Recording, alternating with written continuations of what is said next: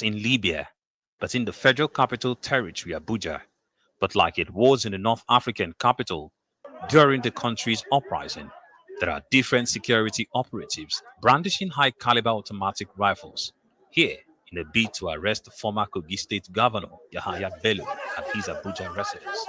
Some of them are operatives of the Economic and Financial Crimes Commission, EFCC, who have come to effect a Federal High Court Abuja order for the arrest of the former governor. The EFCC stormed the premises of the former governor at about 9:30 a.m., but was resisted by his aides. But Bello's aides insist that there is a substantive judgment by a Kogi State High Court earlier on the same day restraining the Economic and Financial Crimes Commission from harassing, detaining, or prosecuting the former governor. Also on ground are some supporters of the former governor who have come to show solidarity.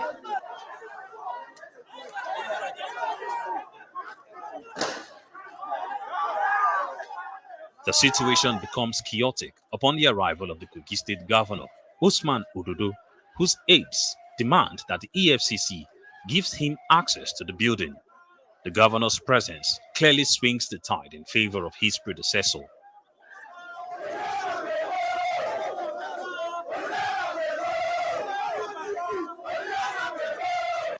The EFCC officials are seen making calls, perhaps to get instructions whether to move in.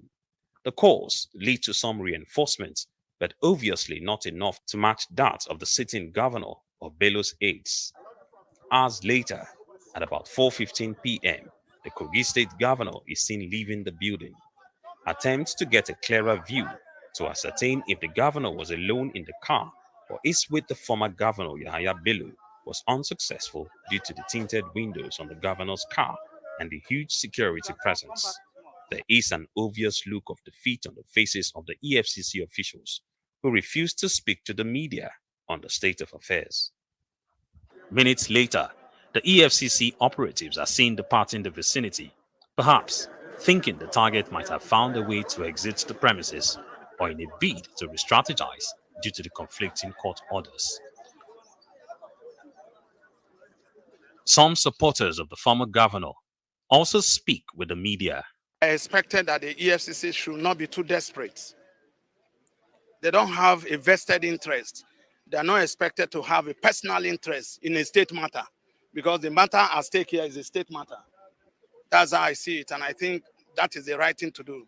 I am not sure those guys are from EFCC, because there is a subsisting court order. I am sure they have regard for rule of law, and I don't think they are above the law. So I have my doubt, I have my reservation. Maybe they are not from EFCC. Are the remaining operatives of the Economic and Financial Crimes Commission just leaving the streets of Benghazi here in Wuse Zone 4 without the former governor of Kogi State, Yahaya Bello? Well, the EFCC have put out no official statement on why they wanted to execute an arrest today, or perhaps why they have decided to leave without the former governor. However, we expect that in the next coming hours, or perhaps days, the true relationship, or perhaps the real reasons for these actions today will be made clear to the public.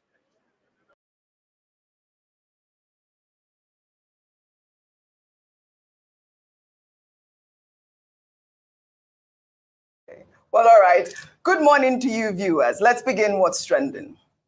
The governor of Kogi State, Usman Ododo, has come under heavy criticism on social media after he prevented the Economic and Financial Crimes Commission from arresting his predecessor, Yahaya Bello. On Wednesday, the anti-graft agency had laid siege at the Abuja residence of Yahaya Bello in a bid to arrest him over alleged money laundering charges. But in an unprecedented move, Ododo arrived at Bello's residence a few hours after the siege and whisked his predecessor away. Well, let's take a look before we take some reactions.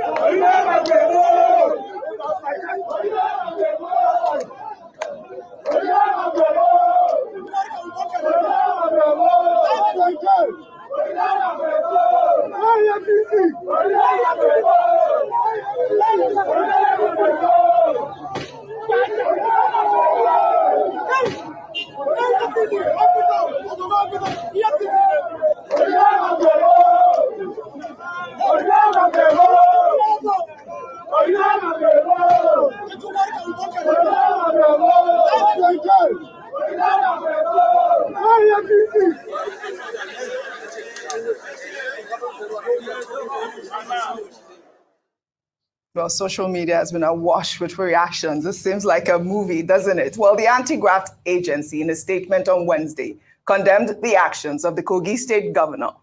Their statement reads in part, "The Economic and Financial Crimes Commission wishes to warn members of the public that it is a criminal offense to obstruct officers of the commission from carrying out their lawful activities. Section 38 of the EFCC Established Act makes it an offense to prevent officers of the commission from carrying out their lawful duties. Culprits risk a jail term of not less than 5 years. This warning becomes necessary against the background of the increasing tendency by persons and groups under investigation by the commission to take laws into their hands by recruiting thugs to obstruct lawful operations of the EFCC. The commission therefore warns that it will henceforth not tolerate any attempt by any person or organization to obstruct its operation. As such, will be met with appropriate punitive actions." Dr. Bati, I don't know who the EFCC is referring to as thugs, but I mean, I thought that statement was very apt at the time. Obviously, they were referring to the incident that occurred yesterday. I mean, I believe that Yahaya Bello will be arraigned today. But let me just take some more reactions before I come to you, Dr. Abati. This is from Collins, who wrote, "It is outrageous that those in positions of power would brazenly obstruct the operations of a law enforcement agency tasked with fighting corruption. This blatant disregard for the rule of law only serves to perpetuate a culture of impunity and undermines the credibility of our justice system. Governor Ododo must be held accountable for his actions, and anyone else complicit in obstructing the EFCC's operation should face severe consequences, including the risk of jail time. Justice must prevail. Hashtag corruption, rule of law." Dr. Abati, I'm trying. He'll be under pressure, to present himself, because they can keep going to court, Yes. Until the matter is cleared Because up. we have so many stories. Yeah, because we have so many stories. So I think you've talked about the legalese. Yeah, we can go ad nauseum. I mean, the Kogi State, when Yahaya Bello was even governor, then the Kogi State governor has even replied and saying the timeline for what they said he had done. It was even before he became governor. I think he officially resumed in January 2016 and all of that. And there's been back and forth. And they're supposed to hear the case on the 22nd, like you said rightly. But 22nd of April. But for me, the part I want to talk about is the operational procedure. I mean, if you have invited a man, why don't you wait for the man to come? All right? Or when you go effect arrest, do not have this Nollywood-styled shenanigan that goes on when you go to effect arrest. And also, the operational procedure that governors feel they have the right to come in with their own immunity to be able to bail somebody out. This has happened in the case of, I think, Nunia. We talked about it. This has happened also in the case of, if you remember, I think Justice Odili in Abuja. That also happened. In those two cases, it was Governor Wike that went out there. Also, this also shenanigan, not in the case of Nunia and what's it called now, and Justice Odili, but in the case of Okorocha, that his ceiling was broken into just to be able to pull him out, that was being streamed on national TV. I think to a large extent, EFCC needs to be able to sort out its operational procedure right. And secondly, EFCC, whoever is in their, media advice, should stop releasing all these veiled messages. Who were you talking to, Ododo? Don't make it a blanket, what is it called? Is it me that went to exercise immunity? No. That's why you call it a governor a thug. No. Anyways. You were calling the governor a thug. mention his name in there so that we know who you are talking to. And it speaks volumes of even them, calling people all sorts of names. Itemize the particular situation. And also, get your research right. Because we've had cases where EFCC will not go back to amend charges and do all of that and all of that. But there's another twist to it. Some people are also claiming that, the car was probably a decoy. That can we be able to prove beyond reasonable that the governor was even in that car? That's another twist to the conversation. The EFCC left there and they have put out a so we are hearing all sorts of things. Because there was another story to corroborate the fact that some news outlet was reporting that the governor's phone was sometime in Kogi and all of that. That how are they even sure that it was through the aid that they track him there to be able to go arrest him there? And also, how are we even sure that the governor was in that? So we have a lot of, and this goes back to the political area, the political logjam as regards what's happened. But most of the time, the people that are always found wanting in effectively executing their operational procedure is always the EFCC. Yeah, well, all right. And I think that's one thing we should watch and look at. Well, all right. I just know that, Ododo has really come under fire and he definitely should not have done that. It's against the rule of law. I'll take this story so you can discuss. But you know that there was that video that was circulating. It appeared that, they were on a private jet and all of that. You can pull up that video. But that's an old video. But just to show that this godfatherism is here. How coincidental that the governor was able to get to Abuja to the resident very quickly. That was it. That's interesting. Was he in Abuja or did he happen to be in Abuja? I love that question. Because you're supposed to be governing your state in Kogi. How long does it take to get from Kogi to Abuja? No. So, but there's private jets. Normally, I think it will be less than an hour thereabout because even if by governing. Quick. If governors can leave the business of governing to go and celebrate in the Caribbean, defy the violent guy. Well, all right. Let's take another story. Shall we take another story? All right. Thank you very much, my people. I appreciate you all. Good morning, good afternoon, good evening to you all. Wow, it's another day. We are back again. Do your part now. Bema kuna press the like. You don't see why I monitor my like ratio. You don't see. I always say press like, but I never monitor them for long. Make una they do one for me. I beg. I can't do everything by myself. It's not easy. I can't do my own. My panelists will can't do their own. So it's not easy for us here.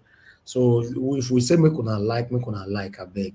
Thank you very much. Good morning, good afternoon, good evening, depending on the own region. Today is Thursday, 18th April 2024. It's good to be back here again. I would like to quickly acknowledge few people there, even though I recognize everybody already. Mother of all Mommy Diaspora, good evening to you, Mommy. Thank you very much for all you do. Abu Azi, thank you very much, Madam Iris Finest. Thank you very much, Madam Martina Abbas UTV. Thank you very much. Patricia Enofe, my dear sister, thank you very much. I appreciate you all. Good evening to every one of you. Lady Eugenia in the building. After so long, in fact, make I welcome Lady Eugenia back again to the screen. Let me to the show. You don't see. Make I welcome.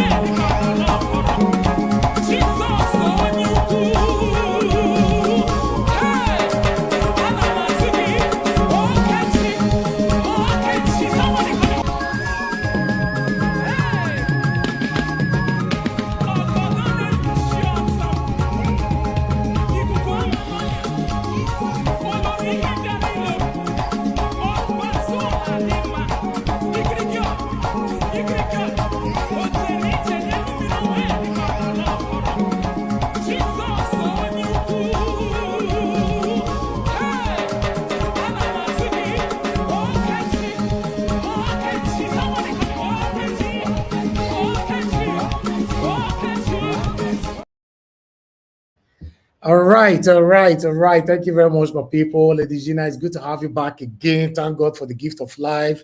Thank God that we all are alive to celebrate ourselves. Thank God, and God bless you. God bless every one of you. For those of you that we have not seen for so long as well, We are looking forward to seeing you guys somehow, someday. Yesterday was another wonderful day. We've seen our big brother, Mr. Henry.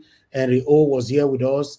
We got so many people came in, so I just want to let you guys know that on this platform, nobody is perfect. We are not perfect. We have never portrayed ourselves to be one. Sometimes we will offend you, but always have a place in your heart to forgive immediately, because tomorrow will offend you again. You see, now only this platform will tell you, say, we'll offend you again tomorrow, we'll offend you again next tomorrow. So, but we are ready to always apologize so that we can move our country forward. I appreciate every one of you. Now, God, I will bless our wonderful people. Thank you for your time with us. Before I move on to this man with date screen, so I would like to quickly go back to recapitulate back to what happened yesterday on the show. Dr. Aswa Ngodaro was with us here. For those of you that missed the show, you can go watch the video. It's right there on our channel. Yes, I want to thank every one of you, most especially my, my contributors, those that ask questions, both those that we managed to pass their questions and those that we could not pass their questions. I would just want to say thank you very much, my wonderful people, my panelists, Oga CM. Wow, Oga CM, you did a great job. In fact, there's credit still coming to you privately this afternoon, coming to me, that I should pass it to you. You did excellently well. That was wonderful, and I thank you for being there at that particular time, and whoever that assigned you, because I was told that some of the people on the panel assigned you that you should stick with me during the time I was facing that attack. I want to let people to understand that on this platform, we don't know why people are attacking us all the time, because we are not offending anybody. We are doing the right thing. The only way you will know we are doing the right thing, the people in government, they kept communicating or coming to our platform, because we don't promote any false information on this platform. Everything we talk about here comes from third parties, either from the mainstream medias or mainstream articles. And anything we have to say on this platform that we are not certain about, we always use the word allegedly. If you go to school, you're supposed to know what that means. So all my wonderful panelists here and all that, this is the line that we all are following. So you are attacking us all the time. I don't know why. If you were one of the people that hate Dr. Aswa Ngodaro yesterday, I don't know. Maybe that was the reason why you were doing what you were doing. But still, we managed to have that interview yesterday, and it was brilliant. And they have promised to come back again, both on air and privately, so that we can take more people, take more questions and all that. But still, next week, by God's grace, we are bringing another candidate here, one of the three front runners. One don't come for his side and two. So now go figure that one out by ourselves. Say who that one will be amongst the remaining two. So we're going to be bringing them here. Another candidate have reached out to us as well that we've neglected them, that we need to bring them here as well. So we might also bring other candidates that we don't know the name of their party and all that, So yes, but it's okay. You never know. Peter Obi used Labour Party to shock a lot of people during the general election. So who knows whether other party that we are looking down on now can shock other people in Edo State this time. Nobody know that. Madam Rita, it's good to have you on the show. Thanks for just coming in. Thank you very much. I appreciate you, Mr. Johnson Emmanuel, and many of you right there. And God, I go bless you now. Thank you for your time with us. Yes, I just want to let you guys know that, the way you guys, the manner you guys portrayed yesterday, I'm very, very grateful. We respected our guest. That was brilliant. I want you guys to replicate that if we bring another candidate in, by God's great fingers crossed, next week. But meanwhile, let's come to the topic of the day. When I see this man where I open so, this man so they call Yahaya Bello, where he thinks say after God na him. You see life. Anyway, before I will start, if this old scenario, this old thing that we are seeing right now is real, I give kudos to Tinubu. You know why? Let me repeat again. If this old thing we are seeing right now concerning Yahaya Bello is real, sometimes this whole thing can be planned as well to confuse someone like you and I. But if it's real, I give kudos to Tinubu. You know why? Because I'm part of the people that be calling Tinubu out to arrest these people. Even though some of us have said, how do you expect Tinubu to arrest the same people when he's guilty of the same thing and all that? But he's the president of the Federal Republic of Nigeria. That we even though we are angry and all that, we still need to accept that, right? And then he have the power to do these things. Let him start arresting these people. Yes. Yahaya Bello need to be jailed. Now, they say Yahaya Bello don't use leg cross, come out now, allegedly. They say don't use leg. He don't use leg past Morocco. Now, Morocco route, abi Ghana route. So, big man, billionaires still they run. I will say Tinubu will all do one thing for me. You know, say the way you take come into power, got Tinubu, it's not clear. Nigerians are still aggrieved as we speak. To be honest, the only way you will take calm some of us down, not be all of us, but some of us down, now to start doing the right thing. Start arresting the people who believe, say, after God at them. Arrest this man, Yahaya Bello, on the fine. So arrest Oshomole. Arrest many of them. If you say, man, if you not assign him, I give you a list, I get list. People we suppose they jail. Because we can't continue like this. We have prison. The prison is there for the poor, for the commoners. It's not working, man. Yahaya Bello, come out. They say go hide for back of door. Come out. You come out. Exactly, Margarita. Arrest all. If Tinubu arrest all, you'll see and say, out of 100% of the people angry, 80% drastically will turn and start singing his praises. I'm telling you, that's how life works. You might dispute me now, but that's how it is, man. Arrest these people. We don't want to hear EFCC can call and come. We can't hear questioning. After they don't question, I can't go house. You can't make mouth again. Not be waiting 1 year with that. Arrest him. That's all we want to see. You know? But meanwhile, let me quickly come to Nnamdi Kanu before I post out a link. I have a short video here for Nnamdi Kanu. Yesterday, he appears in court.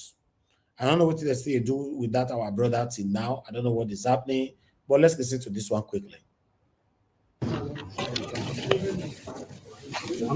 The leader of the indigenous people of Biafra, Nnamdi Kanu, arrives to Federal High Court, Abuja, for the continuation of the case of alleged treasonable felony instituted against him by the federal government. He's received by family members and the clergy. At the resumed hearing, Aloy Ejimako, Nnamdi Kanu's counsel, argued against his continued detention by the DSS, claiming it would hinder the court's accelerated hearing order. He cited precedents like Sambo Dasuki and El Zakzaki. However, the prosecution's counsel, Adegboyega Awomolo, urged the court to dismiss the application, stating that defendants cannot dictate prosecution terms. He deemed the bail restoration request an abuse of court process, suggesting appeal to the Court of Appeal instead. Awomolo asserted that DSS custody ensures Kanu's safety, refuting claims of lawyers' access hindrance. Ejimako opposed starting the trial at DSS facilities, arguing for a more suitable environment to prepare Kanu. We have not had any opportunity. We have made this very clear. It is not about having access to our client. We do have access, but our access is monitored, hampered to the point that we are unable to discuss with him within that zone of confidentiality that is guaranteed between a lawyer and his client, and that enhances the defense we shall prepare to properly defend him against charges that carry the death penalty. A House of Representatives member who was also in court appealed to President Bola Tinubu to end the trial by ensuring out-of-court settlement. At this juncture, I will continue to call on the president to exercise his constitutional power and then issue knowledge through the Attorney General so that we can bring this into an end and open the door for reconciliation and peace building in the Southeast. The trial judge, Justice Binta Nyako, adjourned the case to May 20th for ruling on the two applications. Emanuela Ekele, Channel. All right, my people, now so we see for Nnamdi Kanu case. May they release Nnamdi Kanu. Except say some of now they wish make it die there. Because you know hypocrisy everywhere nowadays. We know they know who really did there for you. They say We are not living in a world where your own sister go to look for your death. You know, you go to say, now they help you, they find how you want to survive. Your brother go to look for your death. You know, wife go to look for your death. Husband go to look for your death. Children go to look for you. So the world is changing, man. I don't know what is happening. But I thought I should bring that in. Thank you very much, for people. Let's go back to the topic we have on the screen. I'd like to quickly take this, even though just the headline, you know, before I tally with the response from the EFCC. Updated, EFCC obtained warrants to arrest Kogi Governor Yahaya Bello. So they talk, so they say it don't run. That's all. I just wanted to tally that up with the video that I played earlier on, and that is it. But meanwhile, I'd like to say the EFCC can't come and they talk. I don't know who EFCC can be threatened for here. Let's take this one quickly. As you can see right there on the screen, EFCC say, press statement, that's what they're talking. We will no longer tolerate obstruction of our operations. The Economic and Financial Crimes Commission wishes to warn members of the public that it is a criminal offense to obstruct officers of the Commission from carrying out their lawful duties. Section 38(2)(ab) of the EFCC Establishment Act makes it an offense to prevent officers of the Commission from carrying out their lawful duties. Corporate risk a jail term of not less than 5 years in prison. Let's move on. This warning becomes necessary against the background of the increasing tendency by the person and group under investigation by the Commission to take the laws into their hands by recruiting thugs to obstruct lawful operation of the EFCC. Who are the thugs? Now that one, I fear not let them mention names, but let's continue. On several occasions, operatives of the Commission have had to exercise utmost restraint in the face of such provocation to avoid a breakdown of law and order. Regrettably, such disposition is being construed as a sign of weakness. The Commission therefore warns that it will henceforth not tolerate any attempt by any person or organization to obstruct its operation, as such will be met with appropriate punitive actions. Dele Oyewala, head of media and publicity, I carry that one come. So if you know, say they listen to me now, if you are part of the people where they obstruct these people, they say make I pass warning, make I pass on for you. I mean, not say will not tell you. But meanwhile, I'm going to post out a link right now. That's all I have for you guys today, my people. A link I'll be posted for those of you that want to join up. Please start coming in. But today, I want to take some calls first. You know, let me take some calls. You know, so some people don't invest for me. Say yesterday, I not take their calls. I don't apologize to all of you now. I beg me not invest. Not be my fault. Yesterday, the attack was too much, and Dr. Aswen Ihodaro was not willing to stay that long. Although he still tried. He stayed 1 hour, 40 minutes with us. So, yes, but next time, if he come, he promises he's going to stay long with us as well. So, yes, more questions might be taken. Let's see, the first person that's going to call in now, then we'll take it from here. Please call in if you want us to call in. Okay, I have the first person here. Please click on the link and join the screen as well. Thank you very much. Good evening to your name and where you're calling us from. Hello, good evening, sir. Good evening, sir. Thank you very much. Thank you, sir. Yeah, my name is I called 2 days ago, tried to complain about our local government. Oh, yes, but did you call yesterday? I called several, almost 10 times. Oh my God. Okay, can you pass your message so that I can cut that part? I'll send it to the governor and I also send it to Dr. Aswen. Okay. Your Excellency or Dr. Aswen Ihodalo, our PDP candidate, the governorship at the gubernatorial election in Edo State, please, sir, I just want to use this opportunity to please invite you to Orion local government. In Orion local government, we have 13 wards. Out of the 13 wards, sir, only 5 wards have electricity. The remaining 7 or 8 have no electricity since they were created. Please, sir, I don't know what is happening.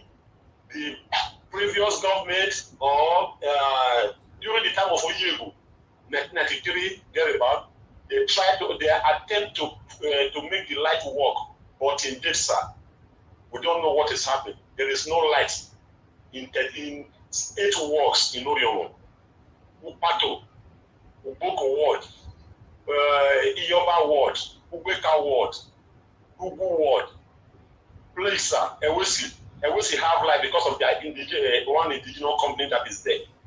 Please, sir, we need light in Oriomo. I'm from Uboko Niyo. My father's name is Simba Agbotoa. He was a great politician. Please, sir, come and install lights in Oriomo.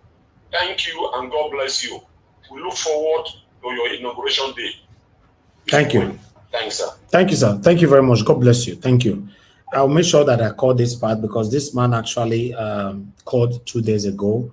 Unfortunately, see, a lot of people called in that I could not pick calls yesterday. Please understand with us. Kingsley Ogiraki, thank you very much, sir, for the super chat already. May God bless you. Guys, press on the super chat now. Encourage us now. Buy us coffee, I beg. Thank you. God bless you all. Mr. Chimis, it's good to have you on the show, sir. Good evening to you. Talk to us. Yes, Nigerian Watch. Good afternoon. Good evening, everybody. Yeah, Nigerian Watch. There is something yesterday. Yes.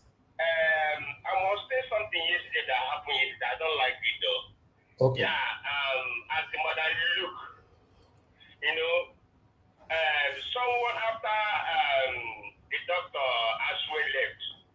So I think I don't know who is that person. Ask Mother Luke question.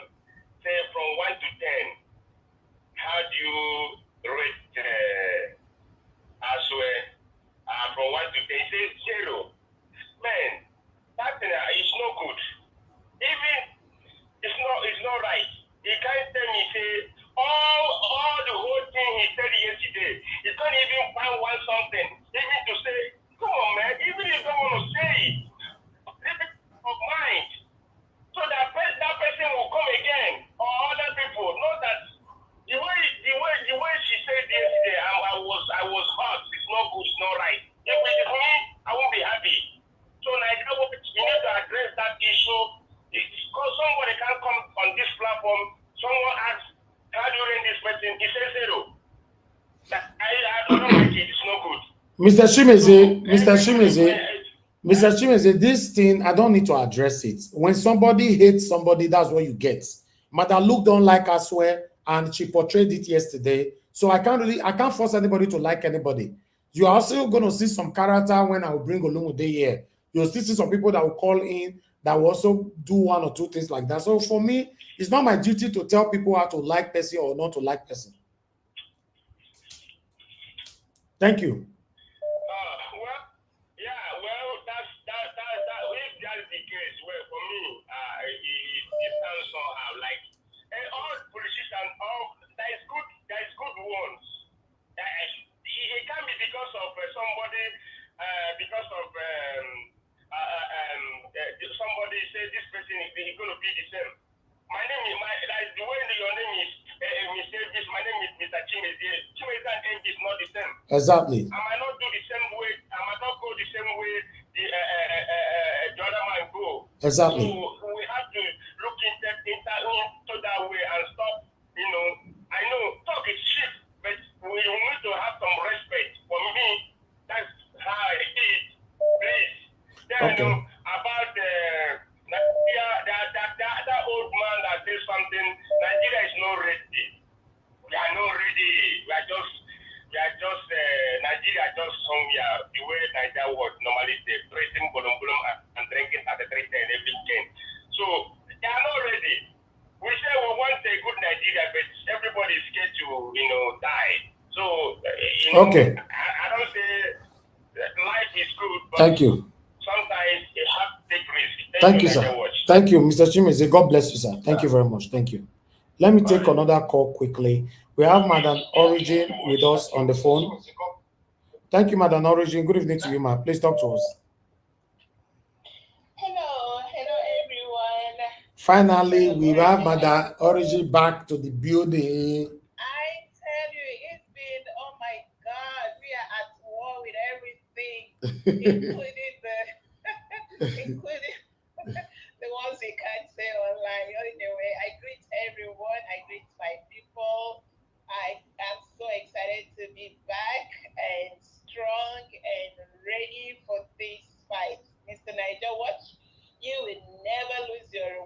you keep this candle light. Thank you, ma'am. Please. We have a lot of voices against the Nigerian people, the people in Nigeria. And these few voices that we have, that you get your microphone that we use, is so important. For the sake of the lives in Nigeria, I say thank you, thank you, thank you. I greet your mom, Mama Diaspora. God bless you for giving us a son that is not giving us hiccup and not giving us heart pain. Thank you. I go straight to the point. Yesterday was a great day. I was listening. I couldn't do anything, but I was just listening. Straight to the point. Let me just address quickly what what's his name, the person that spoke last. He said something about Madam Luke. Please understand what Madam Luke is saying. When she said there's zero, she said on the point of, because this thing is, it is the same old things we have heard for a long time.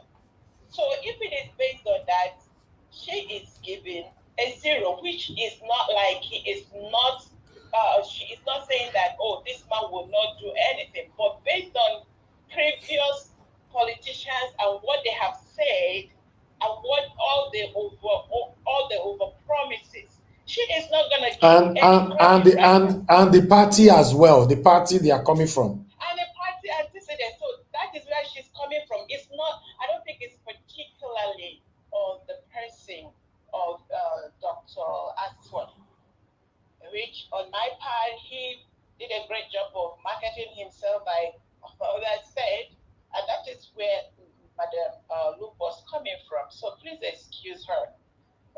So on the area I want to talk about is on, we have, our problem is three-tier.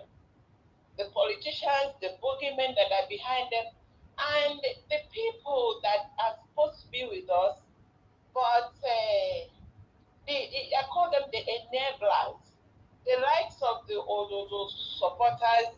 You will see all that is going on, a whole bunch of so-called Nigerians that have been supporting and enabling these politicians, maybe because of what they stand to gain or just sheer psychopathism. And here we are, somebody like Mr. Niger Watch and our panelists. I looked at the whole panel yesterday. The consistency of our panels were there, well represented. I saw two. There was an enforcer or doer or something, and Tiobal. They are the two that they're really coming. Maybe they came to sell a few things, all the stinking things that they have been selling to Nigerians that have kept us where we are. And I bring this, yesterday I was pissed when Give Us Our Mandate was saying something. And those questions he asked were quite apt because he is standing for the people. He didn't stand to gain anything from those questions, but those questions were very important. And the second question he asked, Tiobala gave an attack with what I call serpentine. That attack was poisonous to everyone. And when you see people coming to speak for Nigerians, when you use those words that gaslight, that demoralize, and what the question, the answer he gave, because it was a good 4 hours, 15 minutes into the main broadcast. I'm saying it so that people can go and verify. For 4 hours, 15 minutes into the main broadcast of 4/17/2024. The likes of him, because he represents the part that I'm talking about today. The question that was asked, Tiobala asked the Give Us Our Mandate and said, he first of all asked her, what state are you from? And he said, Oyo State. And he now asked him, does Oyo State have a power plant? Cannot, it's like, so every failure of Oyo State is on give us a mandate. Or now that Ganduje they are working on him, the likes of Ganduje that took hundreds of thousands from Kano people, they tried to vote him out. He used their money to vote himself in, and Kano people are still pushing till today. Somebody like the likes of Utiobala will ask someone from Kano State that is in our panel to blame him for the problem of how what Ganduje is doing. Or people like Imo State that they were forced to by Supreme Court to push someone on them. And as we are speaking, 2023, the man with all the money he collected from an or stole or however, now made a ready result before the vote was cast. And today, Imo State are having the governor, they never wished themselves. Somebody like Tinubu will come and now accuse Imo people of what they have. You are accusing Mr. Givos Amande and ask him, does Oyo State have power plants? And I am asking him and the likes of him that are in diaspora and are getting everything, does Edo State, with all that he's talking, he said, Odo State your state have a power plant, they have oil. Does that state show like the people that have that kind of a thing? Where is your light? So what I'm saying in essence is see, the likes of Tiobala, please, if you want to be, come and be like Mr. Give us a mandate and stay here 6 hours a day and then every day times 7 days and do what Mr. Niger wants to do without favor and without any gain. These people are not being paid, and some of you that come in here, you have your paychecks by your paymasters or whatever you want to gain. Maybe it's because you are one of the psychopaths. You want to be sure, you want to be put in position. And I say capital rejectamento. The people that are here are for the people and not for their own gain. I raised it there. Thank you, Mr. Niger. Thank you, ma'am. Thank you very much. Thank you. Okay, 2 more calls that we can move on. Thank you very much, Mr. Is that Mr. F.A.? Mr. F.A., thanks for calling in, sir. Good evening to you. Talk to us. Good evening, sir. Good man. Thank you. Yes, so now Bini I speak now. Say good man. Good man. If I just today, I mean, I put all this one. I don't think contribute, but anyway, everywhere good there yesterday. Everywhere good there. Dr. C finished work. Yes, I was so very excited. I was so very happy. See, if I wait there, me I better go like this. Number one thing, the day where another candidate will call this panel. Wait till you tell no yesterday. As we go down fast, full everywhere. Yes. You know what you want to know? This one I just people vote now want to know because this woman way top thing so for fun I don't now they perform me. My form that I don't attack. I know they play with the door. So we have to form after that. I don't belong to all of us. May it put all of us day. You understand? Like as I say so my papa don't go fit do something. When I know that I could if they are correct person, the person waiting my bad food, the person that they wicked me, God they accept that one. Now people, most of the time, the Christian and they day against you.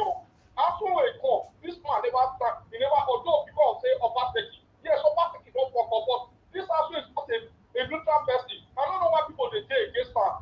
What you want happen there? The day another candidate go come here, trust you go see your talks on that day. You go see people one press love and lie.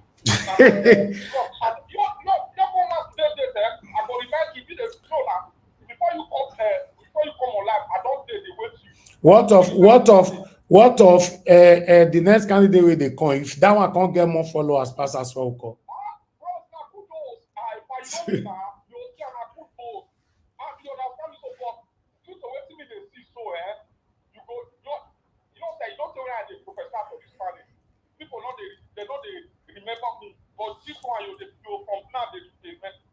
Okay. I know for when we see every day. Don't be say I just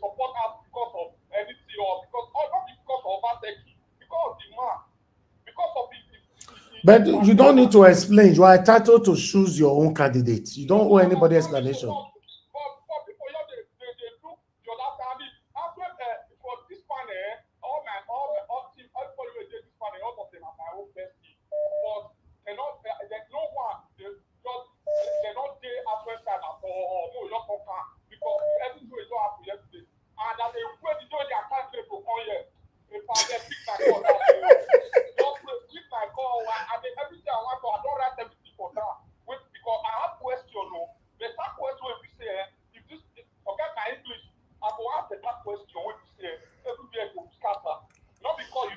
No worry. Olumude Akpata like pidgin English. Use pidgin English to talk to them.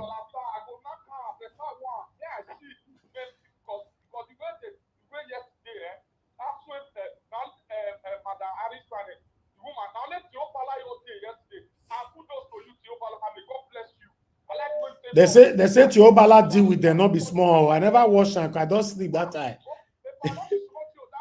They say Tiobala deal with Madarita. Where Madarita not true. They say Madarita and Madalu can't gather. They beat Tiobala together.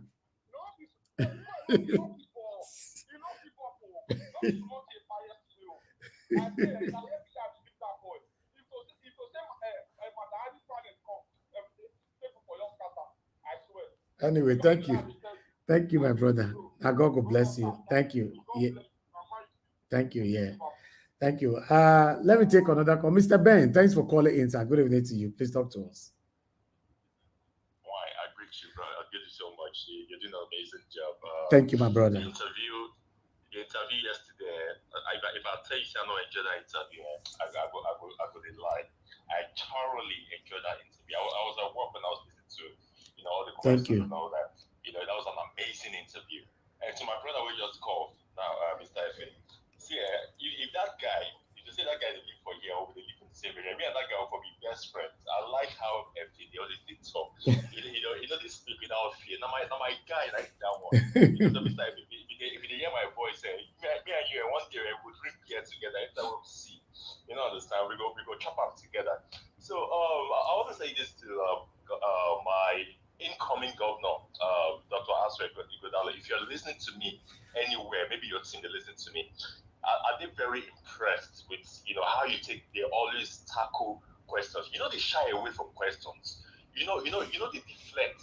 They gaslight. Always they tackle issues, and your resume speaks for itself. People they always talk say, what do you call this, my Obaseki about. I don't care about Obaseki. I don't care what Obaseki do for those states. Now, what Aswe Igodalo go do? Now, a day after, I go improve the fortunes of the country. People they talk say, Aswe Igodalo na stooge to Obaseki. Who talk that? I want to take no. If I don't like one person, means I go hit the next person. What about the thing with the man they talk say he go do? Now, don't look at my resume. Why am I not want to make this man be governor? Of waiting one person say, one person do. Tinubu not be the president now. Where Buhari be the president for?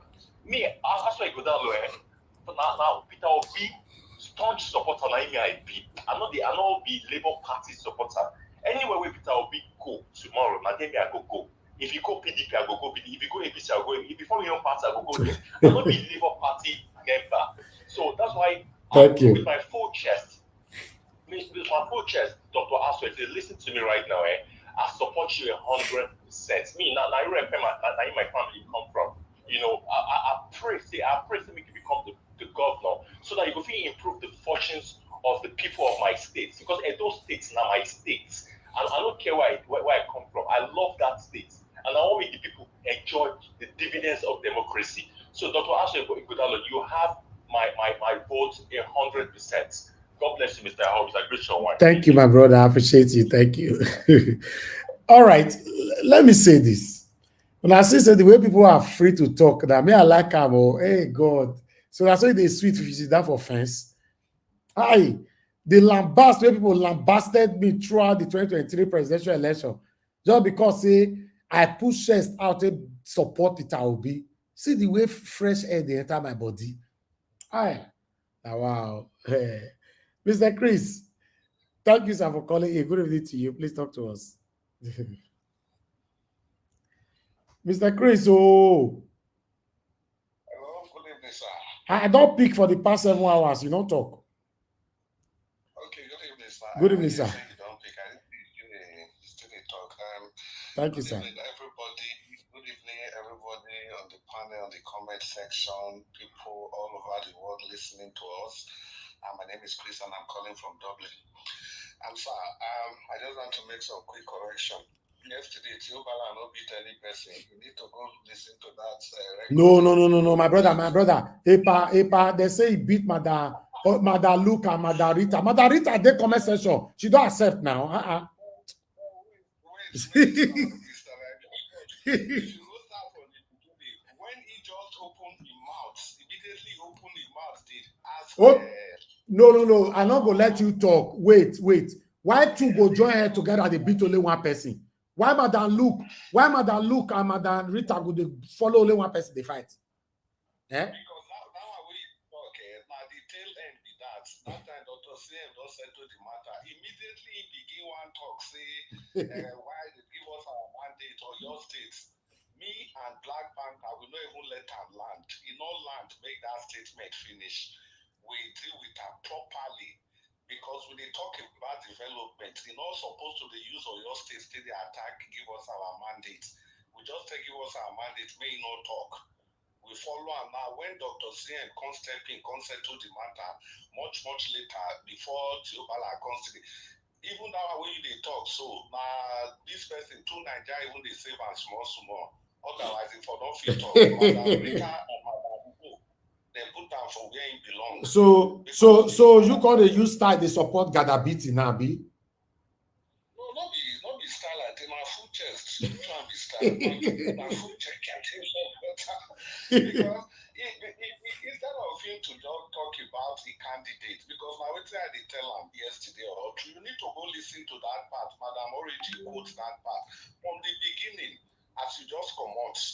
Now, if you want to promote your candidate, but in leave as well, they talk about Obaseki. That was the problem. He was justifying everything where Obaseki do instead of campaigning for Aswell Udalo. So when they go attack, why you not campaign for your candidate? He's saying no, saying if you don't correct the impression where people get about Obaseki, then go transfer it to Aswell Udalo, which is not right. He said, okay, when they ask and say which road Obaseki, he said 90%. In this shows Obaseki do 90% of road. Okay, but is it possible? Can people now start talking about Aswan and leave Obaseki out of it then? Hey, you see, if you need to go listen to that section, my advice to him last be that. Say if he keeps talking about Obaseki, trying to defend Obaseki, he's going to get people angry against Aswan Ighodalo. So we advise him, I personally advise him making a campaign about the principal, which is Aswan Ighodalo. I don't get problem with that one. Because me, I know say Olumide Akpata go defeat him before 2 o'clock on election day. Olumide Akpata go win before 2 o'clock. Don't worry. You know here when they talk and now say if your candidate come now, the kind question where they want to ask and they say go run from Shell. I hear the guy talk. I hear Oga Ben the supporter. No wahala. I just dey laugh. Oga Ben, no say you go call that day. We dey wait for that. No wahala. Oga Chris, no wahala. God bless you, sir. Thank you, sir. Yes, sir. Anyway, Madam Rita and Madam Luke, what you not do normally, but constitutionally it is wrong. Two people don't enjoy it together, they beat only one person. They say now only him, all of you were literally together fight only one person. And they say beat all of you now. They say, I beg, call us, wait, let's move on. Let me go to the panel. Where is my people now? Nobody they panel. Now only 3 people, 3 of us they here. Well, not they. Tiobala don't join us for panel. Tiobala, they said they beat you yesterday, not be small. Najawa, thank you so much. I don't know what I do, Madam Rita or Madam Luke, Jonathan, Chris, all of them. They were all against me. I don't know what I do. No. Like say, even your voice don't crack. They really beat you. Sorry, my brother. And they go me Jonathan for where in there now because you need to hear your part. na physical me and I go fight. They say Jonathan ask you some kind of question. They say you can't automatically become a stammerer. Not true. No. They were all wrong. The truth of the matter is that, like somebody called regarding what's it called? Give us our mandate. Like all the questions all the panelists asked yesterday they were all points. But they fail to understand whenever Madam Rita is arguing, like if you say Governor Basaki have not done anything, it is wrong for you to say 0% and he has not done nothing at all. Now in Nigeria, as in most of the states, they don't have power plants. Those states, in addition with Trobala between you and I, that okay. your governor Obaseki, he tried. For Yes. 8 years, he tried. He tried, but it's not enough. Okay, it's not enough. Okay, at all. right. Yeah. All right, let me come back to you. You see, normally, on this platform, they preach against oppression.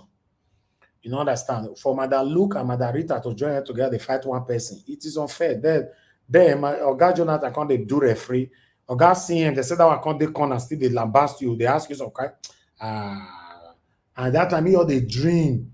I was enjoying my sleep. So Kai, this election for those days go tough. Men they warm up for corner. But nevertheless, let's move on, my people. Let me quickly come to Oga Consign. He's the first person on the panel. We are 3 right now. Hopefully, others will join us before we round up. Oga Consign, where you day since? Good evening to you. We don't miss you, tire. Oga Consign is not even there. It's not on the screen. Hello? Okay, are you there, sir? Yeah, I'm here. Oh, thank you very much, sir. Where you day since, sir? We don't miss you. Whenever you hear from my brother, I told you that this is the time, my sister. The time I used to do my business used to move, okay? This is summer. We are going on summer now. We're on summer now. So mostly summer, I have time to work so much. So on the time of what they call it, winter, is different. So this summertime, I cannot be coming. I can put my earbud, but still working and all the rest. And people come to the store buying things and so on. That's why, you know. Yeah. Are you understanding me? Talk to us. Yeah. So that's Thank the you, problem, sir. my brother. Yeah. Thank you. Yeah, unfortunately, I didn't. But all the time, I miss the program so much, you know. I miss the program. I can't lie to you. And I thank all of you that have been doing your best to let me borrow Madam Origin's word. Keep the candle going. That are lighting the candle. And you guys are trying, you know, it's not easy. The problem of Nigeria used to give people headache. Because it's one day another difficult problems. So I want to thank all of you, both those in the panelists, the panelists, the commentators, all brothers and sisters, friends and foes, and Dr.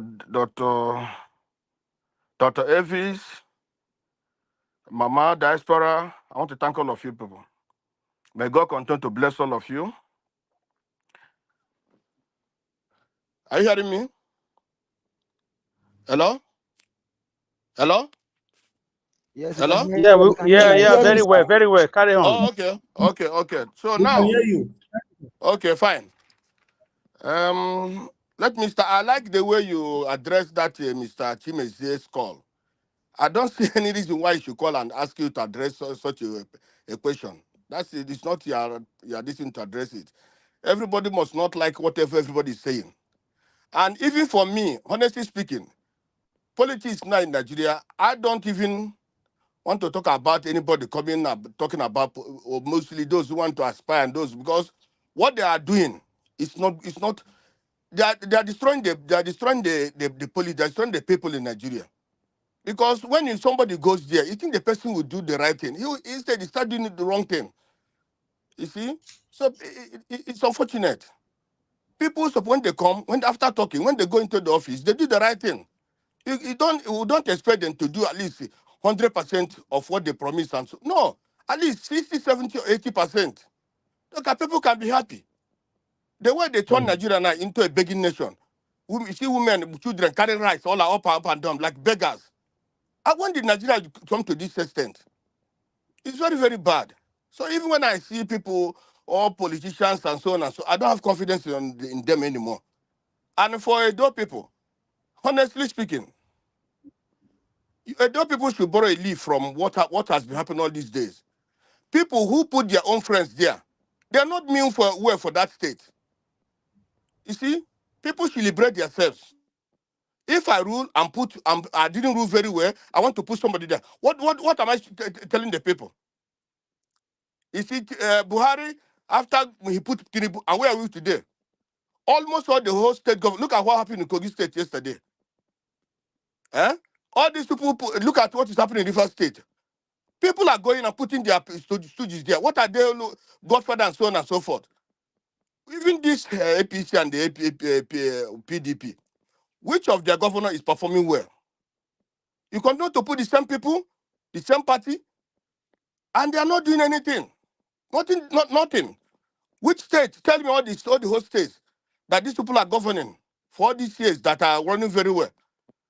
When somebody is going and he put his friends there, he put them so that he can block so that nobody can come and probe them. So people need fresh ideas and fresh people to run the states. You don't need to put your boy or somebody that can defend you. If you know now, all the governors, all the whole governors, they're all corrupt. Majority of them are corrupt. 90% of these governors, even 95, even those that have left, are corrupt.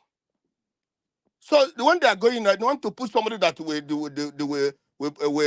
not expose them. Look at what's happening in Kaduna State. How much that man, almost all the whole government. Look at Matawale. How much he has stolen. Other governors, all of them. How much have they stolen? So when they are going, they look for somebody who will not expose them. If not that Abia State was able to have a new leaf. You see, Abia State could have been the same way that by now. Nothing right supposed to be coming from that place. You see, then I think let you people, even if it's not you people see anybody, any person good, any man that is good, that is not PDP and the APC, let them be let that person, so that they can see. Because the only thing permanent in this life is change. You can't continue on the same pedestal and you think that you can move forward. You can't. On the issue of Nigeria, I look at Nigeria very well. One day, the one man was talking about the amalgamation have expired and so on and so forth.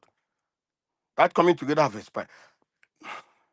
Why can't Nigerians, these leaders and so on and so forth, these regional leaders, why can't they come together and talk? A man and a woman in the house. There was one day I was listening to your program, I think on Sunday or Saturday, they're talking about marriage issues. One man was saying that at a time, the wife called him and they talk. After talking, they understand themselves. So why can't Nigeria come together and talk? All the whole people, like the way Edo people were giving referendum before. If Edo were not giving referendum and force them to be with either East or with Yoruba, they cannot have peace. They couldn't have peace today there. Nigeria is the one shooting themselves on the leg. If somebody come and say Nigeria will not progress, Nigeria will not succeed, it's not that the person wishing Nigeria bad. It's only because the people in Nigeria, the government and the elders, they don't want to do the right thing so that the country can move forward. They're so wicked. Why not everybody come together and let us fashion the way we can move forward? The only thing constant in this life is change. If you can have change, if you can come together and talk, make a new constitution, not even constitution, let us talk and say this is the way forward. Even at that talking, we say, okay, let's have for a referendum so that everybody can vote. We want to be in Nigeria, yes. We love Nigeria, yes. That will be a new leaf, and that Nigeria will move forward. But in this way, how can a country move forward where there's no love? There's no single love in Nigeria. Nobody can tell me love anybody. Edo don't love Igbos. Igbos don't love Edo people. Yorubas don't love Igbo. Igbo don't love Yorubas. Hausas don't love. That's the way it is. And then tell me how the country can progress with all these shenanigans. A governor nobody want to be arrested. All these big people don't want to be arrested. You stole the money, but you don't want to be arrested. You don't want to give account. You see, this happened yesterday in Kogi State. It is the presidency that sent that governor to go and release that, to go and rescue that man. It's the presidency. They know what they're doing. But then you say you're fighting corruption. How are you fighting corruption that way?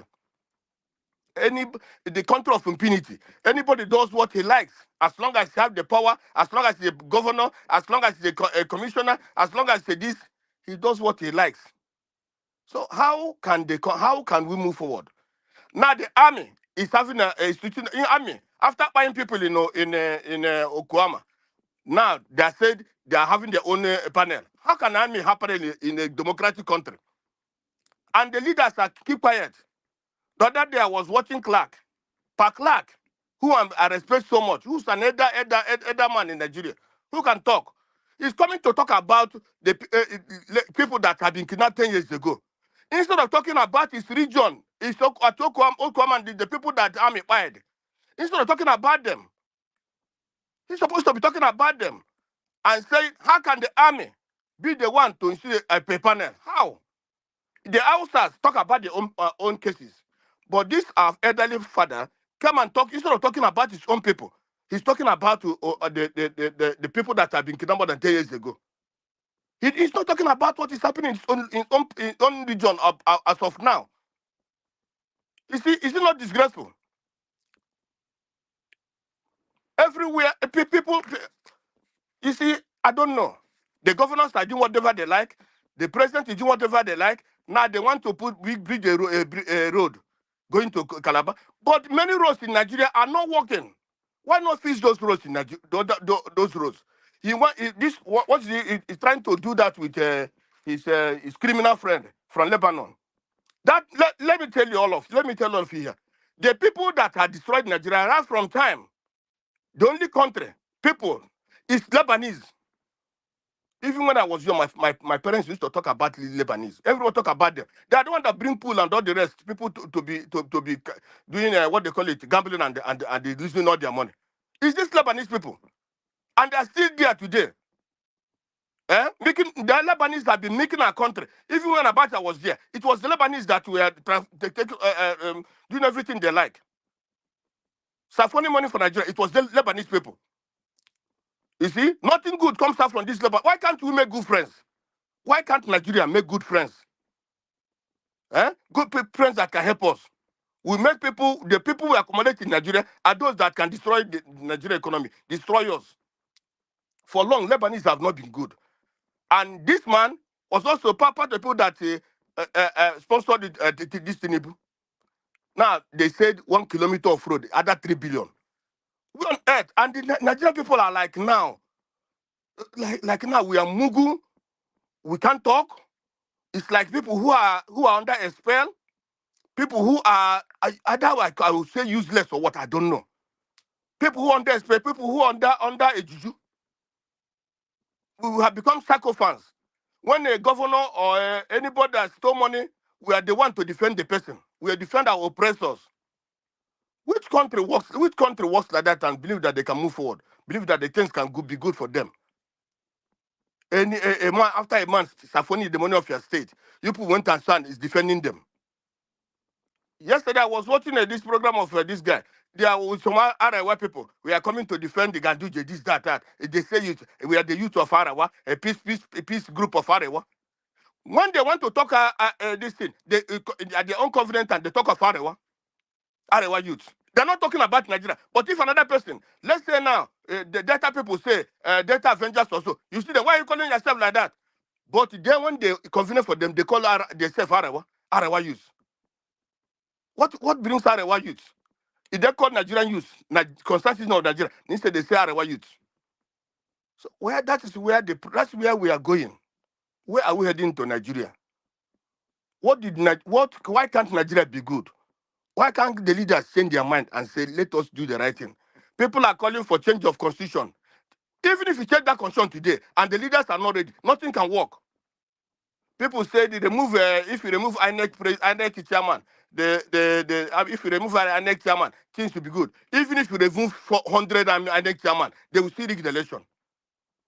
The only a next chairman that did not rig election was only the time of Abiola, the one that spreaded that Abiola election. It was the only one that didn't. Why didn't he rig election? Because when people want change from the military to civilian. That was why I didn't need the election. But other INEC chairmen have rigged the election, put the person they like. So even if you bring 30 INEC chairmen today, they will still rig the election. Even if Tinubu remove this one, that election will still be rigged. Elections are not being rigged by the INEC chairman. It's rigged by the caliphate. That's how election is being rigged. So let us know that today. We are not coming together to talk. We are not changing of the constitution. Nothing at all. Even the lawmakers, which one I believe that those ones are useless in there. Because those ones, the law they make, even if they make a law, tomorrow you call them, they say there's no more to make. So siphoning the money of the citizens, and the citizens are suffering, carrying bag of rice on the head. When you carry 5 kg of rice, that means you're a citizen. That means your things are good for you. These people that are giving these people rice, are they giving the money to cook the rice? Is rice the problem of Nigerian today? 5 bags of rice, 2 bags of rice, would now become a Babiala. That's what Nigeria has become. So Nigeria, which way Nigeria? Things are not working. The leaders have to come. I've said this many times. Let these leaders, if they love these regional leaders, if they love their people, let them come out. They have to come out and talk. They have to come out and make meeting. Find the way forward. If we are living only these politicians that steal, when they steal money, nobody arrests them, nobody does anything to them, the country will continue to be like that. Now they have, okay, these young men now who are defending these crooks, what did they benefit? What are they benefiting? They're benefiting 10,000, they're benefiting 50,000, they're benefiting. What are they benefiting? They put they put themselves on the line so that they can be wide, and the big people are eating the money. Look at what is happening in River State. Everywhere, it's like Nigeria now have become like Afghanistan. That's what Nigeria has become now, like Afghanistan. Look at what is happening in Benue State. The same today, people are being hired in Benue State. If not the army buying, is the civilians buying. If not the civilians buying, is Boko Haram buying. If not Boko Haram buying, is this one buying. And in the security system, it's nothing to write home about. Look at how our country has become. The National Security Advisor. Okay, my brother. I think well, if the time is up, well. Okay, Oga Consign, that Yes. was a wonderful submission from you. In fact, I didn't see that coming. Everything you are saying, sir, I agree with you 100%. Our problem is big. To be honest, is huge. I don't know how we are going to rescue ourselves out of it, because you see what is happening right now in the country. It looks like we don't have anybody to cry to. There's a comment that I put on the screen earlier on from God's Grace. He said,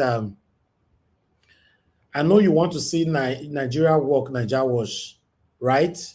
Of course, yes. But how can Nigeria work when the best of us all outside the country looking for comfort, peace of mind, and wealth? Who will then fix Nigeria? That's the problem. And people like Black Panther, Tiobala, Alex, all of them need to go home first. They will come meet them there. So although that is the fact, though. It's a problem. That is the fact. It's a problem. He said what? He said, thank you, my brother. Thank you. I like your program. Anytime I'm less busy, I will come in. Okay? But please bear with me, Maybe Sundays or even Sundays also I'm busy. My brother, you know how it is here. My business even runs more on Sundays, Saturdays, every day. You see? So I'm the manager of myself. I don't understand, sir. That's the thing. So please pardon me if I'm not but I like the program. I like what you guys are doing. But the only thing that I would like also is let us begin to demonstrate to what will help Nigeria.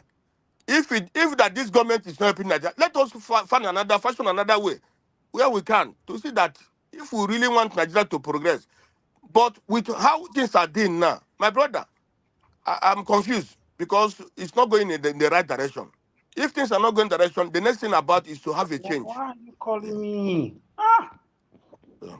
Okay. Yeah. All right. Thank you. Thank you. Who is that? Thank you. You know, I'm hearing noise coming in. You know, where is that coming from? But let's move on. Thank you very much, my wonderful people. Let's quickly move on to the next person. Tiobala, you're the next on the show. Then we'll come. Tiobala, let me take on Alex first because you know Alex na Nigeria. They not be like you with the America. We'll take on first. Oga Alex, thank you very much for your time with us, my brother. Yes, thank you. They say yesterday, you know, easy like that. You know, theater show or something like that, but you still managed to call in now. Talk to us. Yes, yes. I would like to leave that yesterday to be aside. Thank you for the good work and thank you everybody for making yesterday a success. I just want to bury the frustration of yesterday. For me, I'll be happy if Mr. Iceman is listening. I want to really talk to him today because I didn't have the chance yesterday with that network or whatever. I just want to express myself today. Dr. Iceman Igodalo. Yes, this is from me, Mr. Alex, a proud Benin son of the land. I will not vote for you. And I will tell you my reasons. I will not vote. If I'm the only vote remaining for you to win, you will not win, sir. And I will tell you my reasons. Number one, you're coming from a camp of people that watched Edo people lose their lives with the Fulani herdsmen activities. I'm pained up till now. My vote is a protest against the innocent blood. The party producing you, their governor, led to their early graves. 5 minutes press conference from him would have stopped all those things. 3 minutes press conference warning the killers, warning the kidnappers, warning the rapists across Benin Ore Road, across Benin Auchi Road would have stopped many things. But he kept quiet. He kept quiet. I'm just one vote. Yes, I can give 20 votes. No problem. Even if the person I vote for do not win, but I will never support anything PDP anymore in my life. Because I've never seen a leader that watched his own people, a governor that watched his own people. We cried for 2 years. ITV, EBS, everywhere. Nigeria was platform everywhere. Across him, even some of the mainstream media was banned from reporting the incident because the governor was busy in Abuja romancing Buhari with Ruga, allegedly collecting 26 billion, him and Shaibu. So this is my reason for not voting for you, and I will not vote for you. And sir, I don't trust you because you are coming from somebody who I don't trust. That's just my facts. My protest, my PVC will be a protest against your party, against you right now, indirectly, because I'm very sad. I'm worried. It's the same thing they said about Obaseki. He's a technocrat. He has worked with Dangote. His resume is impressive. Today, where are we? I'm talking to you now from darkness. I have to on my generator. I have solar. Sometimes it doesn't work. I talk with facts, reality. I don't believe in sweet tongue anymore. Sweet tongue didn't work with me. I voted in 2020, thinking Edo State would be a mini Dubai with 4-point-something trillion. Allegedly came into Edo State since 7 years. A technocrat could not give us light rail system. Mr. Eswen Iwodalo, I heard you are, from my investigation, sir, you are a multi-millionaire in dollars. God has blessed you. How many boreholes did you sink in your own village? How many healthcare centers have you built in your village? In my investigation shows nothing. Once in a while you visit, you've not done anything for the community, sir. You've not. All these years, whether you're a politician or not, having such amount of wealth, you've not distributed nothing. You've not given back. In your own village where your parents were born, no one single health center, no one medical outreach. I'm not talking about recently because of politics. Or it should have been a lifestyle. I'm not judging you. This is strictly leadership, and my concern as a citizen is very important. It's my right. If you're my elder brother, I will tell you the same thing. I'm very sad. All these quotations, all these things means nothing to me. A leader is not somebody with so many degrees. It's somebody who can feel the pains of people who do not have clean water to drink in his village. You should have been leading before now. You can't start being a leader right now because you want my vote. No, that is prank. That's political prank. You're pranking me. You're trying to deceive me, sir. I don't trust you. I don't trust your party. I'm very angry. I'm very angry with your party, with Obaseki himself. He disappointed me. He took my vote, deceived me, played on my emotions, and he ran the state like a one-man show. I am a student of politics. I know a democratic person when I see one. I don't hate Obaseki as a person. I only hate him as a governor. If he steps down tomorrow, I'll stop talking about him. So long he took my vote and made himself a public servant, he must be ready to take criticism. Donald Trump is still being criticized today. British Prime Minister, even the Queen of England, before she died, she is still being criticized. Even in her grave today, Joe Biden is still being criticized. So it's my right to express my feelings. How many scholarship have you given to people before now, 5 years ago, with all your millions of dollars, sir? I'm looking forward to a day and a time where a party we set their form for 5 million naira for young people with fresh ideas to access seats of power.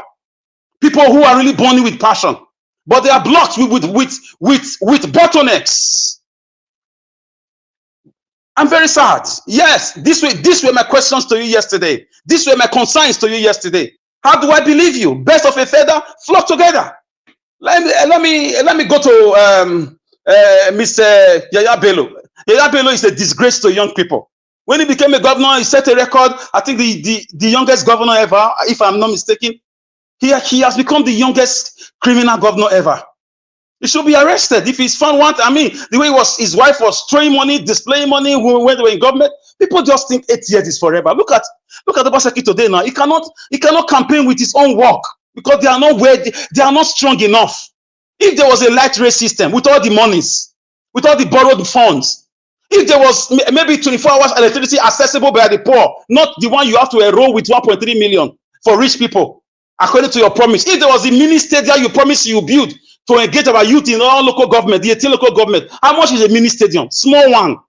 The smallest one. Some of you have it abroad in your streets, in your areas, to engage the youth, to fight against drug abuse, to fight against, what's it called? Youth restiveness.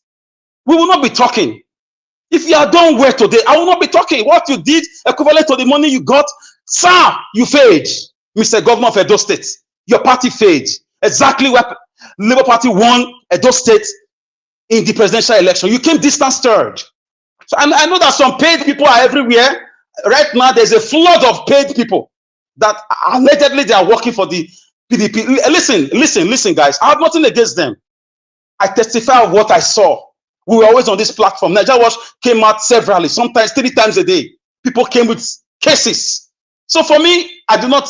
My conscience at least will be intact. My first loyalty is to my conscience. I don't believe in money. I believe in names. All throughout yesterday now, I watched the video again. Nothing like quotations from philosophers or from books, from inspiration from great leaders. That's how nations develop. That's what China did. That's what Japan did. They copy from Kamas, they copy from Viva, they even had inspiration from Nelson Mandela. You see nations talking about great leaders like Luther King Jr. and so on and so forth.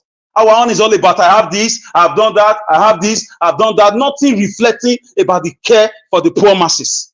If you've been working as an aspiring governor, you've been working before now, trust me, I will be campaigning for you for free. I've done it before. So it's not about hate. It's not hate.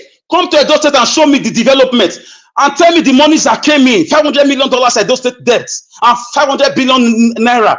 Like our brother said, Mr. Jonathan, may God bless you. Show me the development there. Don't show me secretariat. Don't show me pension and salary. That is normal thing. Just like you are saying, thank you, I'm breathing oxygen. So breathe is easy. It's normal. Don't compare those states with state who failed. We have great expectations. Technocrats, Dangote Group, chairman of this, chairman of that. It turned out to be a fraud. The biggest fraud in Edo State history is Obaseki 2020 election. The biggest political scam. And I say it without apology. That's what's going on now. Edo is a total darkness. Look at the transport system. You couldn't invest as a technocrat. You couldn't invest on light rail. Tomorrow night, if Alex Oti unveil their light rail system, because they've signed MOU with the Chinese, they've started working there. You will tell me it has been on for 20 years. It has been on for 30 years. For me, I have no issues with you. You see, I'm not addressing Labour Party. I'm not addressing APC. APC, I will address them at the federal level. APC said they do not even deserve anything, governors, governors in those states, because they cause all this nonsense. So for me, I say, Godalo, if I were you, I'll collapse my campaign right now. It's my advice to you. Go to another party and come back next time.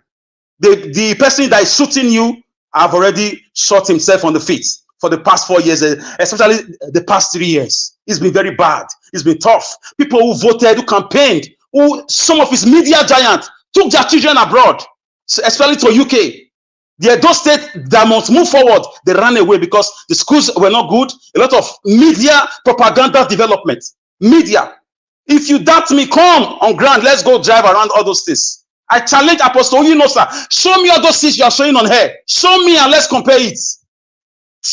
I beg. Federal government, for me, like somebody said, there's no movie that we cannot watch with this APC government.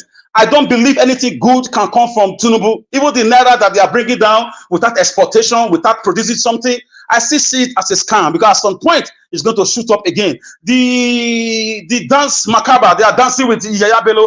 I still think, like my brother Mr. Enajawa said, it could be arranged, because anything APC cannot do does not exist. If Mahmoud can swear in a drug baron at the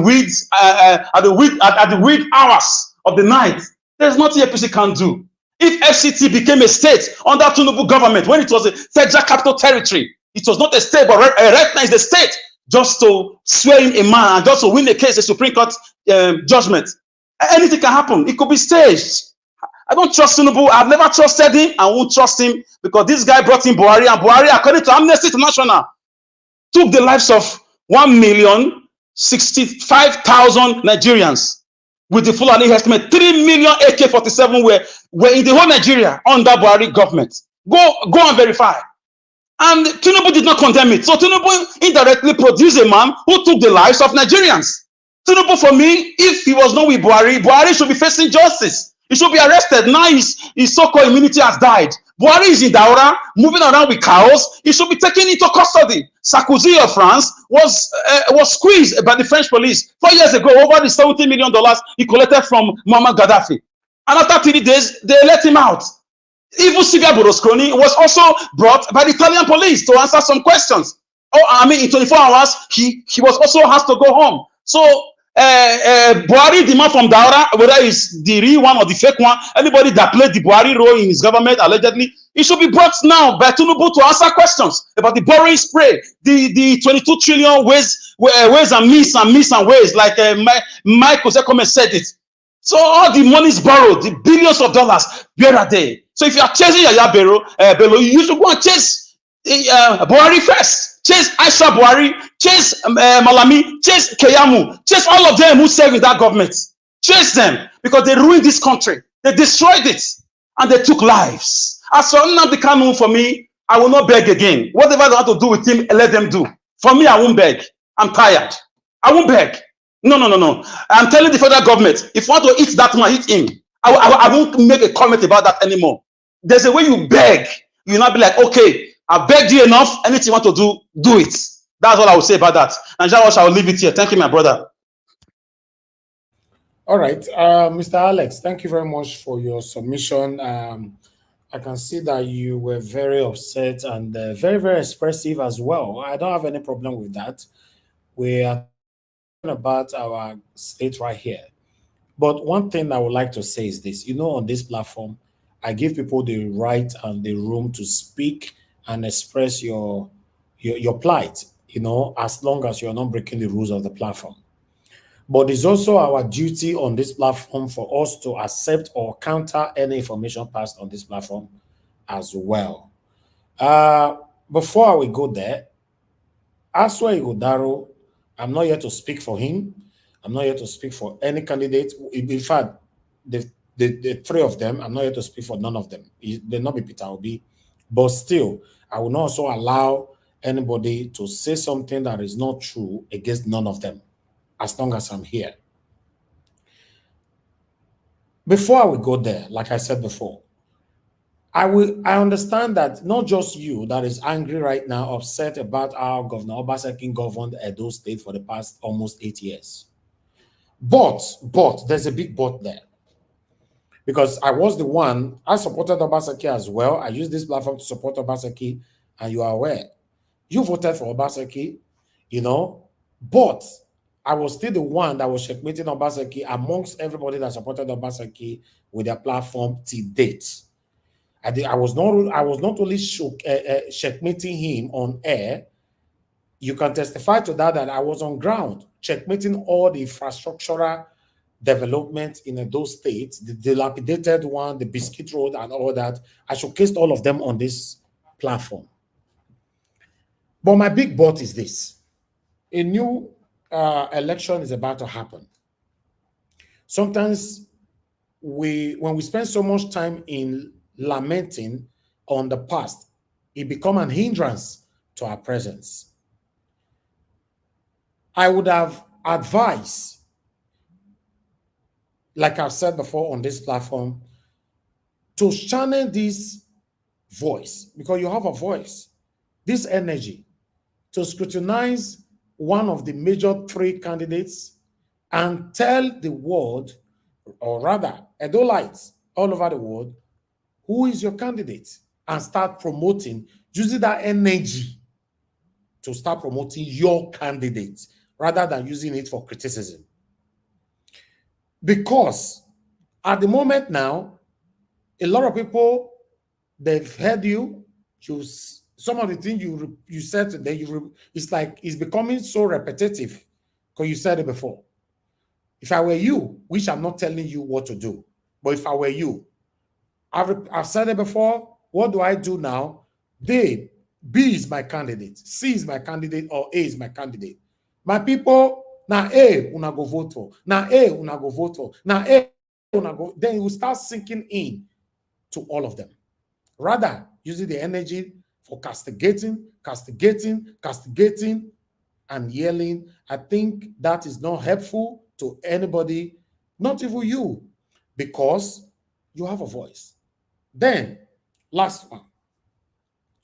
He said, if you were criticizing Aswen, for example, based on his past antecedents, I don't mind, because for me, that's my stand as well. Let them tell us what they have done for the people in the past. But you mentioned something which is untrue.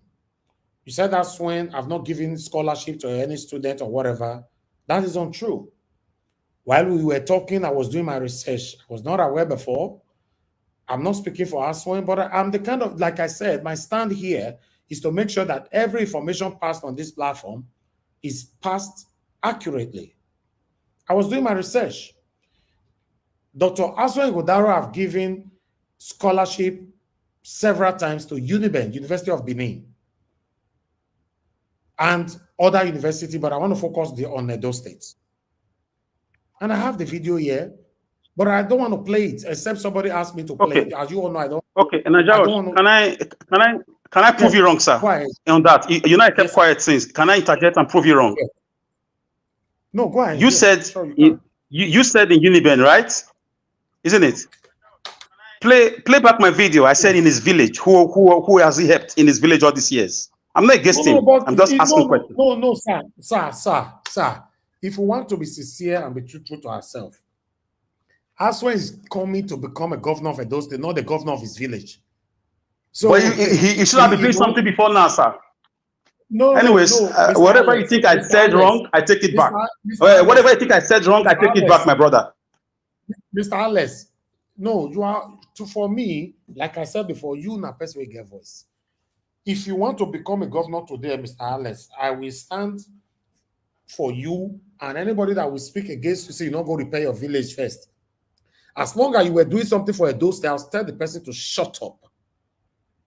Because Mr. Alex is not coming to become a governor of his village. Many of us speaking right now, we are not even sure where our village day. Our main concern is our state. Aswen Igodaro have given scholarships several times to University of Benin, UNIBEN in Edo State, and other universities across Nigeria. So for me, on that, I just wanted to bring that in. But my brother, like I said, I'll round up here. I beg, scrutinize Aswen. What he don't do, what he want to do, And on that, you attach it with your candidate so that people beginning to say, oh, this man that is saying as well not good. So, this person when bring out comment for us, so now me go follow. Unless thank you for your advice. I really take it in. Yeah, we are one here. So, but I want to end up with this: a camp of wicked people cannot send me a Messiah. Never. If he was coming from another party, I would have been. I will showcase my candidates. You are right on that one. I will never agree with you on that. But a camp of wicked people that watch people being killed cannot send me a Messiah. That's my argument. Thank you, sir. Thank you. Okay, that's fine. For me, like I said, for me, when I know the role women play for here for Peter Obi now. So if I see your vibration, we don't do it. We do it.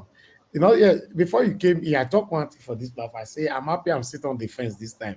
I don't go vibrate like I. You know they for fence, so you know they for fence. So we go take knock you come for fence now. Nigeria was Medenuwe. I'm coming for you, Nigeria was Medenuwe. I don't if you come for me because I don't get we the go business. take knock you come out for fence now. I will pursue you past UK. I will pursue you reach India. I don't understand what you do inside your belly again. No. Nigeria was. I will pursue you reach India. They only come for you. They don't only come for you. They go push you over that fence. You will fall to the other side. We will drag you. We will drag you from our side. Because me, I don't understand the belly. What they come for in belly now? I go push you. They watch now. I'm not go push you. Make you hold down well. No fall for either side. Just sit down. Nigeria watch. You go wake up one early morning in that your UK house. You see me for your door. I'm coming. You know, listen, we even go there. Maybe I will come talk now. I will sit and talk my own. But that fence, sit down. Just sit down for that fence tight. No fall for me. I go push him. You know, if you hold for belly too long, I go push him. You go talk. You go vomit him. Sit down. Give me that junior referee. That small referee I need. Give me that small referee. I need that referee. Let me say something. But this Agbado yarns, what with the yarn here? So I don't understand again. Hold on now, your body to the hot. Who opened door for this my game? Listen. Today I don't pass. Today I don't pass. Enter. He pass door enter today. I support him today. Let me say something here. As I dey relax, fresh air dey enter my body, so I don't like her. I know the energy why I spend for Peter Obi. No, me not like her. I want me to feed the heat. Me not like her. No. I need to recover. I go push her. Don't worry. Me, if I don't push you, I will give you $100. I will be just the finish. I will start another one. Wait till they happen. I go push you. See the way the beauty of Mr. Alex's vibration, if he can just add his candidate to it, so that if he talk finish, people run away from whoever. Oh my, don't worry, Alex go talk. Let her listen to what the candidate says. I've heard you. When I was talking, I knew Najawash would come for me. I knew. But where your candidate?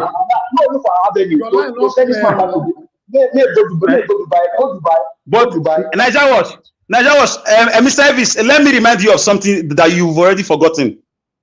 You took 3 to 4 months to convince us to jump Peter Obi. I was for Wike. 3 to 4 months. You're talking as if you've forgotten that one. You took 3 to 4 months to. It took you 3 to 4 months to convince us to jump Mr. Peter Obi's movement. Yes. It took you a long time. So I don't know if you've already forgotten that process, right? We are coming. No surprise who will come vote for last. No, Peter Obi is somebody that even if you not push you go join the bandwagon at last. No, we needed facts. We needed facts. One thing I want to talk, we say, my people. When I know say for this platform, una go agree with me now. Now my duty to balance any submission here if it's right or wrong, right? When my brother talk just now we ain't no reach with that. Now make me the talk for this platform. So now where my sense reach, now there they talk reach. Until you drag me back, say no, this thing is an existence or not. Then I'll learn from that. And make me tell and say no, in terms of the scholarship, if you not mention scholarship, I will not go that research as well. But one thing is Naija, let me say one thing here. See, all this game they are trying to play cannot work. You cannot separate the seed from the. Not be you and the talk. They talk Nigerian politics. They are trying to separate the seed from the chaff. It no go work. If you are in PDP, we will carry you like PDP.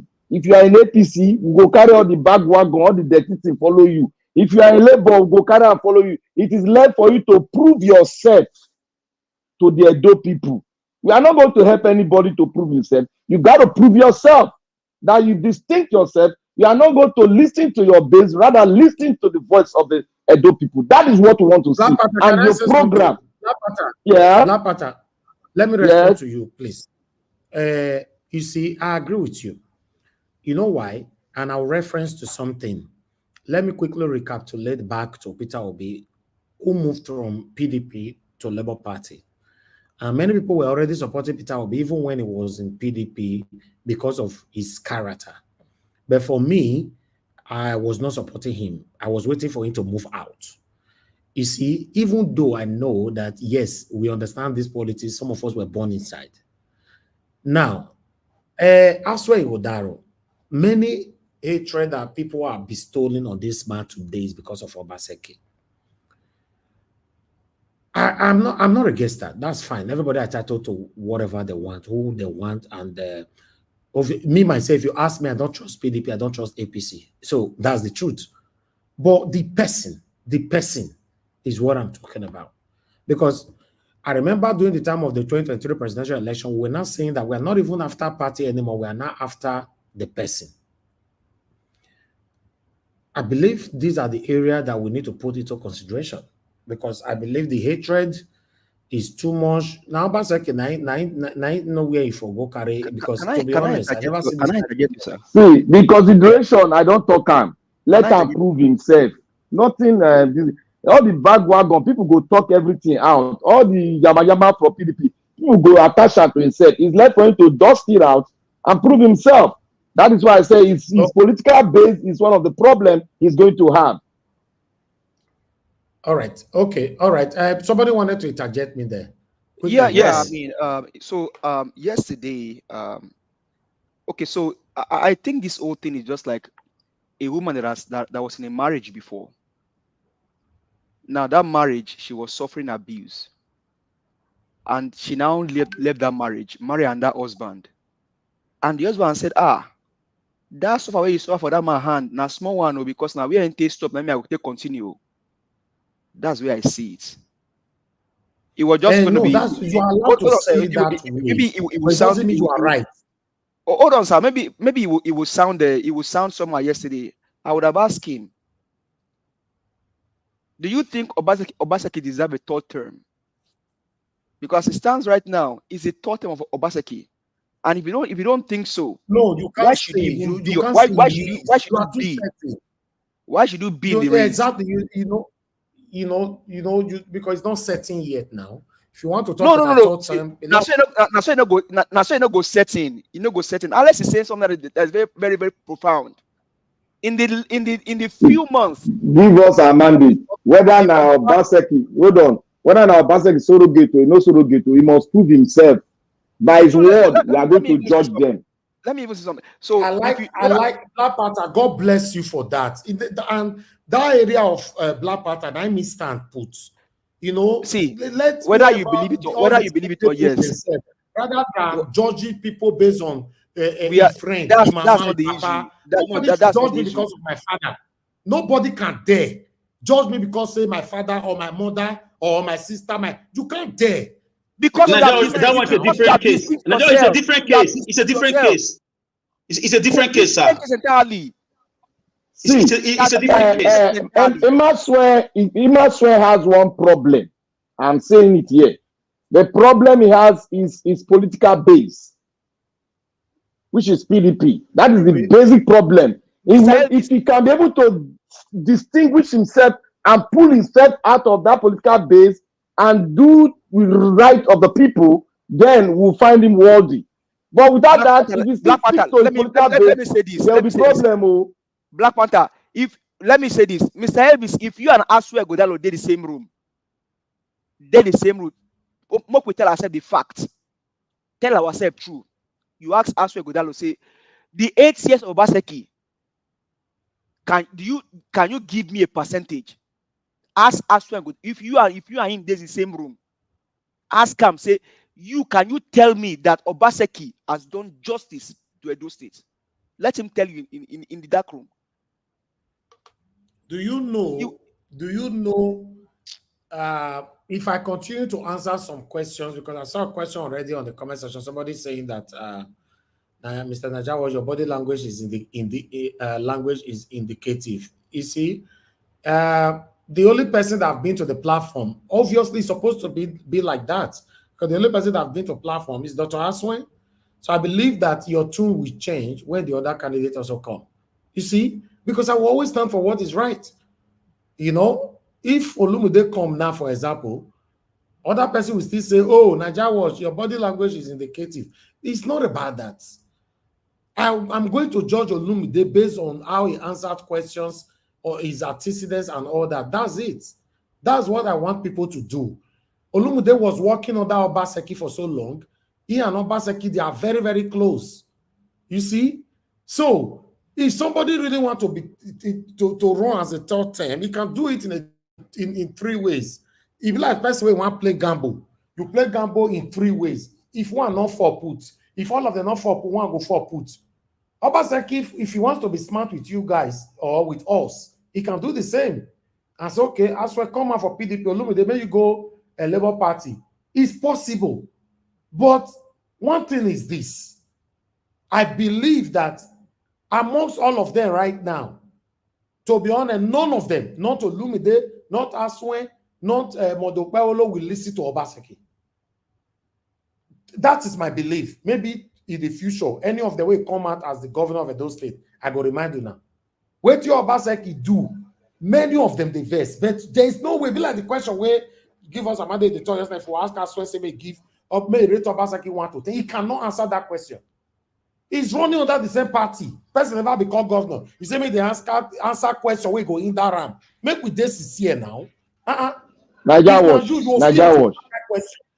I don't understand. Naija wash. He not go answer. Naija wash. Keep that question.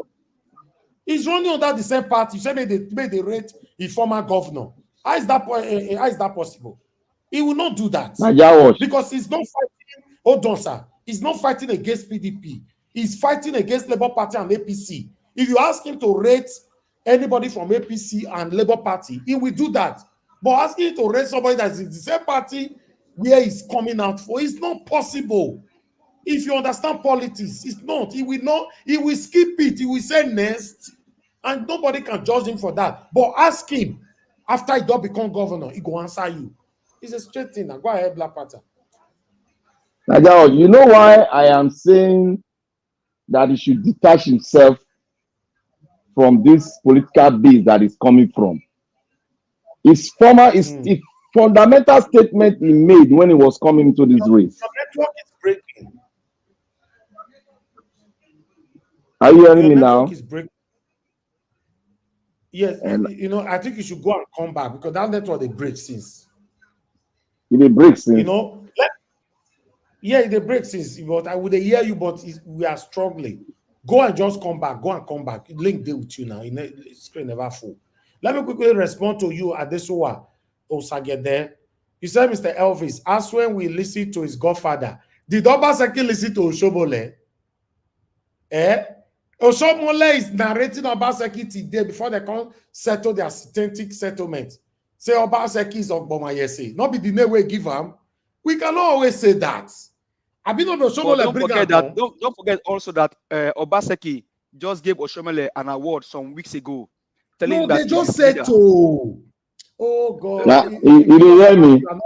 Are you hearing me clearly now? Yes, I bet hold on, Black Panther, they talk that. Give us about you not be politician. This guy just said to Obaseki time don't finish. But throughout the 8 years, did he listen to Oshomole? They want to become friends and family again now. You cannot but say he is say telling you, did he listen to say that in a blanket. You cannot say that outrightly. Elvis, if politicians won't play us game, there's what we call they don't settle. We should be very mindful of the game they are playing. At the beginning, they were fighting. He produced this one, and this one now don't produce because what you give, what the Godfather put inside the son, it is the same thing that the son will produce at last. But the son will go back as a prodigal son and seek for forgiveness, and they will forgive him. But look, no, make a land. Quickly, I have somebody on the phone waiting. Go ahead then. Oh, the reason why I say he must detach himself from this base was because of the statement he made that he's going to continue with what Obaseki has done. And from his project he said yesterday, it's the same thing. I'm going to hit those projects back in a very strong form when I make my submission. Okay. All right. Let me quickly say this before my caller will speak. For some of you that is saying that, oh, Nigeria was this or that, whatever, I don't know what you guys have in mind. Listen, I'll send invitation for everybody. Una go hear more in case people I invite not come. Una go hear as when they for my mouth where we're here, but now we can pay for them. You know why? Like yesterday, because of the hatred that some of you have for us, when some of you are not remember to say, thank you, Nigeria was for bringing this man to the panel. At least my effort, nobody recognized. Many, 90% did not recognize it. But the day where I go bro day now, and I'll see people come, they reach me privately and everywhere. Thank you, thank you. No, I don't like hypocrisy. What about me? Forget us when. What about me? You think it's easy to communicate with these people? You at least nobody appreciate me. Say thank you. Although some people did, I can't use the word nobody. Some people did yesterday on the comment section. Thank you, Nigeria was good job. About me, I'm a different person. Okay, tomorrow now, your candidate that you are supporting publicly or privately, if you're not going to come this platform, you'll say, my comment, I allow you maybe the president for here, Abi. Person that disregard my invitation, I'll send you the president for here. Now, you all go a Q1 market, go the president. Thank you, man. Origin. Please talk to us. Good evening to you, man. Yes, Mr. Nigeria, thank you. Just a quick one. You see, I'm going to say a few things. You see, they say as Pekin, they cry, they point somewhere.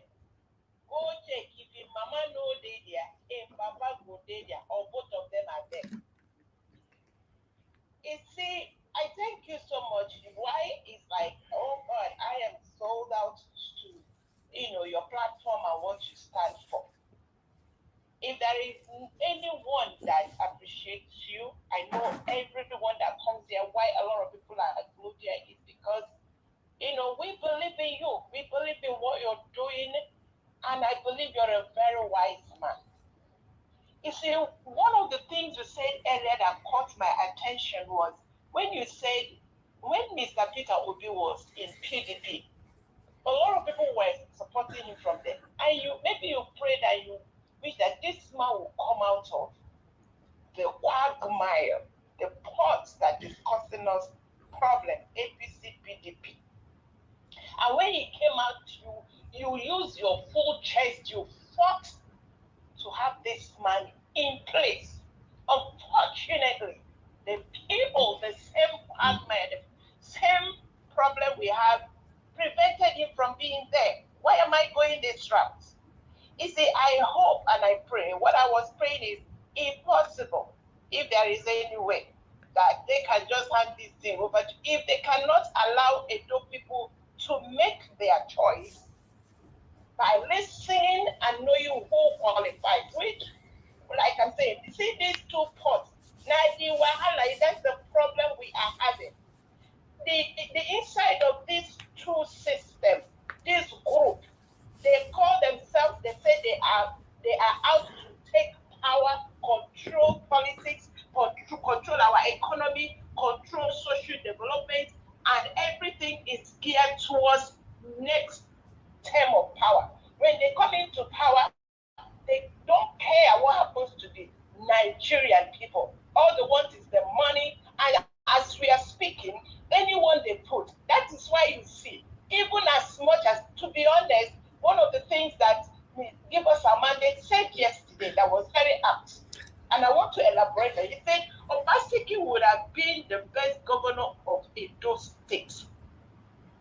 ever produced. And I believe him.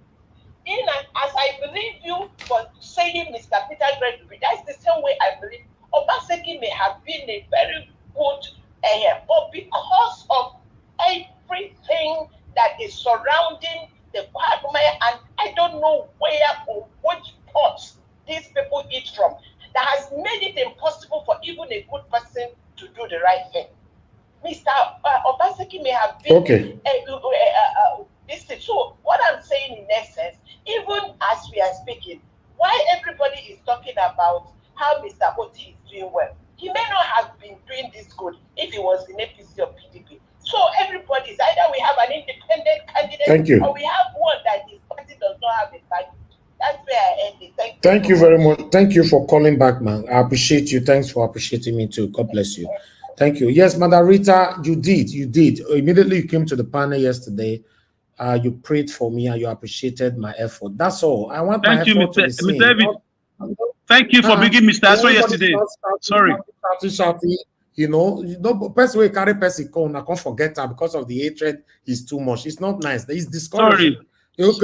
Sorry about that. If I carry my candidate, thank you, my brother. God bless you. Thank you, Mr. Alice. Madam Rita, I beg, on behalf of us, Mr. Evis, hold on. Madam Rita, on behalf of the panelists, I beg, help me look for 10 buckets of black soup with a starch. I'll get Mr. Elvis' address. We'll go send them to you. Help me DHL them to him. Elvis go fit chop starch. Not be London. Let's press the dollar sign. I beg, please. Yeah, you just please. Let's wait now. Let's press the dollar sign. Yeah, they press this. It's not to say starch for mouth. Let's press the dollar sign. I beg, please. I'm begging, please. Then Mrs. Elvis, I beg, help me rub Mr. Elvis back. Thank you very much. The truth of the matter is this, my people. You see what Madam already talked just now. Those are the kind of words I like to hear. It's very encouraging. I want to hear more of it. What I was expecting everybody that want to comment yesterday when I said, Mr. Elvis, like Madam Rita did, thank you very much for what you did. It's simple. Nothing say these people appear to your carry for your collar. You say, okay, they come. Mr. Aswen was in the backstage for so long before I brought him in. He was already there. So please, you don't say carry on Olumide come now. People where your love Olumide, if you don't talk or hate Olumide, if you don't talk, you all finish. You forget who carry and come. Nothing say easy. If it's easy, make you carry and come now. Now I can make you yesterday. You can't give a Aso Godalo's supporter the first floor, right? No worry. That fence. Who be Aso Godalo supporter? No, who be Aso Godalo supporter? Hold on first now. Hold on. Who be Aso Godalo supporter? You know that.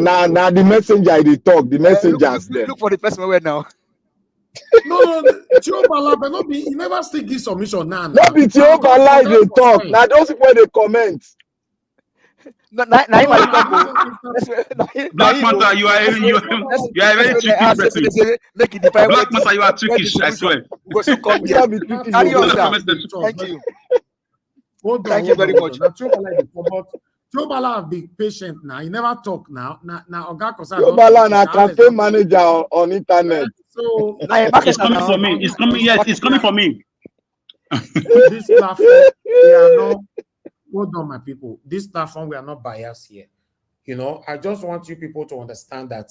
The lobby to carry all these people come. Easy. Some of them they reach out to me privately to even talk about Una here. Yes. And they receive calls sometimes. He get what they happen for this platform that day. Now, Barrister Ozakome, he called me on live. I quickly mute myself. He tell me, see. I handle the matter. They are watching you. They are listening to you. Not be me. They can't listen to now you. That's why when we are talking, pass any message you want pass. Anyhow you want pass. As long as you're not insulting anybody, I don't care because they are listening to you.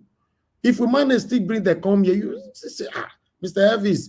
Thank you so much. You give your submission. I don't carry person call. You say, I beg, not let me call the verse on for here. Your verse come off for now. What to be all this? I beg not. I better not talk to me. You don't see I beg, you don't see APC candidate.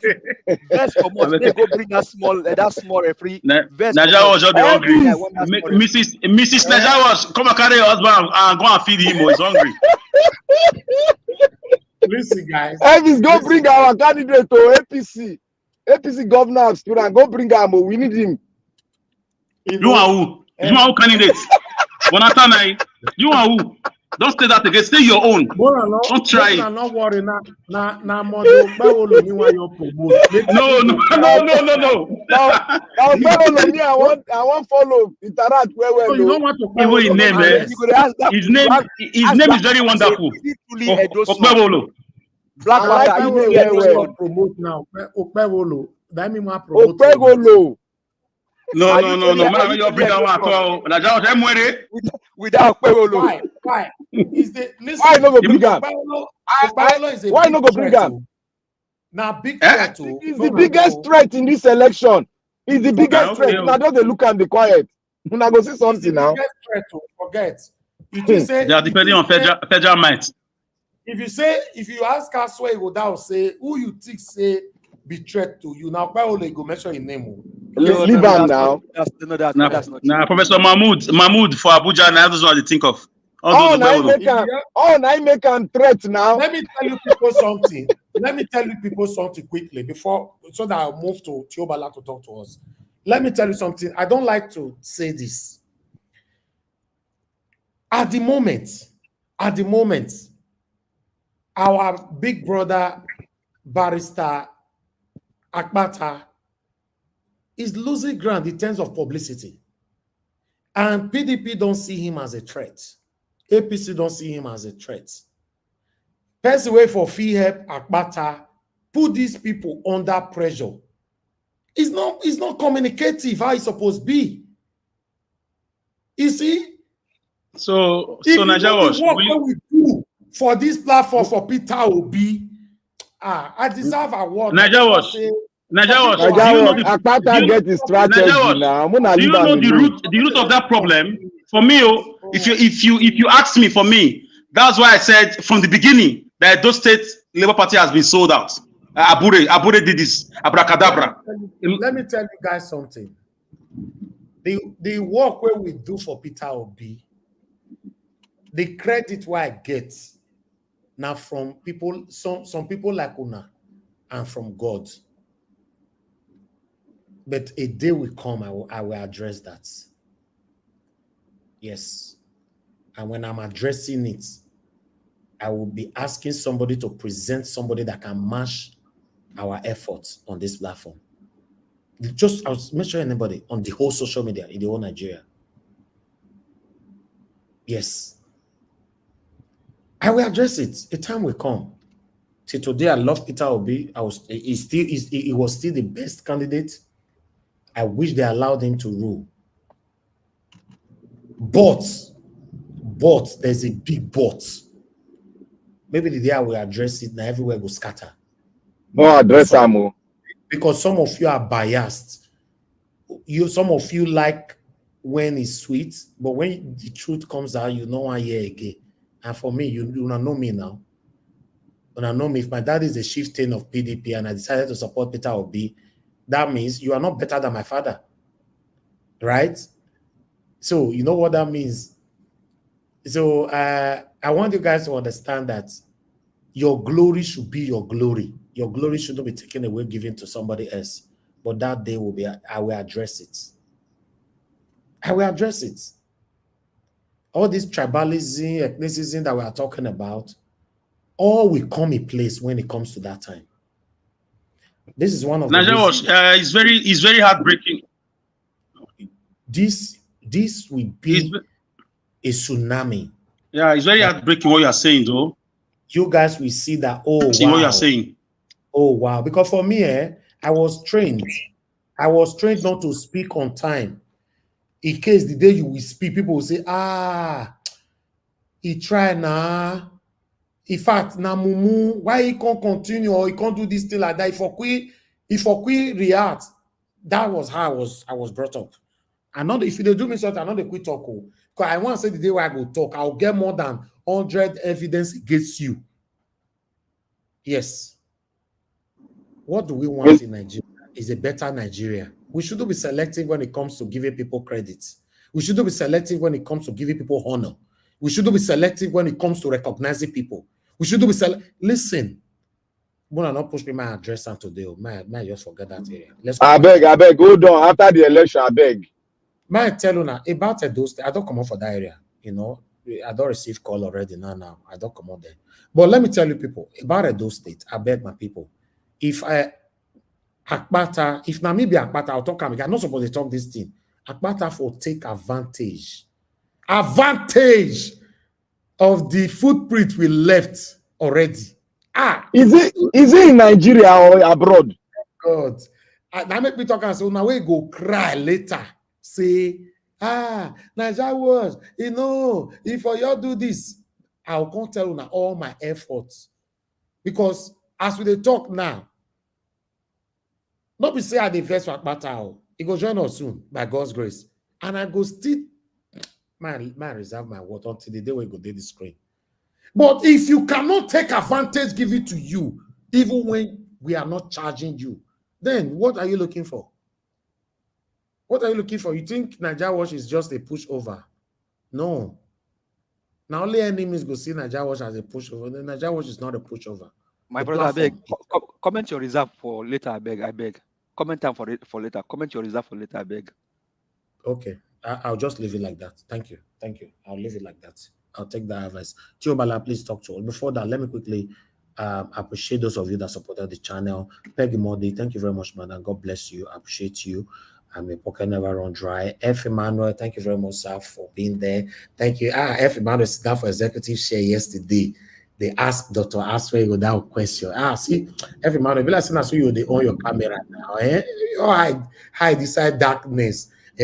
See the way you fresh yesterday.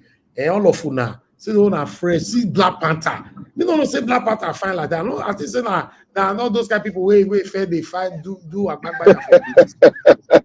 See your face, so it be like Undertaker. So see my people. Thank you very much, my people. Thank you, Yande Kings. Thank you, Dr. Alexander Gomez, and many others that I've mentioned before. Mr. Benson Emmanuel. Thank you very much, sir. I appreciate you. Thank you, Tokbe O.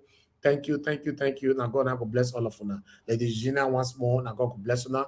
Okay, then Tiobala, thank you for your patience, my brother. I'd like you to talk to us, please. 8 minutes, so that others can read that message. I actually sent you a message. If Black Panther better. I didn't see it. Okay.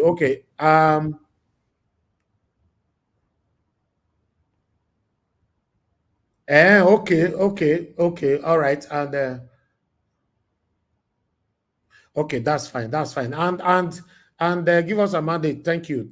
I just see your message as well. Now God will bless you now. Okay, that's fine. Black Panther, please talk to us after you go give us a mandate to a cartoon. But anybody can come in if you want to interject. No, let give us a mandate. Go ahead. Yeah, I mean, can you speak now or you're on the phone? I can speak now. Thank you very much. Okay, talk to us. Thank you very much, Black Panther. Thank you, all the panelists. Great job yesterday. So when it comes to the issue of appreciation, right? I think most of us said thank you, but maybe you didn't pay attention to it. But I mean, just to appreciate you again, and then on behalf of Nigerians all over the world, because this is beyond Edo State, is beyond Oyo State, is beyond. Now you are talking. Not see the way they are happy for here now. It's beyond sing it more. Yeah, it's beyond Abuja. Nigeria Watch has gone beyond beyond what you can imagine.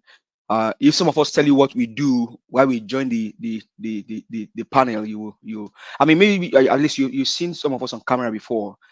People even driving, joining, and doing things like that. Some are in the meeting still joining and all that. It just shows you the love that people have for this channel, and the aura that people bring here just to support this channel. So thank you very much, and thank you for heeding to the advice that we gave yesterday about Dr. CM being the co-moderator. That's what we do here. Thank you now, because I was under pressure, my brother, and I cannot take decision at that time. So I was happy that you guys took that decision, because that's Yeah, I why mean, one of the things I talk about all the time. If you were waiting for me to take that decision yesterday, maybe we would have lost that that interview. yeah, I mean, he came. He just, sometimes we are here, and Nigerians need to understand what we are doing here. You may want some of us on the ground, but what we are doing here goes beyond maybe wanting some of us on the ground, because sometimes you may not see some of us on the ground, and you have people like Mr. Alex there. These are soldiers that actually are in Nigeria trying to make sure that we get a better country. But above all, thank you very much. Dr. CM, thank you for everyone that actually supported the program yesterday. It was critical. It was very, very interesting. Mr. Alex, honestly, I don't know. Sometimes I don't know how to pray for you, but all I can say is that I think is numbers. The Lord bless you and keep you. The Lord lift his countenance upon you and make you great. You are a great man. You speak, I see you. I sometimes I see myself in you and I see you in me. Because people need to understand that what we're doing here is just the empathy and the love for the people. Yahaya Bello, until I went to bed yesterday night, I knew this was going to happen. I knew it. I knew it. Once I saw it, I was driving home when I saw it. When I saw your caption, I said what I was telling myself now. I knew it was what I said in my car. I knew it. But is it a political jamboree? We know somebody is speaking somewhere else that I'm listening to. See, when Mr. Alice talk about the criminal drug baron, it is not allegedly. These guys are criminal. These guys are, they don't care about the country. They don't care about the 10 years old child. I tell you the story of a close relative, an 8 years old boy, after a deep thinking, said to the mother and said, "Mommy, there is no hope for this country anymore. I think we should jackpot." 8 years old boy. It is a recent occurrence in a family that is dear to me. An 8 years old boy, after taking a deep thinking, told the mom and said, "Mommy, there is no hope for this country anymore." The song in your house now is "Let's Jackpot." 8 years old boy.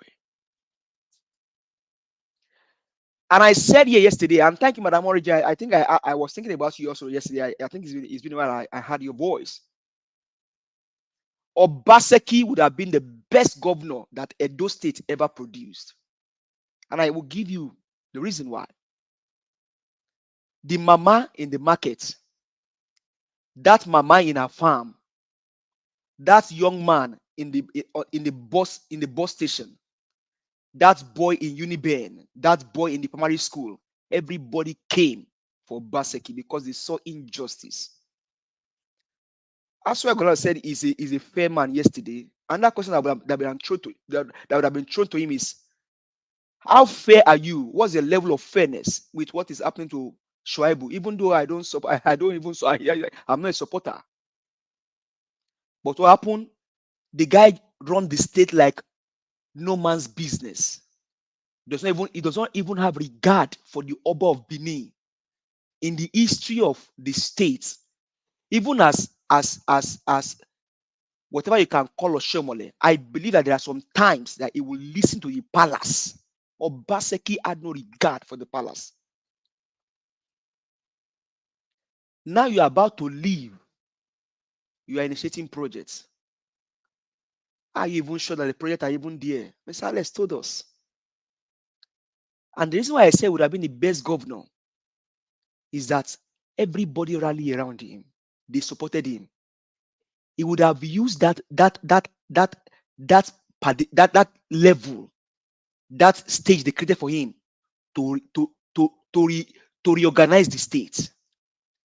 If Obaseki worked without any police in the state, if he did what was right, nobody. See, Peter will be walking around the places without any police officer. If Obaseki as a governor do the same thing in those states, if he had done well for the people, nobody will question him. You borrow money, The impact of your borrowings, we are not even seeing it in the States. The impact. You know, when you borrow money, people need to see the impact of your borrowings. The impact of his own borrowings. Nobody saw it. Biscuit roll everywhere, just giving way. Now, and somebody come and say he wants to continue where he stops. And that's why I bring the scenario of a woman that has suffered, those that have suffered in a marriage, this recent marriage, and the new husband that is on the ticket said, maybe if I become the governor, I will continue from where the last husband stopped. And you want Edo State to marry that kind of husband again? What a wickedness! I'm not against any politician. I'm not against anybody. I am only here for the Edo people, as I'm here for Oyo, for Ogun, for Abuja, for any place. I am here for the Edo people, and I will tell you why. I was in South Dakota some weeks ago for an academic program. In the whole of the South Dakota State University, DSU, Dakota State University,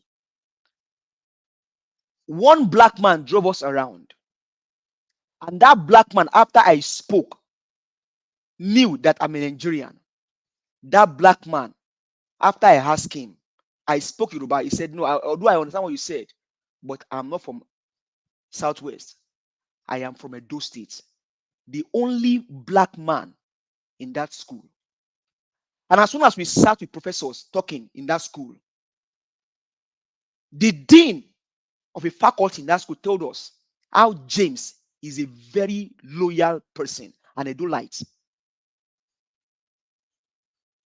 Cold weather, tough terrain, you see an Edo man in that state.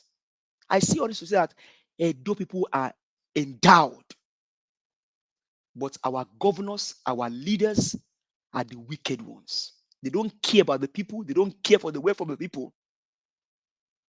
Mr. Let's say something that is very profound. Should you care about money as against the welfare of your own people? Ruga, let's leave that aside. I'm not against any of these guys. I am just for the Edo people. How can we take each of our states in Nigeria out of poverty?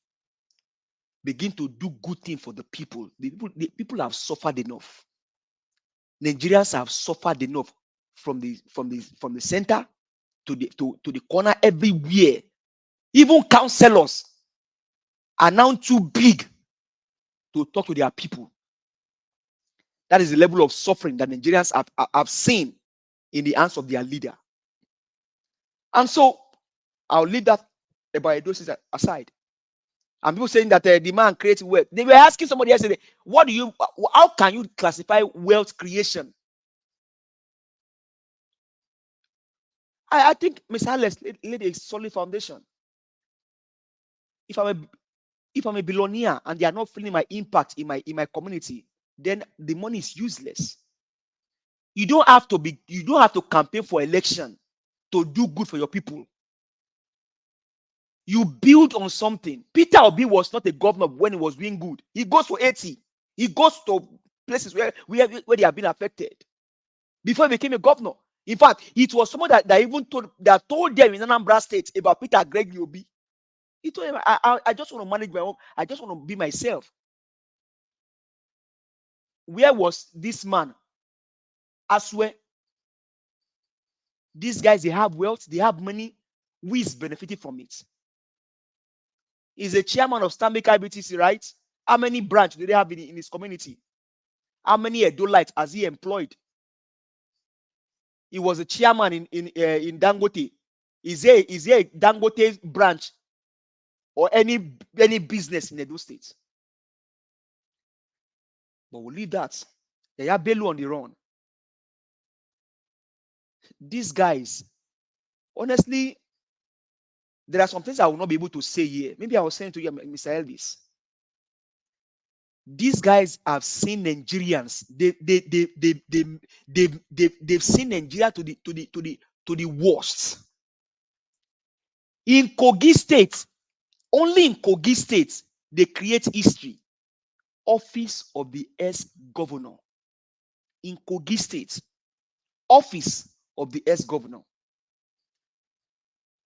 Now, the current governor is now using his own office to shield a criminal, a looter that stole the state's money, and you see youths surrounding him from being picked by EFCC. But you know one thing, I will not give them too much gas on this. Maybe what they are even doing is forgery, because what these guys cannot forge does not exist. The one of Ganduje, you don't know how true it is, because the one that even sits in power in court today, we know it's antecedent. It's not allegedly. Tinubu is a criminal drug baron. It is true. Have you seen in any part of the world where a criminal turn their countries around? No. And that's why you see dollar. It goes up today, it comes down tomorrow. Why? There is no solid fiscal policy or monetary policy in place. And that's the cry of Mr. Peter Gregory Obi. America took out of China chips production back to US. Most of the companies are springing up now in US because countries thrive on production. That is why you have, okay, in those days, trade by barter. You get oil, I get kerosene. I want oil, you want kerosene, I give you. What is Nigeria exchanging today? Nothing. They use ways and means to print money. People are suffering. Inflation on the increase. Show me anywhere in the world where you see a criminal drug, not even an ordinary criminal, a criminal drug baron, a drug lord, that somebody died when this guy was in Chicago. Tell me anywhere in the world where you see a criminal drug baron. For your information, I'm a Yoruba boy from your state. So don't think I'm Chukudi. Meanwhile, at least you guys are calling Chukudi, but I'm a Yoruba boy. Before you say they hate him. Have you seen what Lagos has turned into? Governance is not rocket science. Like CM told us here, simple economics. It is just pure economics. These guys, they know what to do. Would they do it? No. Why? Because they want to impoverish the people. They loot and they loot and they will loot and they will loot and they will loot.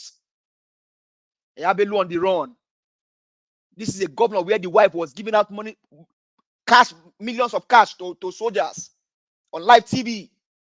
People are suffering.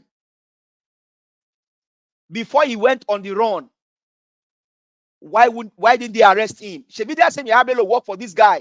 Yahaya Bello worked for him during the election. Do you think what they are doing is true? These guys are just playing bobo. They want to talk about them. It is for legitimacy. They cannot get it anywhere. We know who you guys are. Is it Tinubu, the criminal drug baron? Is it Shetima, allegedly sponsor of Boko Haram? Is he Akpabio, allegedly NDDC? No, that was it's not even allegedly NDDC. Is it Gbajabiamila Miller? He stole from his own client in the United States of America. Is it Sanwo-Olu? Is he the governor of Ogun State? There's a monk shot. Most of them criminals. And you think the country can get better? No. Nigerians, we need to arise and take our country back from the hands of these people. These guys don't care about you. They don't care about your children. They care about themselves. How on earth? Somebody worked for you during the election. This guy worked for you during the election. The last that I know, Yahaya Bello was even nominated as the INEC commissioner, INEC residency commissioner for his own state. And they are looking for him today. Where is the case of Beta Edu? What happened to Beta Edu? What happened to Tunji? Nigerians, the more you look, the more you see. These guys are playing bobo. Let's not give them the gaslight. Let's not give them mileage. Until we see Yahaya Bello in prison, being prosecuted, and then you put him in jail for the offenses committed. I don't know, but you also are committing offense. You are also committing offenses. The looting in your government, better do. The money that was given to Olanipekun, the council, to your Supreme Court case, where is the money coming from? Humanitarian affair, where is Better You today? Where is Sunji today? Bajabia Mila, we had this, where is it today? Ganduje. So Tinubu, hey, we know you. Nigerians, dollar will go up, it will come down. But it will get to a point where it will not come down anymore because the country is not producing anything. But my question to this old man is that, was this how you met Nigeria? Most of you got scholarships. Not one, not two. Some of you that have become pastors, you even went on scholarship international. Most of you that are now pastors, even bishops, you got scholarship, international scholarship. Some of you even traveled to UK. How many Nigerian children can tell you that the government gave me scholarship to go and study in the UK? You, this old man, the likes of Shoyinka. Thank you. Is this how you met Nigeria? Posterity will ask you more. Thank you very much, Mr. Elvis. Thank you. Thank you very much, my brother. Thank you. Do you think these kind of people you are mentioning their name, give us a man, do you think they have guilt or shame? No. Because normally, somebody that is getting close to the end like that, what they're supposed to be doing by now is to win the people's heart and start touching people's lives positively.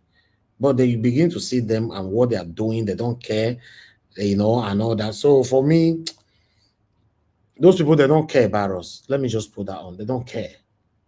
They don't care. So we'll continue to fight for me, regardless of how I was appreciated or not appreciated. I'll continue to fight for my country. I'm not fighting for anybody. If now you give us a mandate is the right candidate today or right person that will change Nigeria, I will support you. Because if we can get that #1 seat right, that is my belief. If Nigerians can get the #1 seat right, Nigeria will become better. I'm telling you. But if we get all the governors, whatever, you get some of them right and all that, they are still limited to some area. But if they will be lucky to get the #1 seat right, and the #1 seat now determined to choose the right people to work with him, Nigeria will become the best ever. That is my wish. To be honest, if Peter Obi saying one run for 2023 today, and what my demands are met, all of you already know my demand. INEC must be reformed and the judiciary must be reformed, and it must be addressed. I will still support Peter Obi. But if Peter Obi is not coming out 2020, I said 2023, sorry, 2027. If Peter Obi is not coming out 2027, whoever that is coming now, we all will scrutinize it here. Our mission, vision, and destination is to get the right person to handle and sit in that #1 seat. That is where our problem is coming from. In case you don't know, the wrong people have been ruling and been sitting in that seat since Nigeria was created. That is why we are where we are today. Thank you very much. Let me hear from Black Panther. Black Panther, if you are available, please talk to us. We have Oga CM in the QA as well. Go to the next person. Okay, better. Let's hear from Oga Tun. Tiobala, when you are ready, please indicate. Oga Tun, thank you, sir. Good evening to you. Please talk to us, sir.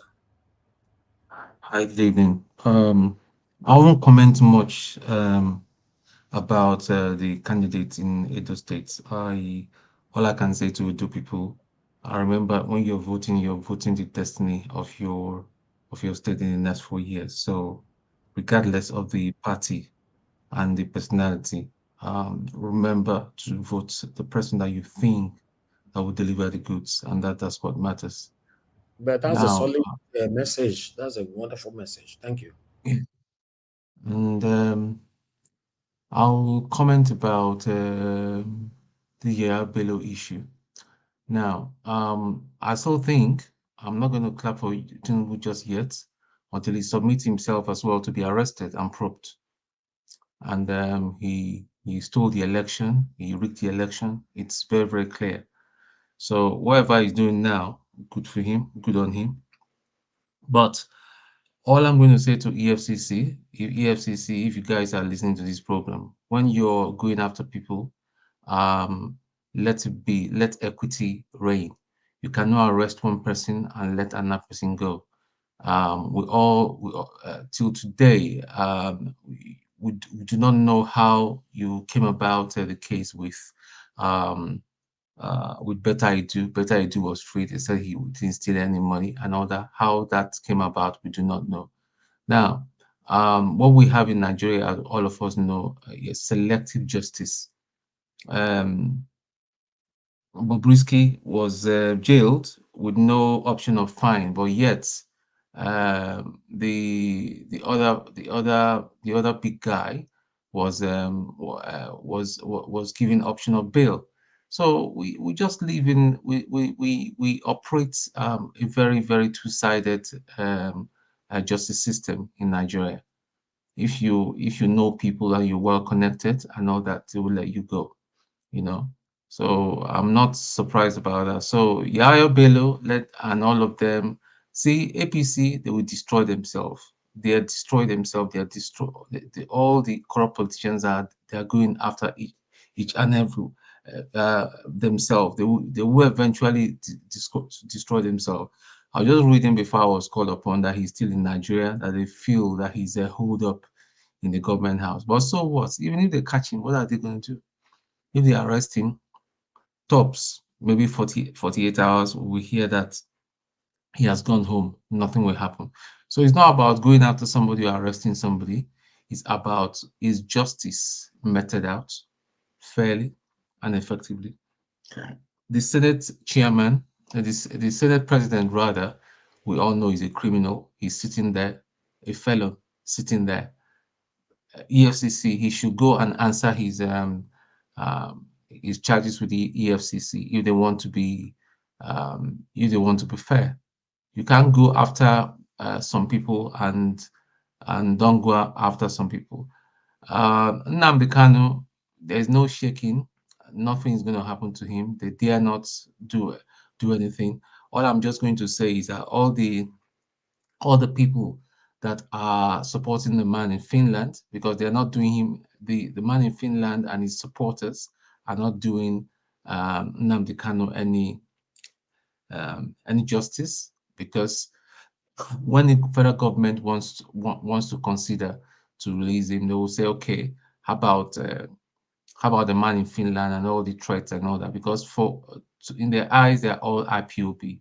So IPOB people should be more sensible, should be more strategic when doing their stuff and all that. So when you talk anyhow, you're threatening the government that you're going to bring down these and that. Even if you're going to do it, you just don't come and open your mouth with no substance and just talk.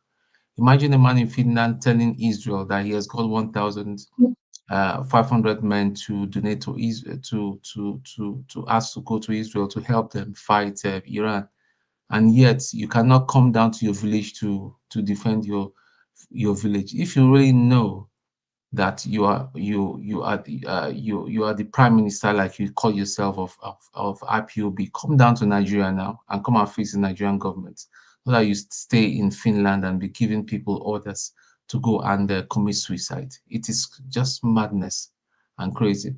So back to APC. They're fighting themselves. It's going to be very, very interesting. And my popcorn is out and my soda. I will be enjoying this show. Thank you. All right, Ogatun, thank you very much, sir. Thank you. I appreciate you. Let me quickly go to the next person to speak to us. Let me go to Ogacm. Ogacm, thank you, sir, for joining us today.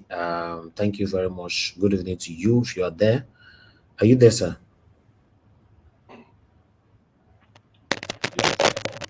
Yes, I'm here.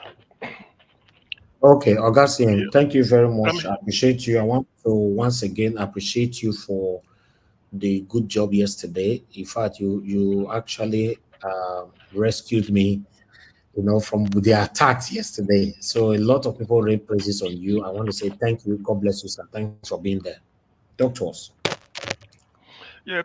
Thank you, Niger Watch. Good evening, everybody. Please, all protocols duly observed. Taking on from yesterday, well, it was a good outing for everybody. By my own, rating, it was a good outing. I mean, as per when our guest was here, Dr. Aswe Godalo, the conversation was very, very encouraging and educative, very informative. But I know normally after guests don't go, then it becomes our usual banter or the way we discuss. So I don't consider that because there was no issue at stake. It's just a case of some people defending their own candidate or maybe pointing out what another person should have done. But that is okay. This election season, all this it was a healthy debate.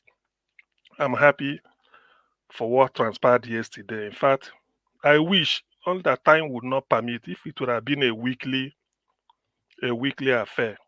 Weekly in the sense that it will help them, not really for us, but it will help them. Because I know if they go on mainstream media to sort of field questions, say channels, AIT, Arise, or TVC, or NTA, although the time will be short, definitely not everybody will be able to, listen to what they're going to say as at that point in time, and they may not have opportunity of fielding questions from people that we phone from outside the studio. They're only limited to what their person interviewing them asks them, and then maybe to clear some doubt, and usually party politics.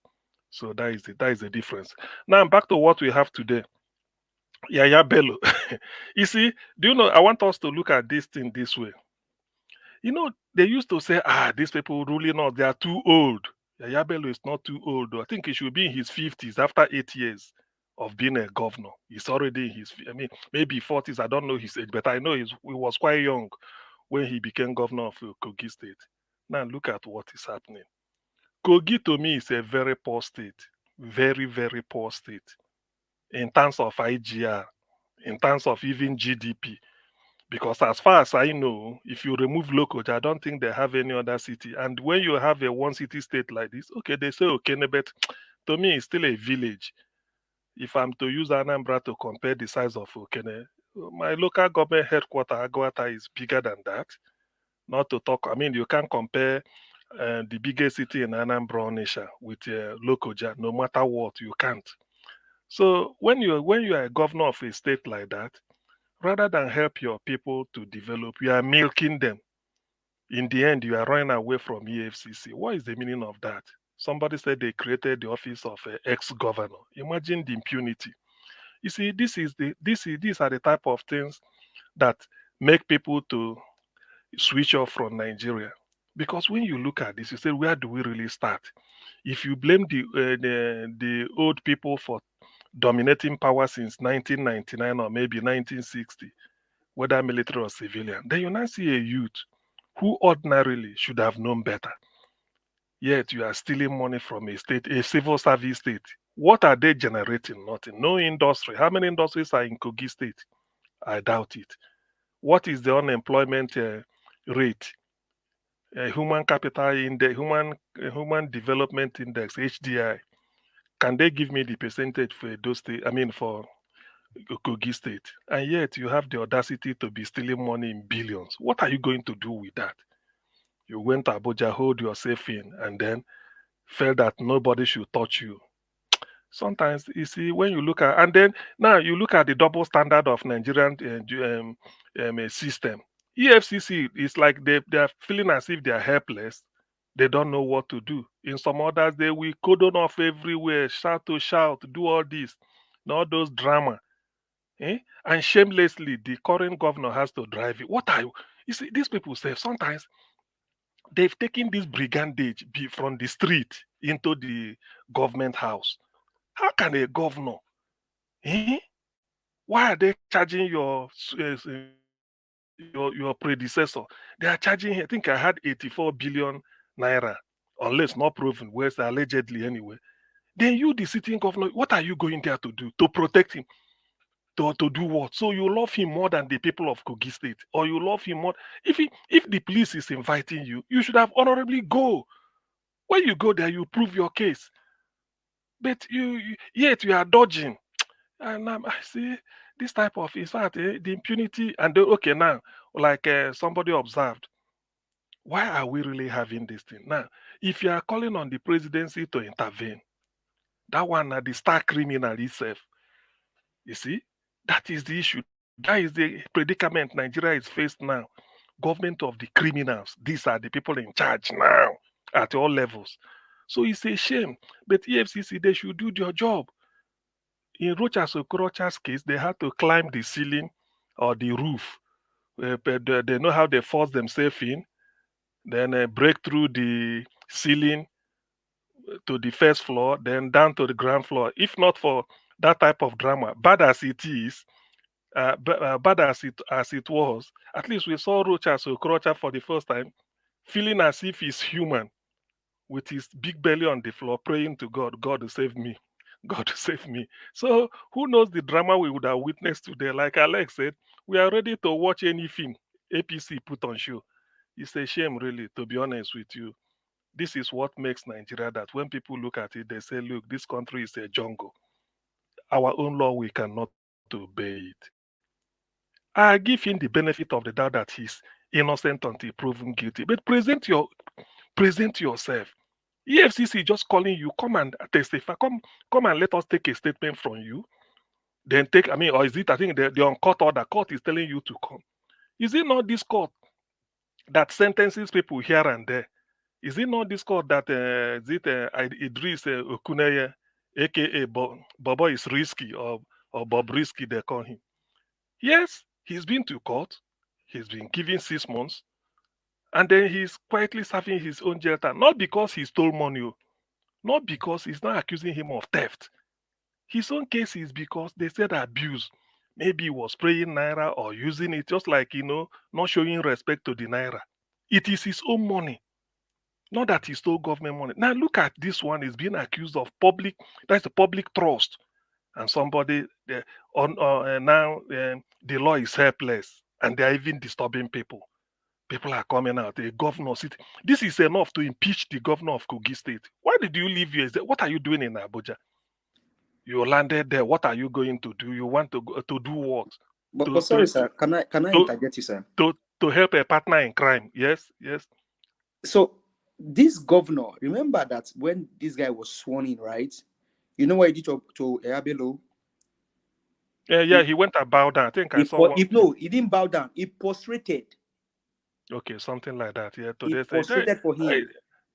So which means invariably, Yahaya Bello is serving a third term in proxy. Well, that could be it, but what that thing tells me, stricto sensu, is that Yahaya Bello is the Nigerian constitution. That is the meaning. Because as a governor, you don't listen to what you tell is that if I whatever somebody says, say, look at the constitution, I've taken an oath to protect, preserve, and defend the constitution. So what are you going to do with? So if they then present to you that the person that handed over to you did this, what are you going to say? You see, Nigeria is really sick. It's terminally ill. Now, what this case of the drama in Kogi, what it has shown is that you can't really what is it called? Two extremes of life. Those that are too old and those that are too young. You don't know who to trust. You don't know. Betty Do is doing her own. And the woman, for that matter, people will say, hey, if that didn't shock you. Now look at Yahaya Bello from the executive branch. These are happening. Then the legislature, if you go to the distance with Akpabio, is pretending what they are doing there. Nobody talks. P2B will be donating a borehole in the north. As arid as the place is, 5 million naira. And they will have drinking water. Akpabio's borehole is over 100 million. For one. Is it billion or million? I don't know. I think for one. So that is the issue. These are the issue people should look into. When we criticize government or we discuss, we say all these things, we don't take pride in saying it. No, we don't take pride. Ordinarily, this shouldn't be the talk of the town in a country where where unemployment is spiraling out of control, inflation is over the roof, and then we are the poverty capital of the world. Yet, those you entrust with your public good or public funds are just helping themselves as if, after stealing all those things, 84 billion, what are you going to do with it? If care is not taking, he may be on the payroll again. I mean, Yahaya Bello will be on the payroll for, what is it called? For pension from Kogi State. I'm not sure, but that needs to be investigated. So it's a terrible shame. You don't know who to trust again. You've gone to those that are over 80 disappoint you. Those that are under 50 are even doing the worst. Those in their 30s.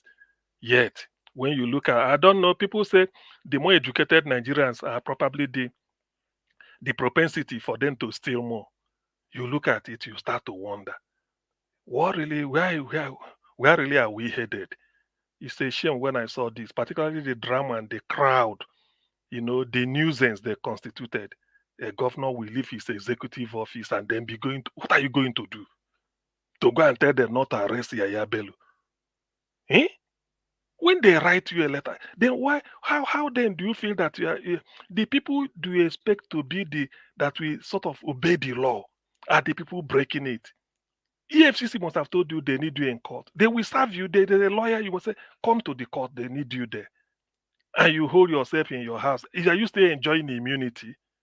There's no more immunity.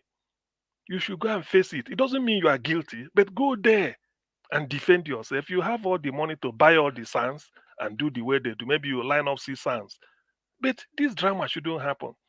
The worst part of it, the most disgracing part of it is disappointing even, is the governor to leave his Klokoja office to going to the private residence of a former governor to go and do what? To go and disperse EFCC or disperse the crowd. Is that his primary assignment? The people of Kogi are doomed, to be honest with you. I'm not wishing them bad, but the evidence on ground is saying a different thing. There's really no hope. It's a terrible shame. Don't know that this type of thing will still be happening. So so now tell me, going forward, how can now somebody tell me that, oh, this is a candidate, he's very young for what?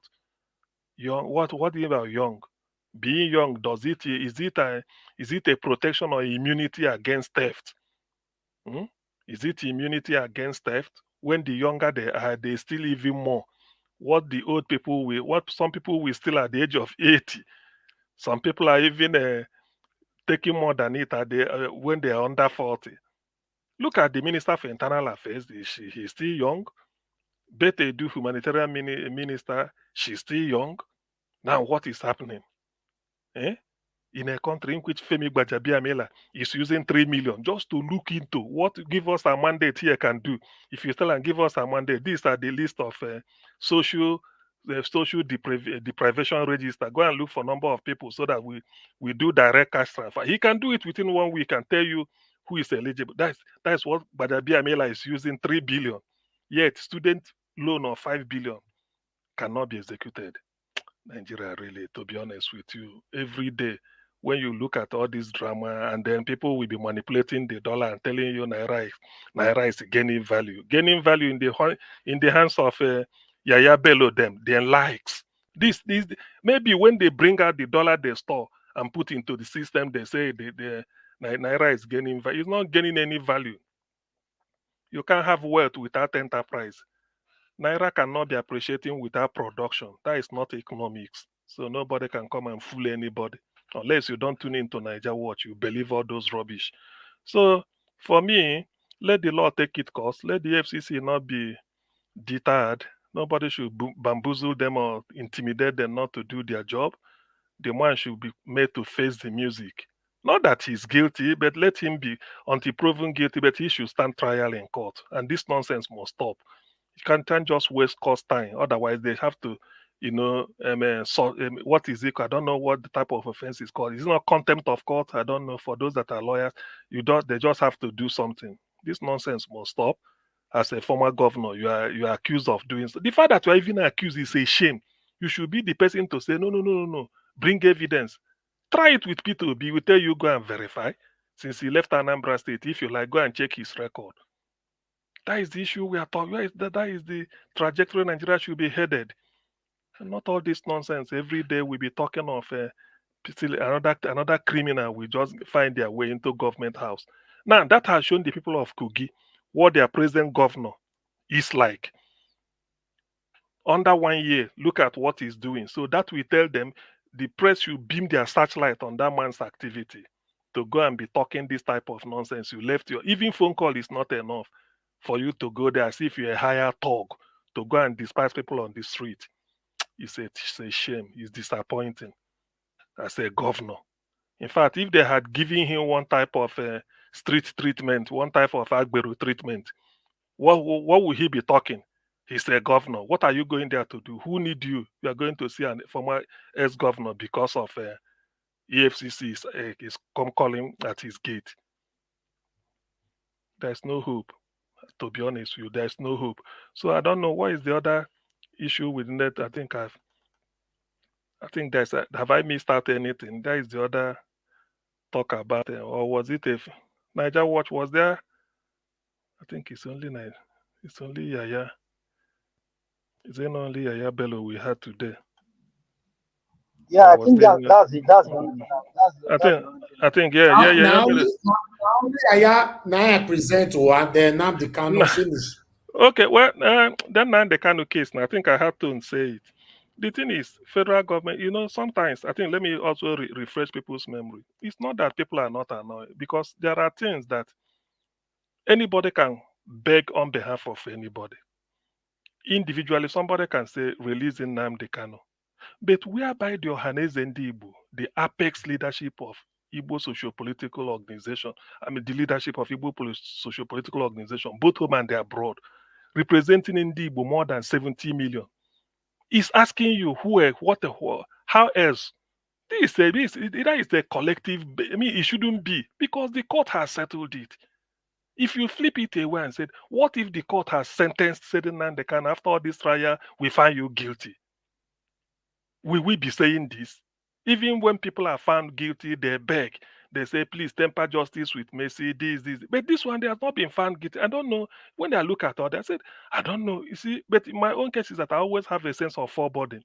Because when something like this is happening, that has not happened before, people might not see it because I'm not a prophet. I may not see tomorrow. I don't have the gift of what is it called, Nostradamus. But you can't. It's even you are even making a ridicule of your judicial system. You are even making somebody can tell you in Nigeria, even court free somebody, they still be holding and so what?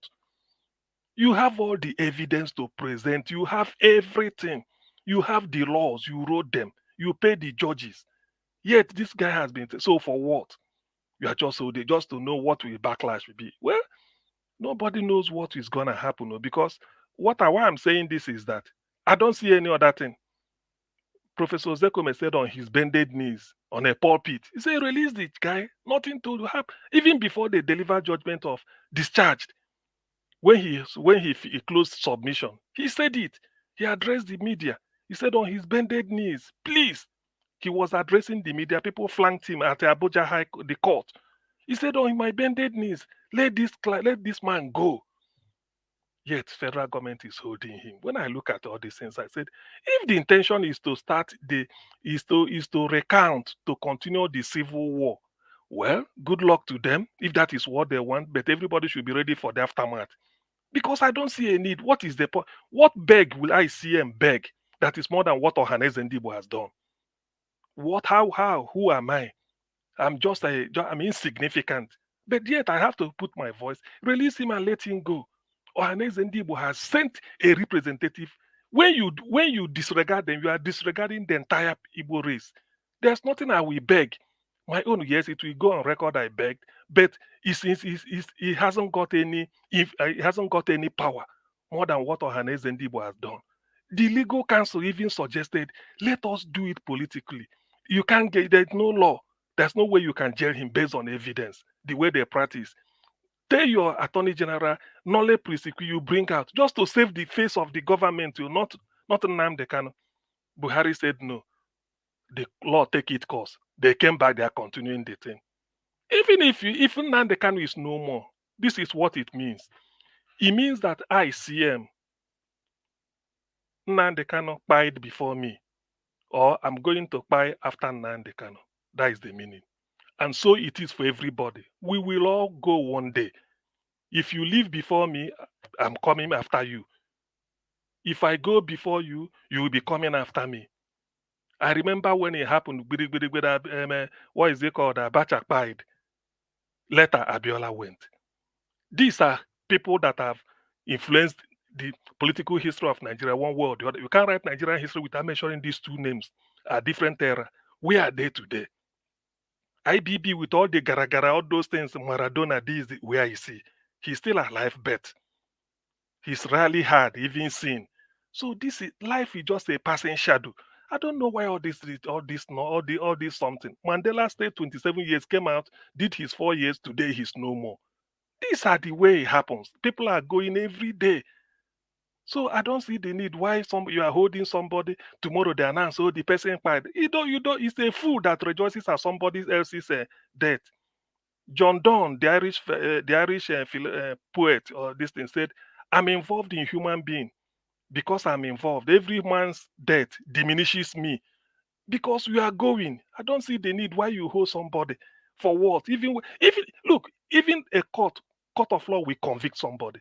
After a while, say presidential pardon. They opened the gate, said, no, so far you've been here for 1 year. After 2 years, said, let him go. He's pardoned. Joshua Dariye, they were all convicted. They were all given pardon. Even when the court convicted them.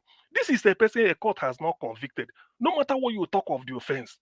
So what is the need? Nnamdi Kanu is a mortal, a product of semen and ova, born of a woman and a man. So if just like any other person, one day he won't be here around. One day I won't be here again. It doesn't mean we all going. So what do you gain? Or do you want to say, oh, he cried before me, and so what? But we are coming. Okay, let me end that. If those that rejoice that somebody cried, may those people, they never cry at all. Let them continue living till 1 million years, they start again. Let them not die. So when you things like this are happening, it's a shame. We cannot even be discussing it because it's an affront. It's a disgrace to the judicial system. You take somebody to court, the court will decide what to do. Then you hold the person. For what? For what? Niger State, 25 local government, 12 with ISIS flag. There, what are you doing about it? Are they not the danger that is facing Nigeria?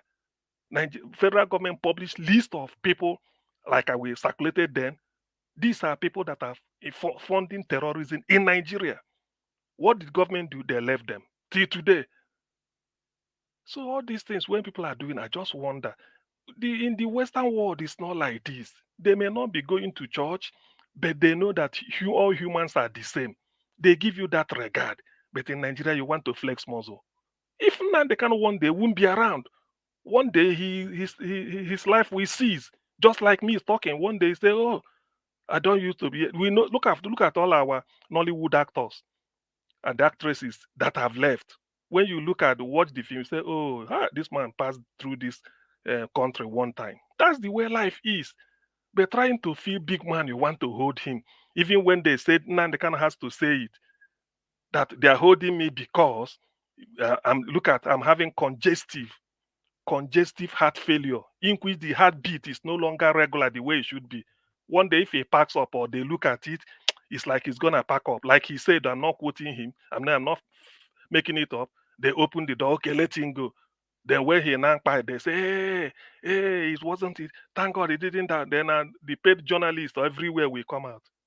Okay, when he goes, he goes. What next? When Abacha was dealing with people up and down everywhere, people are afraid of Abacha, everything. He used the robe Dia in, or they are doing coup. Where are they today? All those things, where are they? Can't we reason? Can't we reason? We all go. When your time comes, you go, the person goes. So now the Kanu's case is not like when I remember it, I feel ashamed of Nigeria. You can't be doing this. The white people can even look at where they kept Mandela 27 years and they regretted it.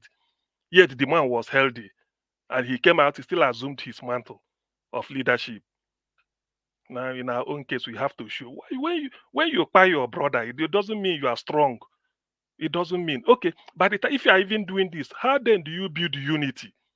The so-called nobody is Nigeria is indivisible. Nobody will divide Nigeria. What a white man created. Nigeria is indissoluble. We will be together. We are better together. Shebi, if we divide and all discriminate. But look at what we are doing. We are together. We can't have justice. Is that the meaning? Forget about hunger. Hunger can be in everywhere in the world. There are beggars. Even in the world most powerful country called America, there are people begging on the street. I've seen some. Yet there is justice. In our own case, we want to be together. Then how does this thing foster unity? If the rule of law cannot be obeyed, if I say let me go and be on my own country, people will say no, you don't do that. You are threatening the country. Okay, let us be together and enjoy one common destiny. No way. Look at Yahaya Bello, a different law. Look at Rochas Okorocha, the same EFCC. They have to penetrate, get onto the roof, break it, and then jumped into his sitting room and brought him out. Why can't they do it to Yahaya Bello? Nigeria, to be honest with you, those that are still hoping for, well, the thing is that you never can give up hope. But then, nothing. There's no. There's the evidence on ground. The way they speak does not encourage people to even be hopeful. The injustice, the iniquities of Nigeria is just too much. We can't obey our own law. Is that the best way to live?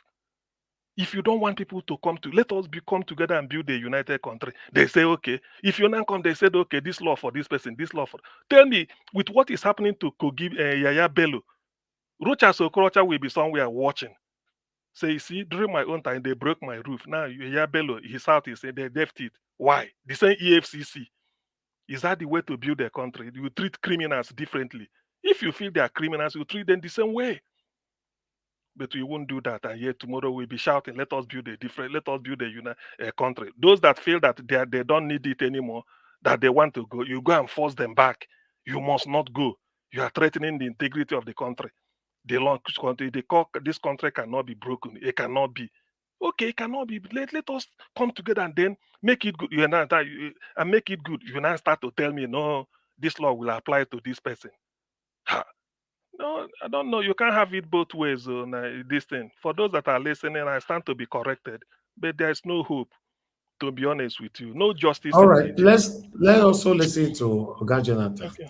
Thank you. Thank you very much, Oga CM. God bless I'm you, here. sir. I'm back. Okay, you are back. Okay. Tiobala, just take the floor. Then we'll come to Oga Jonathan. Thank you, sir. Okay. Good evening to you. Yeah. Thank you so much, Naija, for the great job. I really appreciate your effort.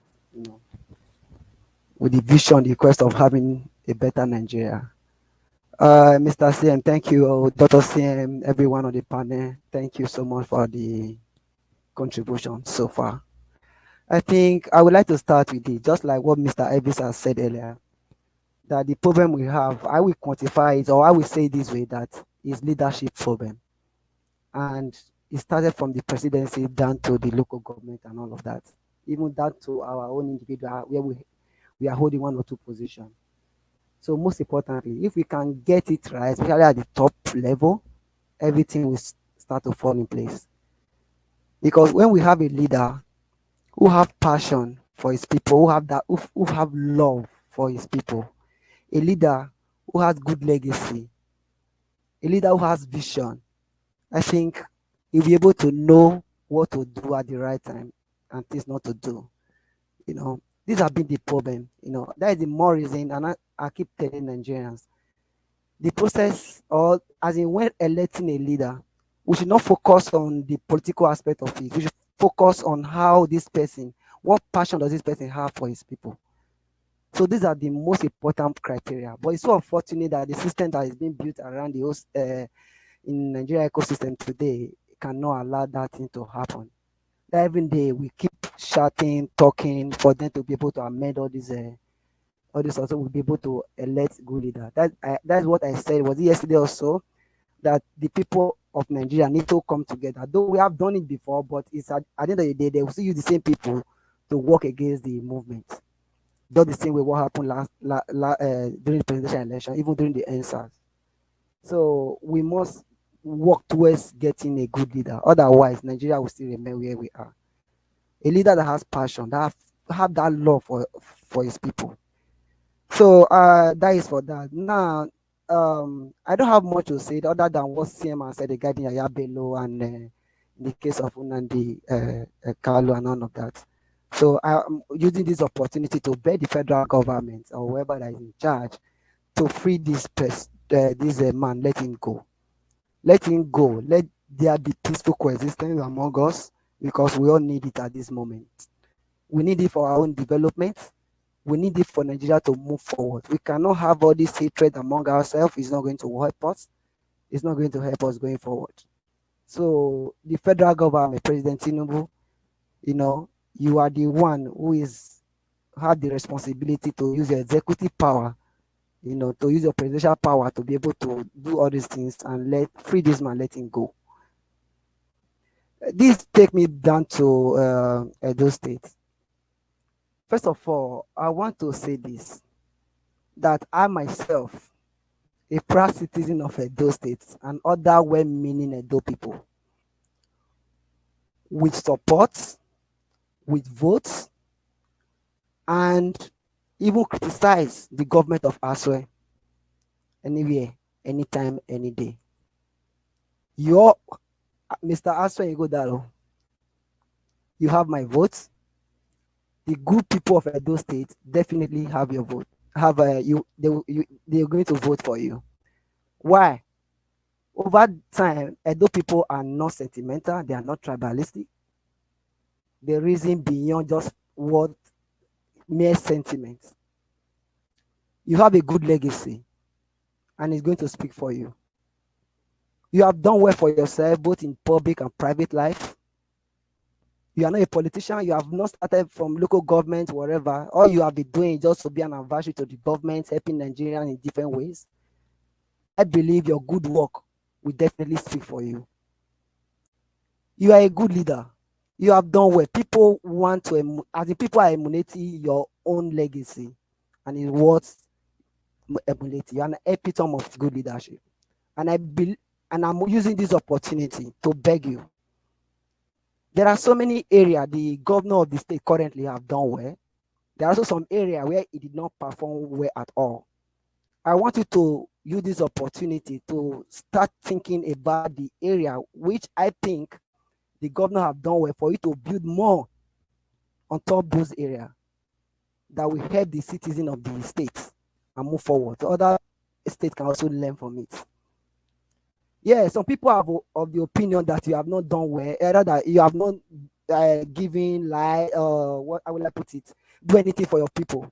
I just want to put some facts, some of those I will put it, some of those claims or whatever are wrong today. It's on record that when the village where Aswe came from, they were having light issues. There was no light. Aswe Igodalo met with Gani Fayemi and many other notable Nigerians. That's what they did then, and they brought light to that village. Did not end there. During Oshomole's government, Aswe Igodalo worked in conjunction with Oshomole to have a central hospital there, general hospital, I mean to say. And it's fortunate tomorrow. Aswe Igodalo over time has supported the people of his community with scholarship. Not just that, empowerment for women, and it's still ongoing till tomorrow. He may not have come back to social media to start singing his praises. People are aware of all these things. And apart from that, Aswe Igodalo, for people who are working, or people who have worked in his own chambers, in his own law firm, giving the opportunity for them to grow in and outside of the country, to go and have a better education, better living, and all of that. If they want to come back and still apply those knowledge to the development of Nigeria. Aswe Igodalo, as a person, have done well for the nation. He was the one who financed, as in, I cannot use who as in work with the former governor of Lagos State, the Minister of Works, to finance the budget, the work on the budgeting and everything for the construction of Second Niger Bridge. talking about the one of the best cancer center in the whole of West Africa today. Aso Ighodalo is the one that spearheaded that project. So many, as in, it supported so many SMEs and all of that. So I really want to thank you for the good work you have done, Dr. Aso Ighodalo. I want you to use that same legacy, that same experience to better the life of average citizen of Edo State. If when be elected, hopefully by God's grace. That is on one side. Yeah, it is on record that Obaseki, like what some persons have said, have done well, and in some area has not also done well. But I would also like to let the world know today that Edo State is one of the fastest growing sub-national in Nigeria today. In the area of human capital development, in the area of agriculture, in the area of governance, and in the area of caring for the people.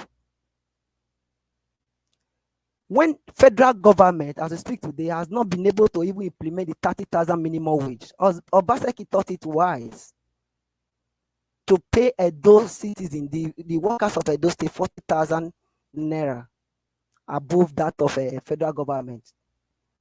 To date, no salary is being owed. Those people can go to the market, still buy one or two to be able to help themselves for the house. But the federal government of the day has not been able to even implement 30,000 naira. And those states have been able to do that. Obaseki has also failed in some area, like in talks about the federal government rule and neglecting federal government rule. It doesn't matter. You should have done it. Not being able to communicate maybe with the citizen, because the development you are trying to bring, the citizen might not understand. Just like what Peter Obi said during his campaign and all of that, that his whole aim when he was the governor of Anambra State, he was trying to move the people of Anambra to one area. Other people that was inside the car, we said, no, take us back. We want to take this route. We want to take this route. That communication was not there for them to be able to feel belong. But you have done well for the state in some major area.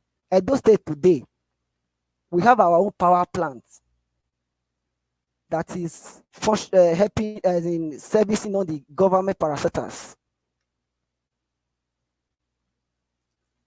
The Nigeria state, the federal government make it a law, a policy came up, was it 2 years ago or so, that they want to go digital, they want to go paperless in 2030.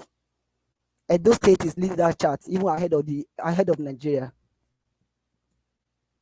There are so many achievements which I cannot come here and start naming. Even if I want to name, is it the Edo Refinery and the petrochemical company? Are you talking about the DuPont Refinery? But funny enough, I'm not here to praise or sing the praises of any governors, because it's their responsibility for them to do well for the people of the states which they are governing. But most importantly, whenever you see someone doing well, being able to mention those areas. Whenever I see somebody is not doing well, being able to mention those areas as well. That's why I take it upon myself to also list out some of these great achievements you have done. But there are many ways of improvement. So going for this 2023, rather 2024 election, Obaseki is not going to be on the ballots. We have the person of Olumide Akbata, Dr. Aso Ighodalo, and Model. These people should be able to come out, tell Nigeria, not just Edo State, the plans they have for the people of Edo State. How they're going to move that state from one level to the other positively. We want to hear from them. We want to hear them speak. They should not play politics with the life of Edo citizens. No. This is the time for us to hear from you, put you on record. This is what you said. This is what you promised to do for the people. I know most of the politicians do love promises, and at the end of the day, they will not do it. That is why the antecedent of each individual is very important. So going forward, there are some major areas which I would like you Aswe Igodalo, because I believe you have the capacity to move Nigeria forward, rather than to move Edo State forward. There are some major areas which I will want you to focus on, especially in the area of human capital development. The people of Edo State, they need to put food on their table. They need a good environment where they can do their agricultural products. Let there be security, just like what some of the panelists have asked you yesterday. We need an enabling environment, secure environment. I want you to build multiple layers on the emergency response system being developed by the current governor of the state, where they can call 112 for emergency cases. If you can expand on that to enhance security architecture of the state, I think that would be very, very massive. That would be very, very massive. Then, in the area of healthcare, we have College of Nursing. Currently, we have Stella Abasojo Hospital that is, going to be one of the world-class hospitals in Nigeria, I want you to take it further. Bring in experts. Extend those primary healthcare centers that is currently being run around within the 18 local government right now. Make it accessible for the poor masses. Equip it with the world-class facility, so that person in the village does not need to go to UBTH to go and take any treatment. Build on that. It's very important. You have done it before in the private, in the public, and all of that. You can't do it when it comes to Edo State. It's very important. Health, they said, is what? It's very important. Now, let's talk about the educational system. We have different tiers of education in Edo State. Is it in secondary, tertiary, and all of that, primary? Yes, there are so many things, like in this light we are talking about, extend it to all those primary schools, secondary schools, even the university. This internet, we will also talk about the fiber optic cable that is being laid around the 18 local government today. Extend it to all those schools, whereby students can have access to all those lights, internet, and all that for them to do their research. Learn skills to be able to better themselves and their future. And in turn, it will generate revenue for Edo State. It's very important. I want you to focus on those areas. Education. You know about the Edo, is it the Creative Hub, where they train software engineers and all of that? Build on that, so that people, and not just building on that, replicate it across the 3 senatorial districts of the state. It should not be only in one location. No. There should be one in Aunchi, in Esako, the one in Edo Central, with modern day facilities, so that people don't need to come to Benin to come and learn 1 or 2 skills. Please work on that. If they have not started doing it, they should extend it to all the local governments or to all the senatorial districts. That is going to help our youth, keep them engaged. Learn 1 or 2 skills, being able to help themselves, then in turn will be an revenue generation for the state. It's very important. Then the civil servant reform that if the governor have done, build on it. It's very important. At least build on it. Let there be continued payment of salary. Continue. If you have not taken, increase the minimum wage. Even the 40,000 is not even enough. Increase it. But before you do that, ensure that there is enough revenue generation system, that there is no people siphoning those state money. Please work on all those systems. It's very important, so that we can have an enabling environment for people to develop. Like yesterday, someone asked a very good question regarding the courtesan in Edo State. Dr. Asfe Igodalo, I'm using this opportunity to beg. Not someone. I'm me asking that question. Okay, that is true. Thank you so much. The courtesan is eating deep in our system in Edo State. It's eating deep. The time for you to go and focus on learning skills and bettering themselves in 1 or 2 ways, sport, education, music, and all of that. Most of them use it in focusing it on those negative side. See, Nigeria is not the only place where they practice the courtesan or I don't know groups. Even here in the US, you see people doing all sorts of things. But the system is there to checkmate most of all these people. Like you said yesterday, Dr. Ason Igodalo, create an enabling environment for people to shy away from all those negative acts. It's very important to do this. Whoever that wants to come in, I'm using you as a point of reference for others. I don't know because I'm not God. I cannot decide tomorrow. It's only God that knows is going to win this election. But I strongly believe you have the capacity. I strongly believe you are above all the candidates currently on the field right now. You should be able to channel the youth, their energy on the positive side. You cannot just neglect the youth. It's very, very, very bad. Whether we like it or not, most of us would have even fall a victim of all these things, if not for one or two engagements. If we are engaged, governor, if we are engaged, most of us will not have time to go and be doing all those things. Imagine you have something to learn at home, or you are doing your businesses, doing manufacturing, fish pond or whatever you are doing. I think you will have money coming to you. You will not have time to go and be wasting doing all sort of things outside. Create an enabling environment for you to be able to develop themselves.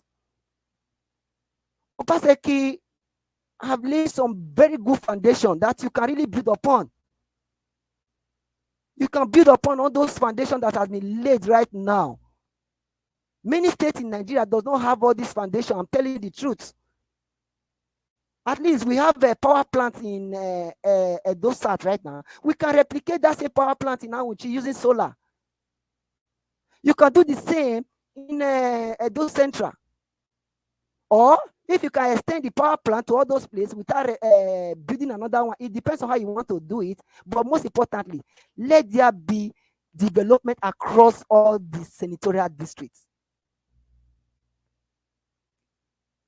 Because no matter what we are going to do or say, if there is no development in terms of human capital, if you like tie all the roads, if you like build all the bridges, if there is no human capital development, the people in that state will still be poor. It's very important. Today we are talking about mechanized farming. It takes skills to do that. It takes human capital development to do that. And it takes an enabling environment and government support to do that. That is why we are calling for calling on you right now. When you get to that position, do it for the well-being, for the betterment of Edo people. Don't harden your heart. Don't play according to all those political games or whatever they are doing today in Nigeria because I brought you into power. You want to support the person that brought you. No. I know you are a man of yourself. People talking about godfatherism. I trust you cannot be nobody can be a godfather to you. You have built yourself in major ways that somebody cannot just be dictating to you. No, and it has never even happened in those states, and it will not start from you. Please let the primary focus, as in the purpose of you being elected to the position by God's grace, be the primary focus. Because those states now need to move from consumption to production. Gone are those days that those states is being known as civil servant states. No, we have enabling men and women in that state, capable, who are good in terms of arts, who are good in terms of digital skill, and many others that can help you turn your government around for good. You better focus on those areas. Like I said before, there are so many positives on this current government that you can build upon. Many. You have to build multi-layers on top of it. Then Edo people will pray as we continue, to help whoever be the next or whatever to continue moving that state forward. Please, Edo people, we should try as much as we can to remove sentiment out of politics. We should try as much as we can to remove sentiment, hatred out of politics. I know you all want Edo to work, but we should not do it with hatred. We should not do it with hatred. Because you hate somebody does not mean the positive side of that person should not talk about it. Hatred key more than any other thing. It's very important. Anyway, I just want to use this opportunity to thank you, Mr. Evans, for the good work that you are doing here on this platform. And to all Nigerians, not just Edo State in general, we have a responsibility upon ourselves to keep reaching out for whatever you know, or whatever information you have, pass it out. People need it to develop. People need it to grow. It's very important. Thank you, everyone. Thank you. My brother Teobala. God bless you. Thank you so much. All right, we have 2 more to go, so we can run. I am ready now.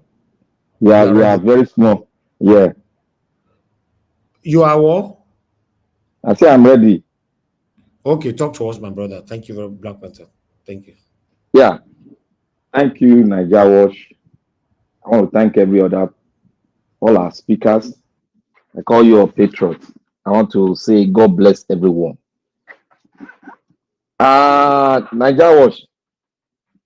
I want to say thank you for giving the politicians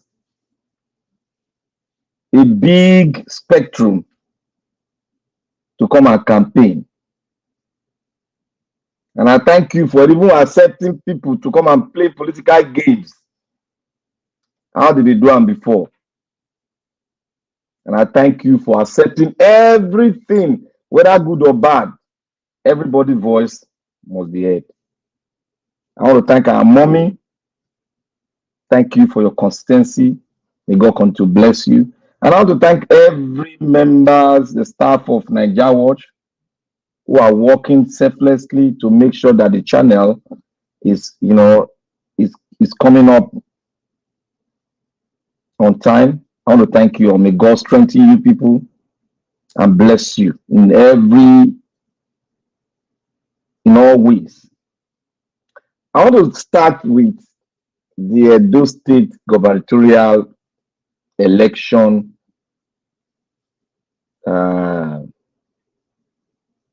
What is happening? How we are going to get our governors, how we are going to get good governance. How we are going to get good governance is not doing the same thing all over and all over again. One, we have to take a lot of things out of our system that has been done in the past that have led us to where we are today. We have to make some sacrifice that might be painful. They might say, oh, it is the turn for my brother. I'll say, no, that man is better than you. We have to make sacrifice to get it right. And I can see now many of us are not ready to make sacrifice. The politicians will be laughing at us because we are ready to follow the old books. The old game that has been played since the Awolowo time, we are still playing it. Oh, it is my turn. That guy must rule. He must come. They never, my side never produce. Oh, now they marginalize us. The problem that brought about all this marginalization is because of your constitution. If the constitution is gotten right, the old ways of politicking will be trashed. Because now the best man will get there. Not my tribe man will get there. Not this senatorial district will get there. The best man will get there. I don't care where it comes from. They said, oh, it is the majority. The table is turning. It is no longer the majority that will dictate the pace anymore. It is the best man. There will come a time, the best man will dictate the majority. We are coming to that. We are coming there. The best man will come and the tribe will die, we go down. They won't have a say. But the best man will have a say. And it will be the one the majority will follow. We are coming to that time. And we will exhaust all these things, all the shenanigans we are going through. And we will see the level of development we will get to with all these abnormalities. Because when there's abnormality, don't even go on your knees to pray that God will bless it. God will not bless it. Because the abnormality comes with cheating, we come with tribalism, we come with sentiment, with a lot of baggages that God will never even focus his eyes on it. That is what we are doing. The fundamentals of every economy, our politicians have lost focus on the fundamentals of development in every economy. They have lost track with the fundamentals. All they see, oh, I want to build the house on the moon. I want it to be like that of England. But remember, England have laid a good fundamentals and they have passed through the fundamentals. That is why they can lay good building on a solid rock. But we want to lay that building that is in England, we want to lay it on such a foundation that is rickety that we have in Edo State. The doctor came here. I respect him so much. He's a gentleman. He's a man with ambition. He wants to do it right. He is saying it, but we don't know the heart of a man. We don't know what will change his heart because of the political positioning he is now. We don't know the pressure against his own will to develop the state. That is one paramount thing that we don't know. But if we cough it out and bring the little one we know, people will say, oh, you are against him. No. The passion is for somebody to make Edo State great. And I want to say this. You see, when we talk about the foundation of development and how to bring development, look, the government don't have business in all this laying fiber optic, all these things in a very good society. You bring in investors. And what you do, you lay your foundation very well. You lay all the things that will make investors come in. You bring it in. And you see, when you bring this in, your state will start coming up and your taxation system will be strengthened. If I want to ask now, do Edo State have a very good taxation system? No. If I want to ask now, do Edo State have good road connection? Yes. But are they well connected with good tar road? No. Do Edo State have good water supply that will yield a good income for the state? I don't know. And we are jumping to fiber optic. Do Edo State have good water light system that will go to at least getting it up to 85% so that the majority will have light? No. Participating in building an infrastructure and giving it to the government to distribute is not a positive impact on the economy of Edo State. That one has gone, it has gone with this constitution. Now you have to sit back and develop your own, the way Abia State developed their own. And that is what is enhancing the development in Abia State now. With what they have before, that is even more bigger than other states. They are growing into a level whereby they are advancing, getting to the level of the Western nation, because with what they have now, they are ahead of almost 75% of the Nigerian states, all the states. They are ahead now because they have it, and I trust the governor. He is going to look into other fundamentals, things that have not been done that will attract investors. He will put it, he will lay it, and that is how you see That's how you see development coming in like water gushing out of the rock. But our leaders, they've lost touch of that fundamentals. Yesterday, the gentle doctor, I love him because he's gentle. He made mention of following what his predecessor brought in. He did not even say those. He did not criticize some fundamentals the predecessor is bringing in, that this might not work in this time. But he said, oh, he has laid the foundation.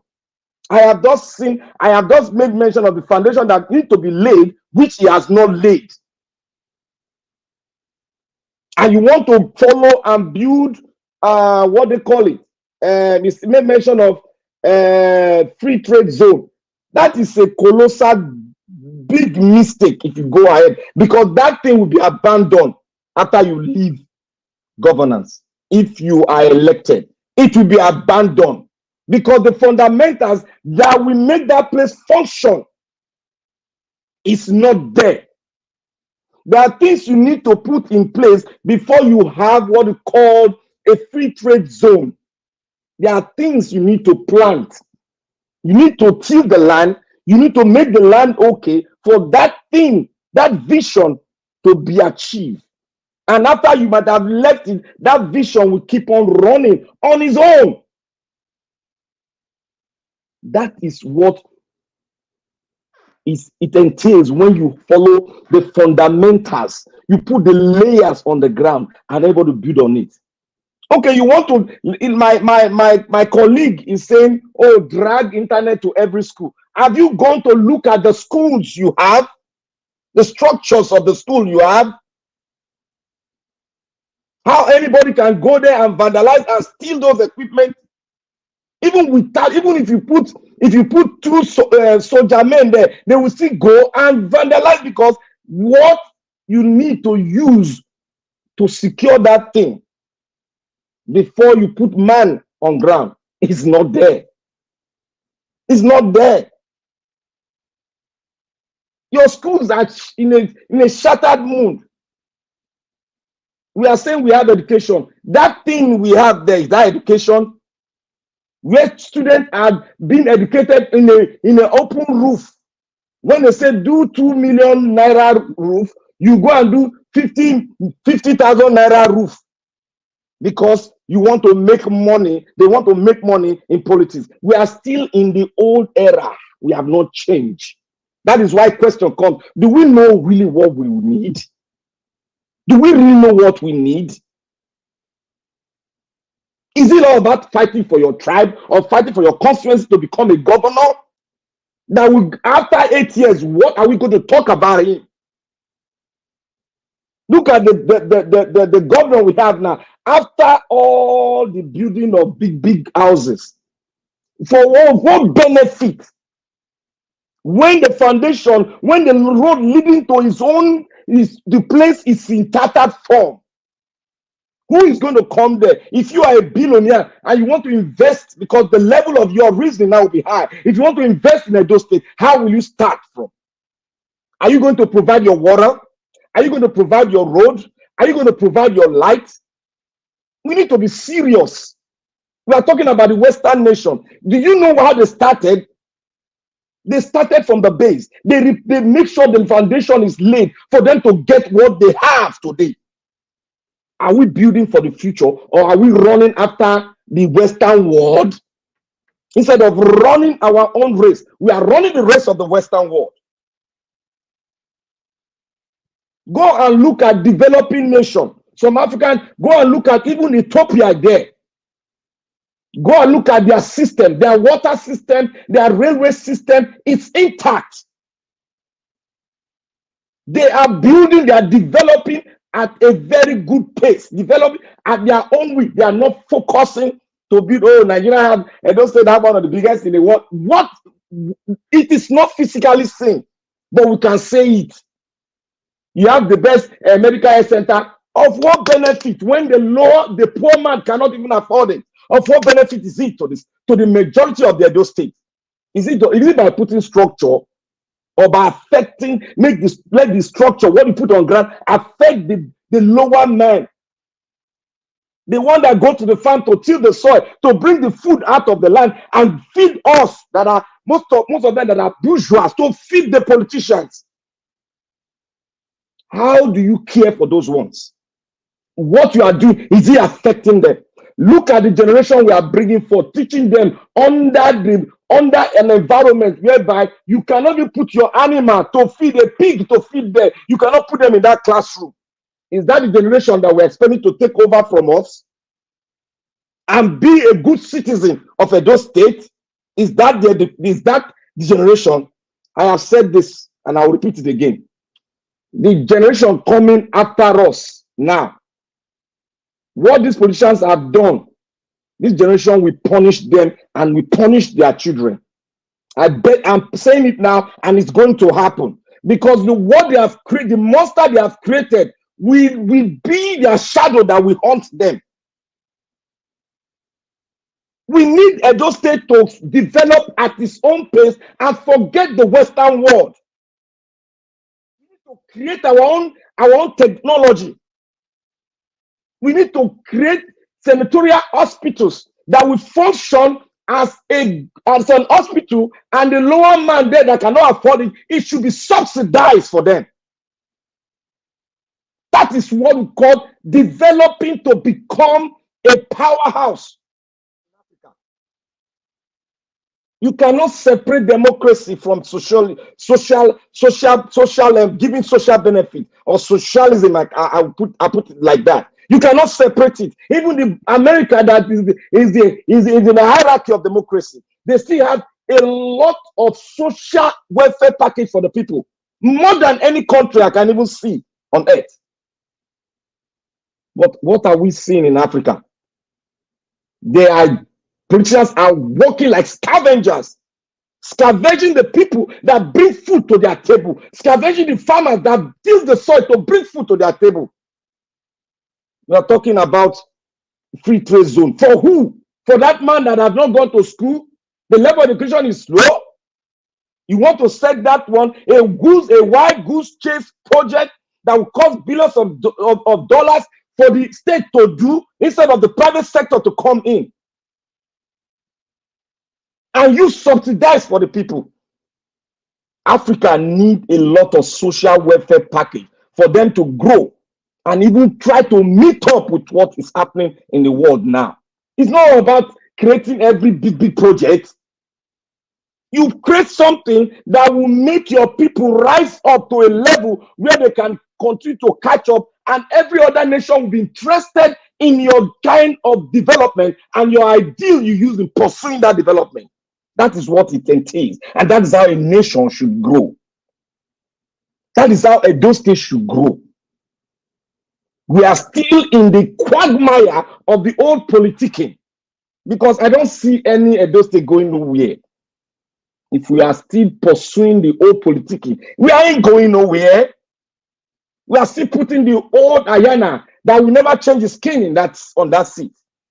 Because there are so many fundamentals that are wrong with the Nigerian state. You don't expect them to give you everything from what is entailed. Let governors get to the people. Let the people select their own rulers, their own government.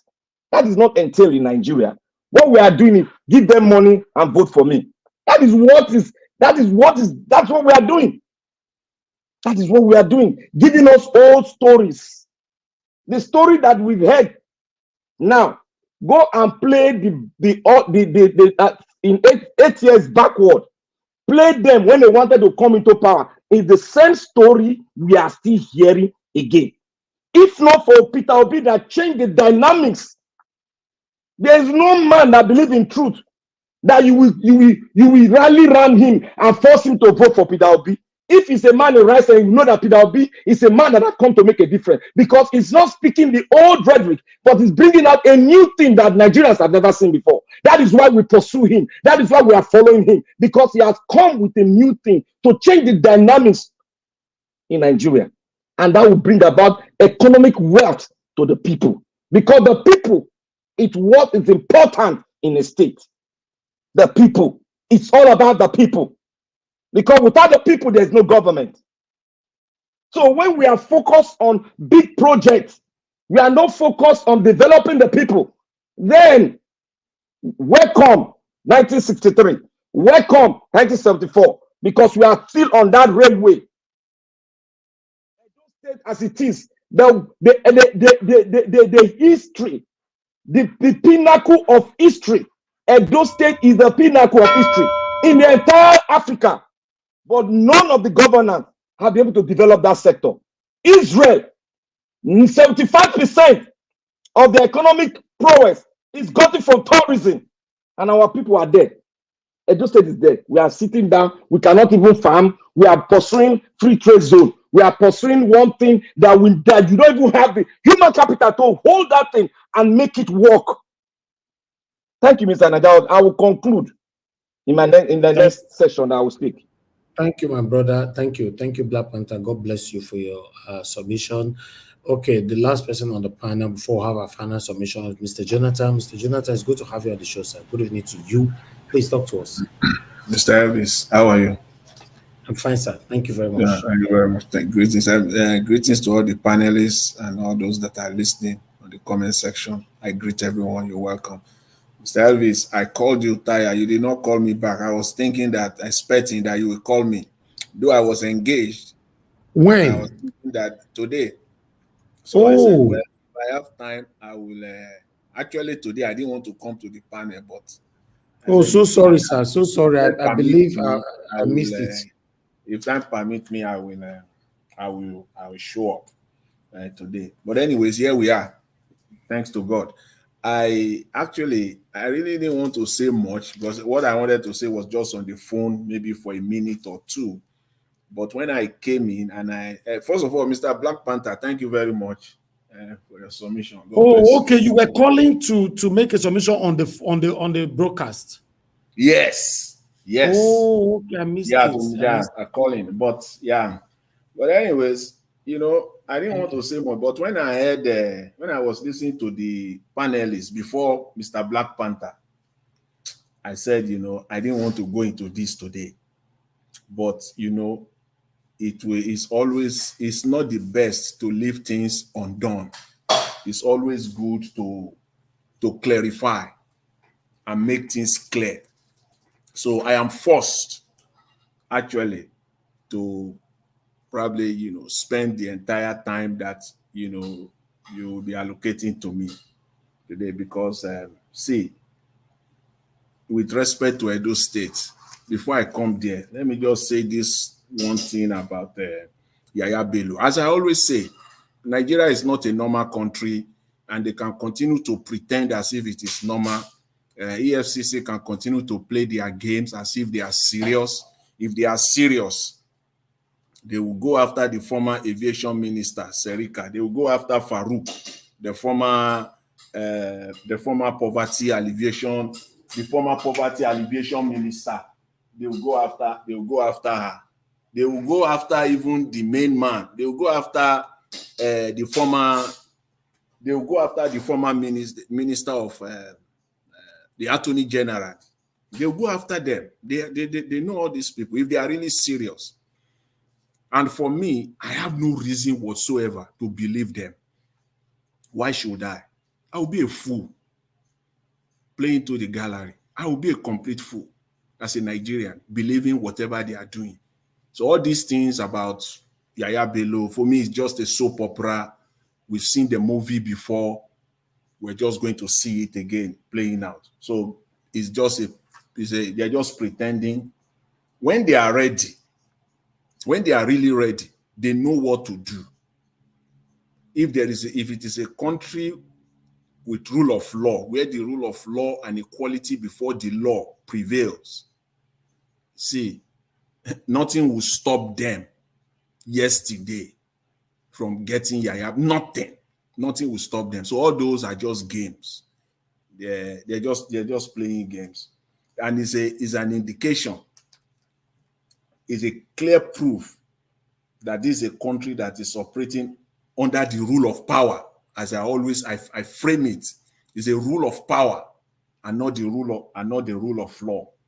That is what is happening in Nigeria, a country that was built The foundation of that country was built on lie, greed, and deception. And it continues to run on lies, greed, and deception. That's the foundation. The faith, but scripture tells us that when the foundation are destroyed, what can the righteous do? If the country was built on lies, greed, and deception, they deceive Nigerians. And it continues like that until everything is, completely. Anyway, I will leave that. I don't want to. That was what I wanted to call in to say, But when I was listening to the panelists before Mr. Black Panther, see, don't let us do this. Don't let us do this at all. We all believe, we are all looking, and we are all aspiring for a good Nigeria. I always say good Nigeria, because most citizens, especially those that they call youth now, the ages of 18 probably to 35, they have not seen anything better. So there is nothing to compare it with. So they have not even seen good before we start saying better. They have not seen good. It's a misuse. It's complete misuse of that of the English word. It's total misuse. They have not seen anything good. If they have seen something good, then you can now say we're looking for a better Nigeria. So all they have seen all their lives is what Nigeria is right now, and it's even getting worse. And what we all want, we want to see a good Nigeria. We want to see a good Nigeria. That's what we are all striving for. And let us do that without going back to that foundation that I described earlier. Don't let us rebuild another foundation of lies, another foundation of greed and deception. Please don't let us do that. Because if we continue on that, even if this current structure is dismantled, we will have just succeeded in building another foundation of lies, another foundation of deception. That is the reason why you will see a person like Yahaya Bello, who was the youngest governor in Nigeria, a youth. That's why there is no difference between a youth and a 70 or 80-year-old man who has been ruling Nigeria for years. Because it is the same foundation, the foundation of lies, the foundation of deception. We got to stop it and let us build a new foundation that is built on honesty, transparency, and competency. That's what we need to do going forward now. So when we see a candidate for the likes of Dr. Aswell, please, let's just say it the way it is. And when we see what is happening in Edo State for the past 8 years, most people even talk of the last 4 years. I talk about the last 8 years. Please, let's face it. Where do you want to start from? Who are you supporting? If you are talking about Obaseki, where do you want to start from? Where? Education? The question I will ask Mr. Aswell or anybody that is supporting Obaseki, or you are saying that Obaseki has done well. Can Obaseki today or Dr. Aswell Igodalo today send his child to any primary school in Edo State today? Or his grandchild or granddaughter, grandson or granddaughter, with his full chest, and tell his wife or tell his daughter-in-law or son-in-law that this is the school that I want my grandson or my granddaughter to go to attend this school in Benin City or in any part, in any area of Edo State, any public school? Can they do that? the educational system is nothing to write. It's nothing to write. Nothing. It's not up to standard. It's not the standard that we're looking for or that we wish for a good Nigeria. It is not. So don't let us play psychophancy around it. It is not. Nothing has been done in that area unless you romance with mediocrity. If you are the fan of mediocrity, say it loud and clear. I love mediocrity. Mediocrity, I live, I swim, I do everything with mediocrity. You are not a man of standard. Then fine. Then we know where you stand. We know your position. But if you are a man of standard and quality, what you have in that state now is not. Some few months ago, a video was showed on this platform of one of the hospitals, one dilapidated hospital in Edo State. And I was asking how many general hospitals today that are functioning, fully functioning in Edo State today. General hospital. I'm not talking of clinics. General hospitals. There should be at least one in. When you talk of general hospital, the problem with Nigeria is that they don't know what the difference between a general hospital and a clinic that is in one local government. General hospital could be 3 in a state, 1 in each senatorial district. When you talk of general hospital, it will be standard. You are talking of a university, the standard of a university teaching hospital. It will be the standard of a uni. When you talk of university teaching hospital, you are talking of world-class hospital. That's what you are talking about, because that's where doctors are trained. How many do you have today that are functioning in Edo State? You will use that to qualify to rate the health system of Edo State. And when you now talk of Edo State again, you talk of agriculture in Edo State. I love the fact that Dr. Aso Egodalo yesterday said he's going to, if elected, he will concentrate, on agriculture, and he will face it squarely. I didn't hear him romancing the current state of agriculture, because the current state of agriculture in Edo State is dismal. Edo State has about 10,500, 10,600 hectares of land that they said has been cultivated. 10,600 hectares of land in Edo State that are cultivated. Do you know what that size is? If 10,000, just to tell you the lies, to expose the lies, if 10,600 hectares of land is actually cultivated in Edo State today, you will not be talking what we're talking. Edo State can conveniently feed almost the South. 10,600 hectares of land. Do you know what that is? Do you know what that is? If it is cassava alone they are cultivating there, the price of garri will not be where it is today in Nigeria. So that's a flat out lie. So there is more. Nothing is being done in that area. And you need to talk to the farmers. Speak to the I don't want to say much on that. What the Edo State farmers have spoken, I will hold on to what they say much more than what is coming from the government. And what they said is loud and clear. It's all out there. So again, when you talk of the state, when you talk of Edo State IGR, where do Mr. Black Panther talked about taxes? Thanks. How much is Edo State generating in taxes, the state IGR? Unless again, you just want to continue to be naive and be deluded. You can continue to live in that delusion. The current number says that Edo State is generating about 62 billion naira in IGR.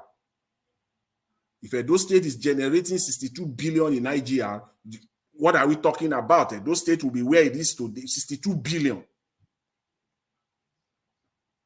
That is about 4-5 times the amount of money that Edo State will get from Abuja. Like about God bless you, Oga Jonathan. Edo State will not even need. Edo State can tell Abuja, cool down. We are not coming this month. We are okay. But before you say Jack, they have landed. The Commissioner of Finance is in Abuja every 23rd. Is the best process they have in Nigeria. You see that distribution they do every month. You would think you are to them, it's like they're in a Western world. They are living in a cocoon, in their own enclave. They land in Abuja by the 23rd, 24th of every month. By 26th, they got their money. All of them will disperse. They are all gone. It's so effective for them, the way they distribute that money. If they are collecting 62 billion, divide that by 3. That's to even just say 3 months, 20 billion per month. What is Edo State going to Abuja to do? And even if they go to Abuja to now collect, it will be an additional. So the transformation will be mind-blowing by now. They will require loan again. They won't even require loan. So don't forget about the 62 billion. It's a trash. It's not. If Edo State is getting anything at all on a monthly basis, it's debatable though. It's debatable. If Edo State is getting anything at all in a month, maybe 1.5 billion. Maybe 1.5 billion across the whole of Edo State in terms of IGR every month, 1.5 billion naira. That's the maximum. And if you want to debate it, maybe we had another 20-30% on top of that, maybe. But talking of 62 billion, just forget it. And for me, I don't have problem supporting any candidate. In fact, I don't have problem supporting Dr. Aswell Igodal or any of the other candidates. But here's my position, and I start firmly on it, that until the Nigerian politicians start to do things differently, and this must be made clear with no ambiguity of any kind at all, then they have started. Any politician that comes out determined to start doing things differently, to move away from the status quo, then that politician is talking, is speaking. See, that is exactly what differentiated Mr. Peter Obi from the others. He did things differently, and he continues to do things differently. They may be thinking, that is why, I also heard today, I believe it was Mr. Elvis that said, it might be difficult for politicians to come and say what they want to do because they don't want to step on toes. Well, I kind of disagree with it to some extent. Because if you want to do this... Oga Jonathan, no, you got it wrong. That's not what I said. Okay, all right. Yeah, but... Give us a mandate was asking if Aswen can rate Obaseki from 1 to 10. He said that question should have been passed to him yesterday. And I said that he might not be able to answer that question because he's coming from the same party. But after the election, he can answer that question. Not now. If you are asking him that question against, hold on now, I might speak a bit. If you're asking him that question against his opponent, yes, of course, he can answer that question. But asking a question that the same umbrella is coming from, that he should rate Obaseki 1 to 10, he might even answer it in a way that you might not like it. But if you want him to answer that question accurately, let him become governor first. That's what I was saying. Okay. Mr. Nagawatch, he even answered it now. It was on that tone. He answered it. Yeah, he said he has laid a good foundation, and we are going to start continuing from there. Yeah. So, but that's why I said somewhat. Like if anyone make that kind of statement, I will not disagree with it entirely, but somewhat I will disagree with it, because when Black Panther was talking, he used the word old. This is what I'm talking about now, is old politicking. Comparing it with new politicking, because what they are doing is they are still doing it the old way, and they want Nigeria to change. It cannot be. See, I will just end on this. There can't be any honest man, anybody that will say in Nigeria today, including us here, anybody, you cannot claim to be an honest man supporting any Nigerian politicians that is not ready to do things differently. You cannot, it's from ab initio, you are a dishonest man. If you are supporting any politician in Nigeria who is still doing things the old way, who is not ready to move from the old way, and you are supporting that man or that politician or that whatever, you are a dishonest man. Because why? There is no way anybody can support any politicians doing things, still maintaining the status quo, and you are supporting him. No matter what you say, you can never be coherent. You will, in some instances, it will sound as if you are sounding well, but you will be sounding very foolish. In some instances, you are sounding as if you are correct, but deeply, when looked into deeply, you will be sounding incorrect. You cannot eat your cake and have it. Any politicians that really wants to change Nigeria must be ready to do things differently in your tone, in what you say.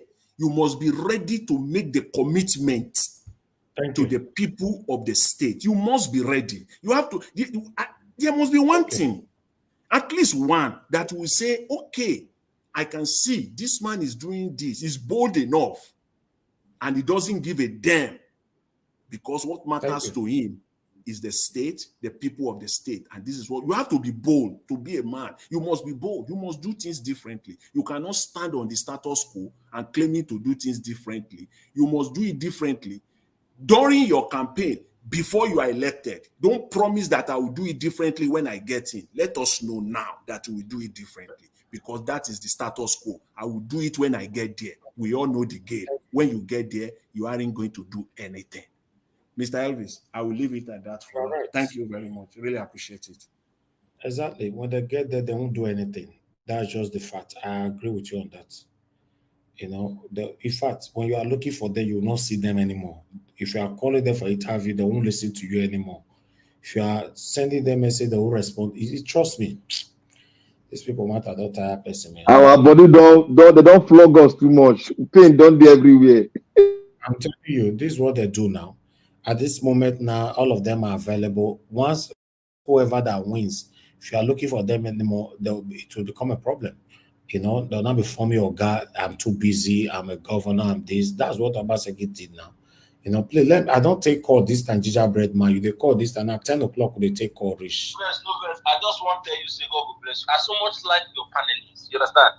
The thing is that now people will get too much brains today for Nigeria world. You cannot come here and use grammar and deceive anybody. There's one guy. It doesn't mean I know the problem why they get for life. You see, I don't feel control my mouth.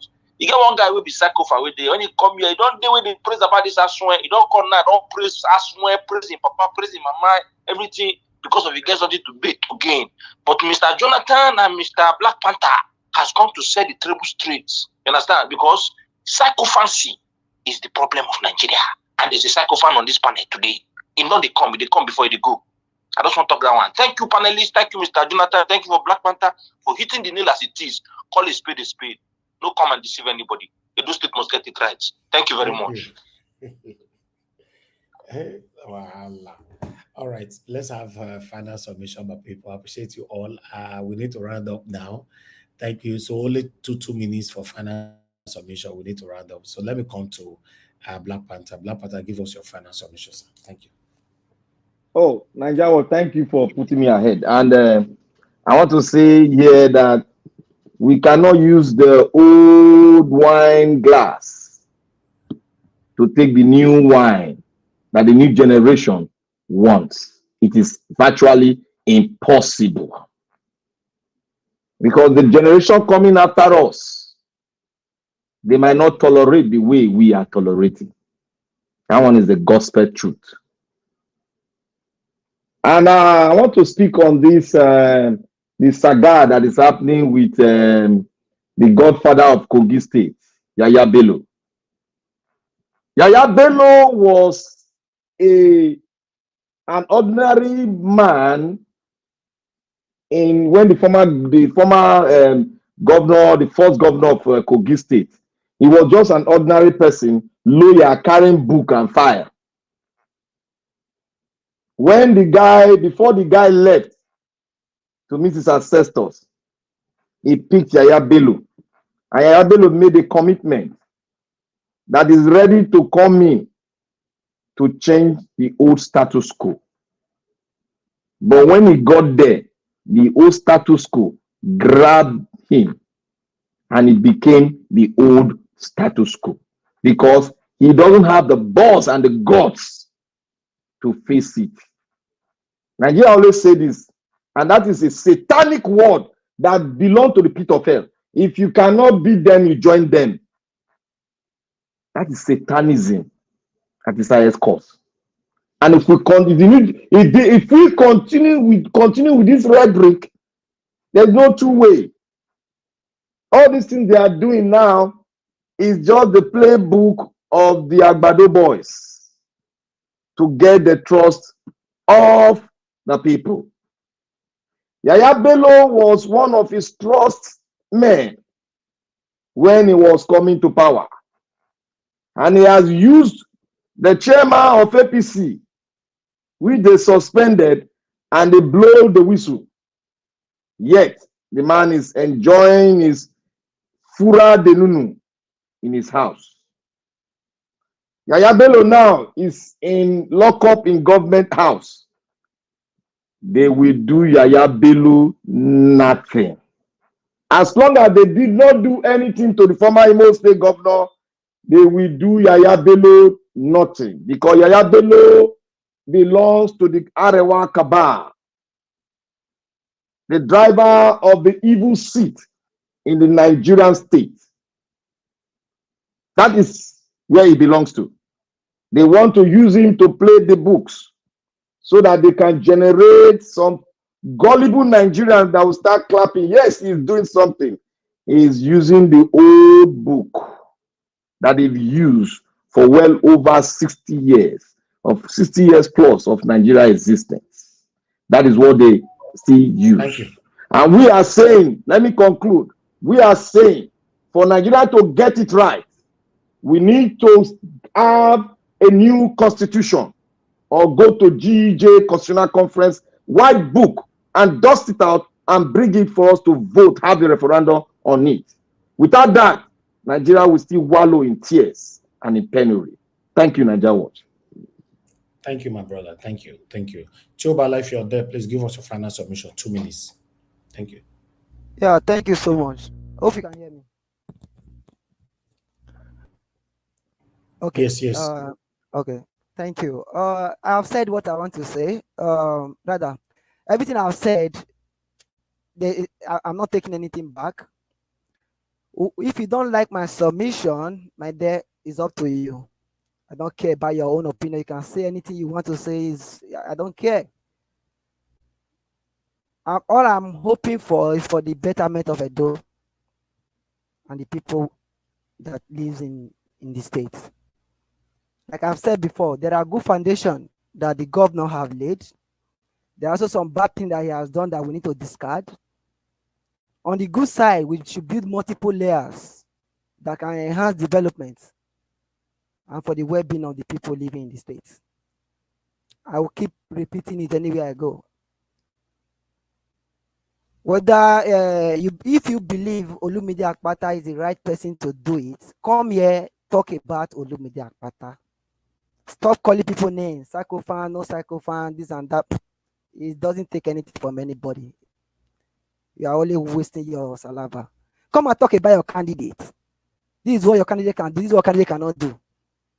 It is easy to criticize, but you cannot talk positively about your own candidate. Yes, you are hiding under your phone or whatever you are.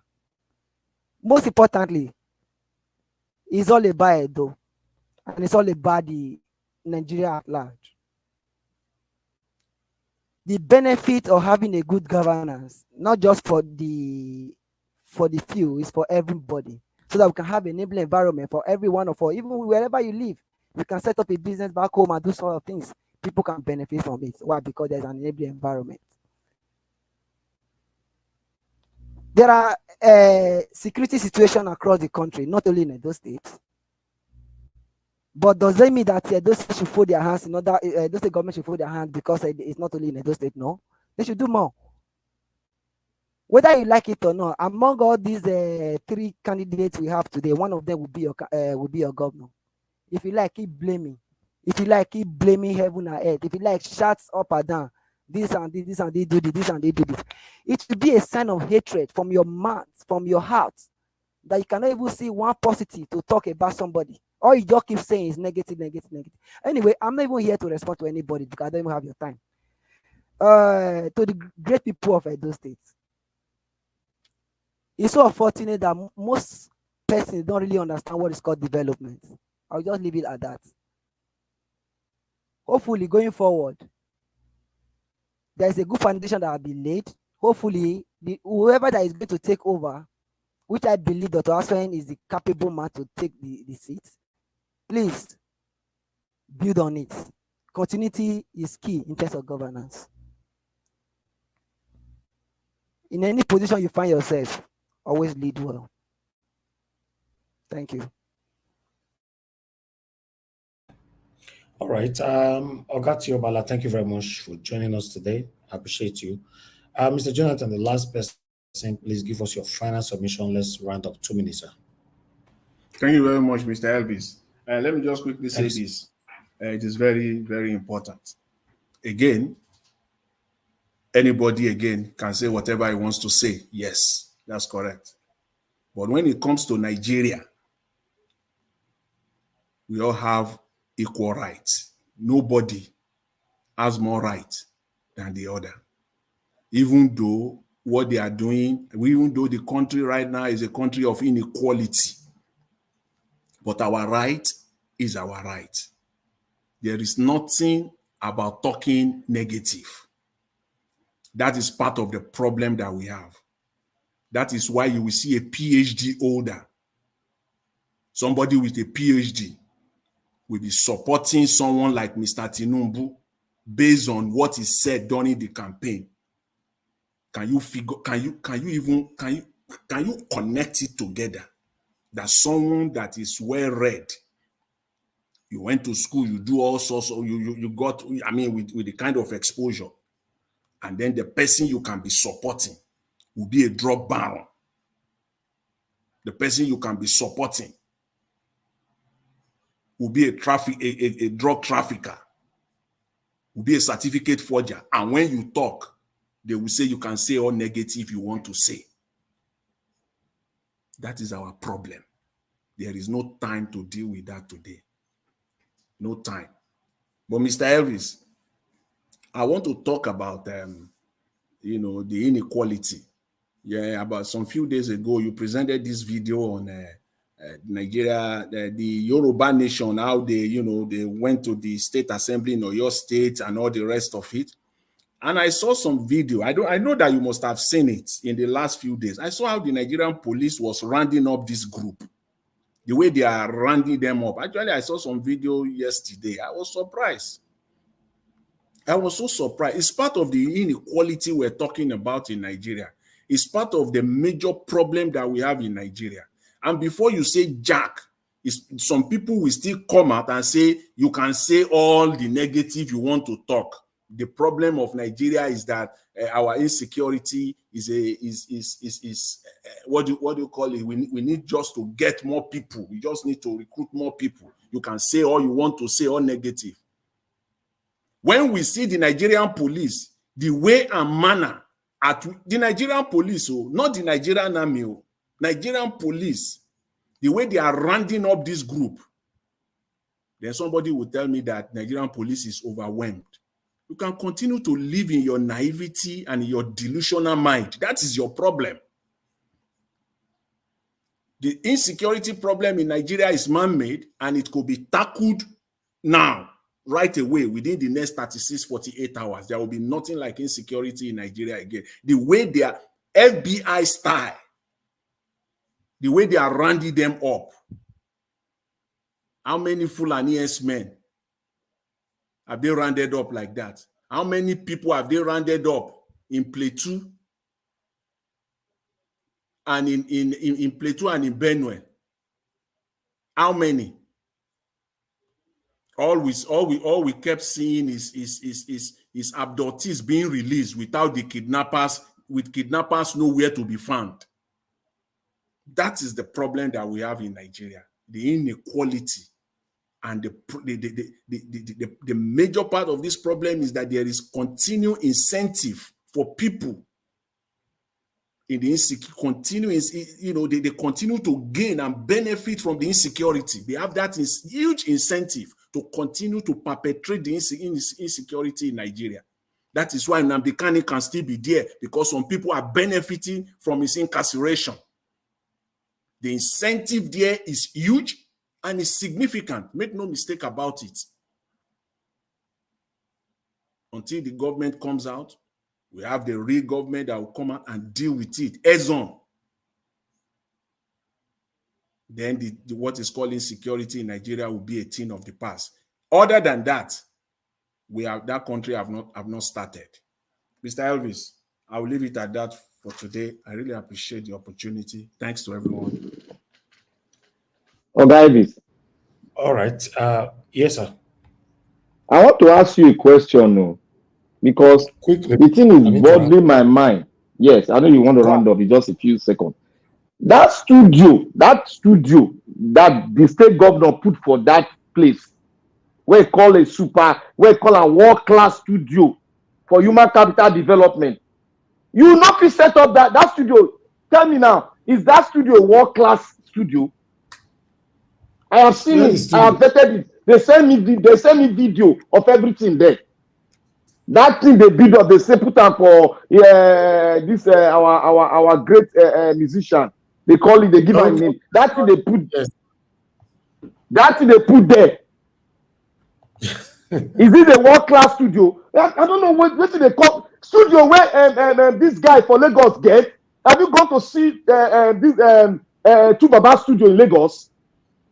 And you call that thing with a switch box and two flat screen and one dark room. You call that a world-class studio? Man, we are in for a very big music in Nigeria, in Edo State. It's good that you guys are questioning all these things. It's your right, and you have to continue doing it. It's very, very important. It's our right. I've done it, and I'm still doing it. So I've questioned about. I believe it now me question about second pass. Amongst all Edo people. So yeah, when I see people questioning them like that, it's very, very important. We must hold them accountable. Even when they are in office or after office, we must continue to reference to them satanically, because I talk about footprints all the time. People don't understand what it means. Once you leave office, whenever they mention your name, people will be spitting. That's where you get to understand that yes, if you done well or if you done bad. But for me, I'm not here to say Obaseki is completely bad. I'm not in support of the people that say that he completely failed. No government completely failed. You understand? But for me, I'm totally disappointed at Obaseki. To be honest, that is not what I was expecting. It's almost out of office now, but it's okay. Let's see if we can see something better. Mr. Black Panther, that studio that you are referring to, that they call Human Capital Development Studio, whatever, it is display of mediocrity now. Nigerians, when they see something that is substandard, all right, they will continue to hail substandard. Let them build road and give us light. I will come and set up studio in Edo State, and we'll compare it to that thing I did there. In fact, Mr. Elvis, today I almost wanted to do one thing today, and most likely, maybe I will still do it. See, in my city where I live today, I was out earlier today, and there was a road construction going on, and there was this traffic, and I stood and I saw if you see the thickness of the road, if not for traffic, I really want. In fact, I would most likely do it this weekend. I will go back there. I will take the picture.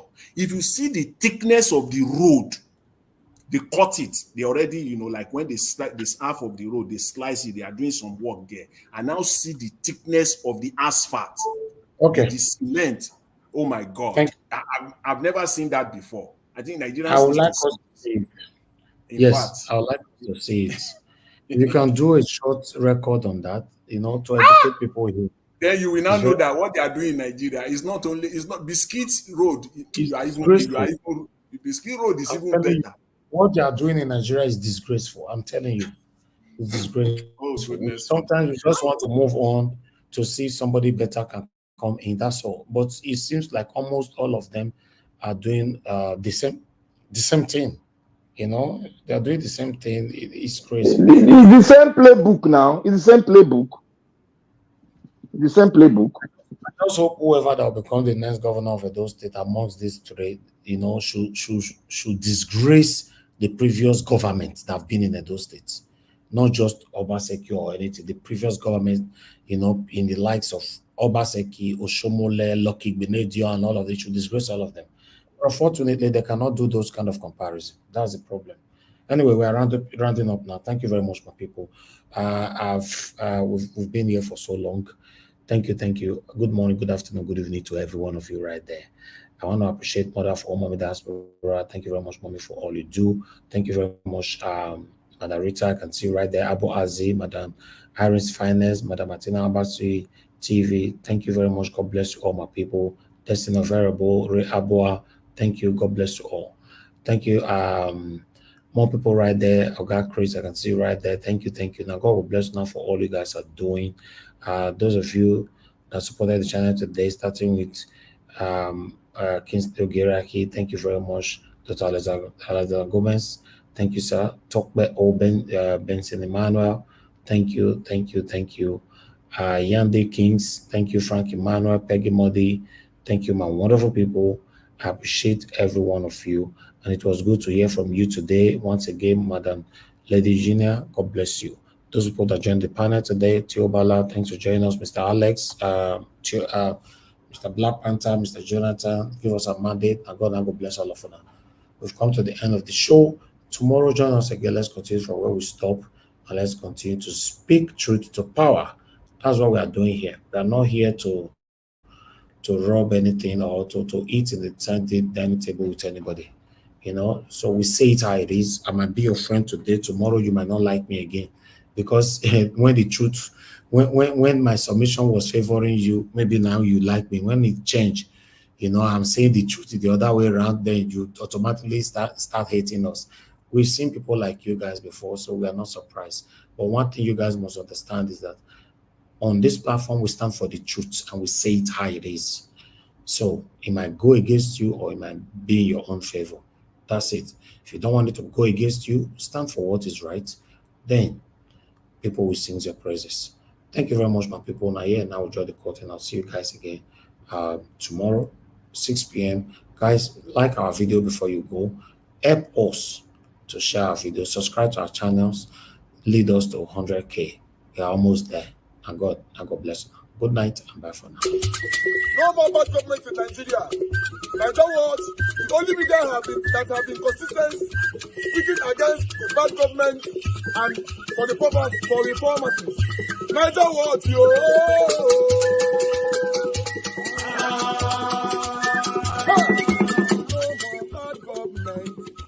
No more bad government. Nigeria what? No more bad government. Nigeria what? No more bad government. The only media that have been speaking. No more bad government. The voice of the voiceless. No more bad government.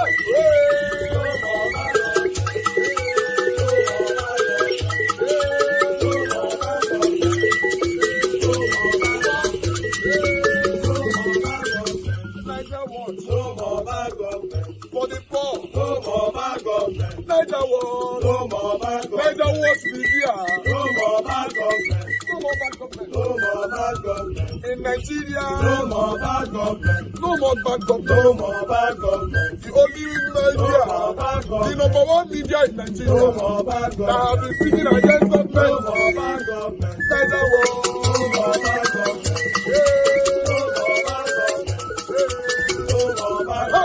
Niger what you? The voice of the voiceless. The voice of the voiceless.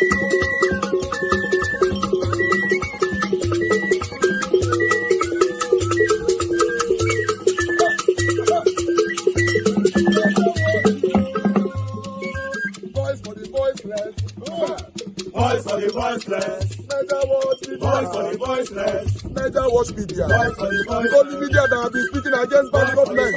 Being consistency since 1944. Voice for the voiceless. Voice for the voiceless. Umuwame. Voice for the voiceless. Umuwame. Voice for the voiceless. Voice for the voiceless. Voice for the voiceless. Voice for the voiceless. Voice for the voiceless. Voice for the voiceless. Naija Watch you. We have been seeing all you guys have been doing. And he recommending to everyone in Nigeria, saying that you guys are the number one. Naija Watch you.